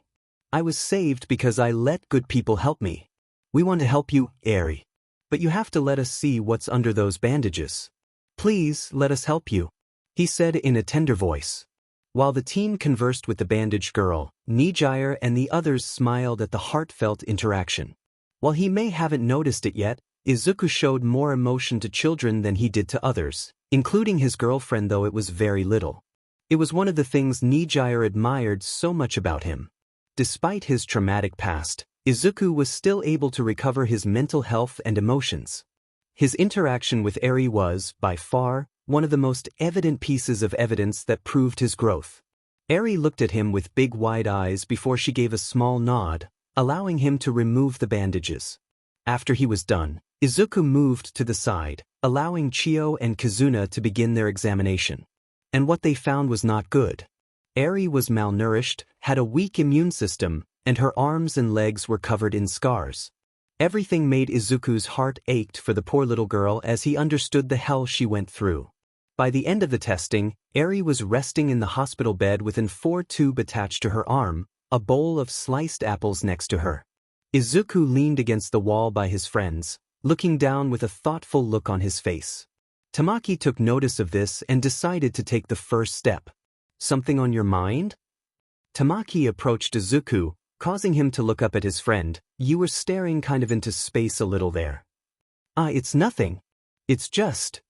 he began, turning his eyes towards the sleeping girl. "She reminds me so much of myself. It's kind of scary.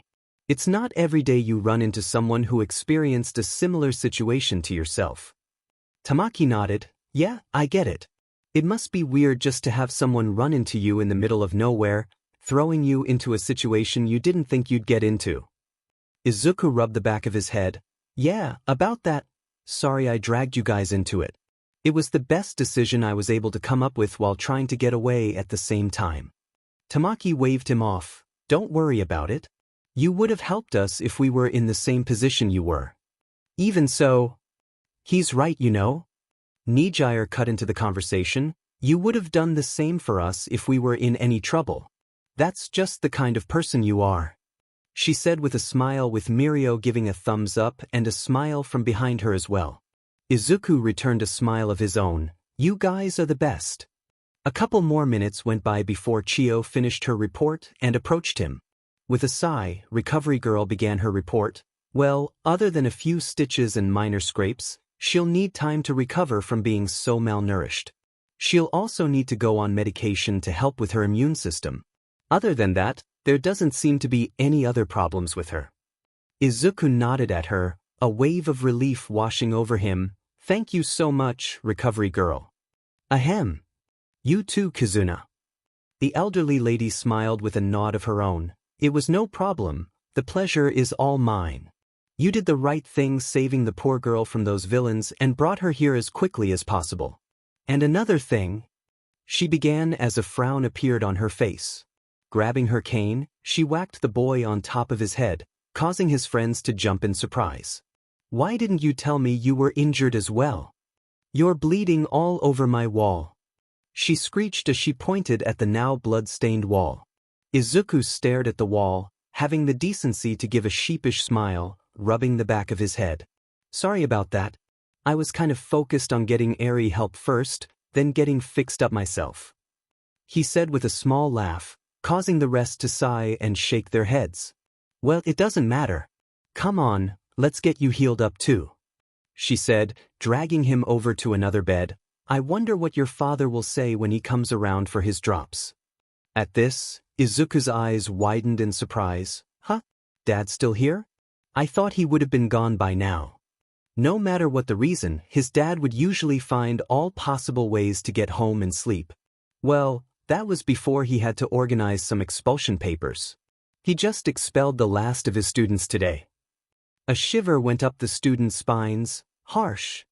Izuku rubbed his eyes with a sigh. Well, I better go tell him that I dash. No, you're staying here and getting healed up, Nijire said as she pushed the boy down. I'm sure someone else can get him for you. I told you I'm fine dash. Just because you can't feel it, doesn't mean that your body is indestructible, Nijire cut him off with a light glare. Your body still has its limits. Don't act so recklessly and take better care of yourself. Chio smirked at the confrontation between the two. Good to see someone to look after his recklessness. Izuku gave a low sigh, knowing that he wouldn't be able to get through to Nijire when she was like this. Okay, fine. Can one of you guys at least dash? Don't worry about it, my man. I'm on it. Miro cut him off with a wave from the door frame before disappearing down the hall. Now that that's taken care of, let's heal you up. About 10 minutes later, Mirio appeared with Aizawa in tow, a passive look etched on his face. He entered the room, glanced at his bandaged son, then to the girl, and back to his son again. Aizawa let out a long sigh as he pinched his nose. Why is it whenever something happens, it's always you brats? The big three let out a loud, hey, while Izuku snorted. Well, anyway, tell me the situation and don't leave anything out, Aizawa said as he sat backward on a nearby chair. And thus began Izuku's tale of his little back alley encounter. From the first meeting to the fight against two villains, to the sudden discharge of Aries' quirk, and to finally, his meet-up with his friends to bring the little girl to UA. Aizawa took this all in stride without flinching, most likely from the exposure of encountering similar cases to this one, including his own son. After Izuku was done explaining the story behind his run-in with Eri, Aizawa gazed at the sleeping girl. So you're telling me that this little girl, who doesn't look like she could hurt a fly, is capable of killing people by accident? He asked as he continued staring at the sleeping girl. Izuku nodded. That's what she claims she does. I'm not too sure about the details myself, but I have seen her power by chance. Seeing he got everyone's attention, he continued, Aries' power seems to emanate from her horn, and the horn's size dictates the strength of her power. She mentioned something about how her power can make them disappear. Aizawa glanced at the little girl. So her quirk allows her to make people disappear? Just like that? Izuku shook his head. It's a little more complicated than that. I think her quirk allows her to reverse an organism's cellular structure. In other words, a grim look appeared on his face. Their bodies are rewound to previous physical states and genetics. Shock ran through everyone's faces as they listened to Izuku's explanation. Mirio stepped forward, disbelief spread across his face. That's insane. She can rewind someone's body? That's unbelievable. How do you know that? At this, Izuku tapped the side of his head. She used it on me. What? The group exclaimed. Relax. I'm fine. She healed a few of my injuries after she struck me with her quirk. Izuku reassured them before he continued. Anyways, I came to this conclusion when several other things happened. The area around us had a bit of greenery growing. When her quirk activated, several sparks came in contact with some of the plants, reversing them to when they were seeds. Aizawa rubbed his chin in thought. Doesn't sound like any quirk I've heard of before. It could be a mutation of some sort. That could be why those people were after her in the first place. Tamaki blinked in shock. Her quirk? This time Chio spoke. Children more often than not inherit their quirks from their parents. Sometimes, they'll get a combination of both, which is known as a hybrid quirk. She began. However, there is a rare chance when the child doesn't receive any of their parents' quirk. When that happens, a child may manifest a quirk that is entirely unrelated to their genetic lineage, akin to a mutation. And it's because of this that people might gain a sudden interest in a child's quirk and kidnap them for their gain. Aizawa finished for her. The room remained silent as they processed the new information. Suddenly, Izuku remembered a particular detail he accidentally left out. By the way, he spoke up, catching their attention once more, her quirk didn't just heal my injuries, it also affected one of my quirks. Aizawa's eyebrows rose in anticipation. What did it do? Izuku rubbed his wrists. When she struck me with her quirk, I used erasure to try and erase her quirk.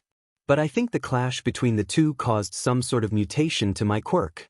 As a result, I lost erasure, but in exchange. Initiating quirk, adamantine sealing chains. A small length of chain emerged from his arm. It transferred the power into adamantine chains. Once he finished, Mirio and Nijire ran right up to him, stars shimmering in their eyes.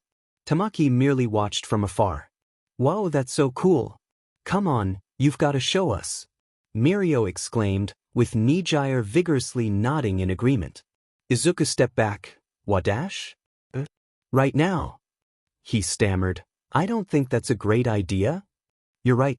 It's a fantastic idea. Aizawa interrupted. Huh. We need to see if what you say is true. Not that we don't believe you, but we need to see for ourselves, and a demonstration is a good way to see just how your new power reacts. Izuku thought for a moment before nodding. I guess that makes sense. But who will I use it on? Mirio immediately raised his hand, excitingly. Let me do it. Nijire puffed her cheeks. Hey, no fair, Mirio. I wanted to go. Ha! You snooze, you lose. Mirio teased as he approached Izuku. He held out his arm as the green net wrapped the chain around the appendage. Alright, that should do it. Try activating your quirk now. Izuku said as he took a step back and watched the scene unfold. Mirio nodded and tried to activate permeation, only to realize that his quirk wasn't working. He tried with all his might to start his quirk but to no avail. The chain wrapped around his arm continued to glow a dark color as it continued to cancel out Mirio's quirk. After a few more tries, Mirio released a sigh. I give up. There's no way I can use my quirk with these chains. Looks you were right, Izuku, he said as he removed the chain from his arm. As Izuku's friends gushed over his quirk's new power, Aizawa released a sigh of his own. At least erasure isn't all gone. He can still use its power to some extent, thanks to his chains. He thought to himself as Izuku continued to converse with his friends. It would have been terrible if he lost it altogether. Hey, Dad, Izuku knocked him from his train of thought. What are we going to do with Eri? Once she's all healed up, I mean. Aizawa sighed as he rubbed his head. Normally, the police would take custody of her until they could find her parents or a close relative. We'll file her in later when she's done recovering. That might be a problem. Kizuna interrupted. The Aizawas perked up. After running a blood sample, I had it search for a possible connection to any known karyotypes on record. Nothing came up. Her parents don't exist, nor the rest of her family. Izuku's eyes widened. That's impossible. 3 people don't just not exist. Kizuna's face fell. It gets worse. I also ran a search on any missing children that might have been reported from any foster homes. Nothing. Aizawa combed his hair with his hand. Okay, that poses a problem. If she doesn't have any relatives she can rely on, our best choice will be to put her into a foster home. For now, we'll have to keep her under close watch, someone who can be trusted to take care. What if we adopt her? Izuku interrupted him. Aizawa snapped his head towards him. What? What if we adopt Eri? She'll be under our watch, and should her powers go out of control, we can stop it. It's the most logical decision in a time like this. That is a wonderful idea. Chio added her 2 cents. The girl already seems to trust Izuku. There shouldn't be a problem staying with you. And besides, what the boy says is true. You two are the most capable people to watch over her should her powers go awry. Izuku clasped his hands together. Please, Dad? There's nowhere safer for her than staying with us, he pleaded as the rest of the group watched. Aizawa stared at them for a few seconds before he sighed. I can tell you've grown an emotional attachment towards Eri, which is probably why you suggested adopting her, but you make a good point. She'll be safer in our hands better than anyone else, he said. Meanwhile, having woken up earlier, Eri listened in. Her excitement began to grow at the possibility of having a real family. But even if we did adopt her, there'll be too many responsibilities with her. It was easier for me to take care of you since I had fewer responsibilities, and you listened pretty well. He began as he looked at the girl. But Eri's a whole different story. She's been sheltered most of her life, which likely means that she hasn't received an education, let alone understanding social interactions. I can take care of her now, but she'll need someone to properly look after when I'm busy during the next school year. Teaching and grading hero curriculum was a beach. If it's a teacher you're looking for, then not to worry. Recovery girl spoke up. I was a teacher here at UA back in my youth. You could leave little Eri's education to me. I could take care of Eri when you're busy, Izuku said. It'll be easier since I can take her to and from school. And we could help take care of her when you're both busy. This time Nijire chimed in. I'm sure Mirio and Tamaki wouldn't mind helping, right guys? She asked, receiving a shake of their hands, smiles on their faces. Mirio pumped his fist up. Oh yeah, I don't mind. I could show her a ton of awesome things while I'm with her. Maybe tell her a few jokes as well. I could help with her nutrient, Tamaki said, drawing all eyes to him as he shrunk back. My quirk makes me have to learn about all kinds of foods, so there's that. Maybe I should have kept my mouth shut. So many eyes. Seeing no way to dispute this, Aizawa relented with a sigh. Well, as long as you keep up with your word, then I guess we can adopt her, he said, causing the group to cheer. I'll handle Eri's missing case file with Recovery Girl and report this to Tsukachi. He'll be able to keep things under wraps. Eat something in the meantime. You look like you haven't eaten in a while. He shooed them away as he closed the door leading to the nurse's office. Nijire glanced at Izuku, who, with the situation taken care of, looked more exhausted than he did before. She carefully grabbed his arm. Come on, I'm sure Lunch Rush wouldn't mind making some food for us. You look like you're starving. Izuku merely nodded as the group made their way to the cafeteria. They remained silent the entire course until Mirio broke into a fit of laughter. Izuku turned to the laughing blonde with a raised brow. What? Mirio just waved him off with a smile. Nothing. Just find it funny how you're adopting Eri the same way Aizawa adopted you. Same circumstances and everything. Like father like son. Izuku blinked. Huh, you make a good point. Guess I'm more like my father than I thought I was. He said as the group laughed. Elsewhere, 5 people were on their knees, their bodies bounded and gagged, along with a fearful look on their faces. In front of them was a figure with dark hair in a suit, wearing a coat over it and a plague mask. Behind him were various other people in their own costumes. How could you lose her? The figure asked in a calm voice but was releasing a large amount of killer intent that had them sing themselves. It wasn't our fault. Some kid took her. The group leader who wasn't gagged cried in a desperate voice as he looked at the man in front of him. He knocked us out before we can even dash. You had one simple job. The man cut off as he rubbed his face. Bring her from point A to point B, yet somehow you lost her to some kid. Is that right, Zinnia? He asked the pair who were gagged as they furiously nodded. He then took a deep breath and let it out slowly. At least these 2 tried to get her back. The 3 of you were defeated before the fight even began. B-boss, please. Give us another chance. We promise we'll. The man was interrupted when he felt a hand on his head, making him pale. That's enough out of you. No plea dash. Flat. In an instant, the upper half of the man's body exploded into a gory mess, painting the walls and ceiling in a dark crimson color. The lower body stayed standing until it fell with a splat. The other 2 bounded villains were screaming through their GGS as they tried to move away but weren't getting far. Zigger and Zinnia merely stared at the bottom half in pure terror. So, what now, overhaul? Came the voice of Mimic as the rest of the 8 precepts listened in. Chisaki took a deep breath. We still have some vials of blood left from before she ran. We continue our experiments and be more careful with how much we use. Beyond that, we have no choice but to track her down. The vials we have won't last forever. We need more. And Eri is the only source. When they run out, we'll need to be on the lookout. She could be hiding somewhere. And when we find her, we'll bring her back. She's the key to our success. They gave their nods, and Chisaki sighed, glaring out the window. I won't let this plan fail. This is all that I've worked on. Years of effort, research, and experiments all funneled into this one project. I won't fail, Pops. This is just a bump in the road. I will succeed. And when that day comes, you'll thank me. He thought before advancing on the other two screaming villains, deciding to let the ones who fought to bring Eri back live.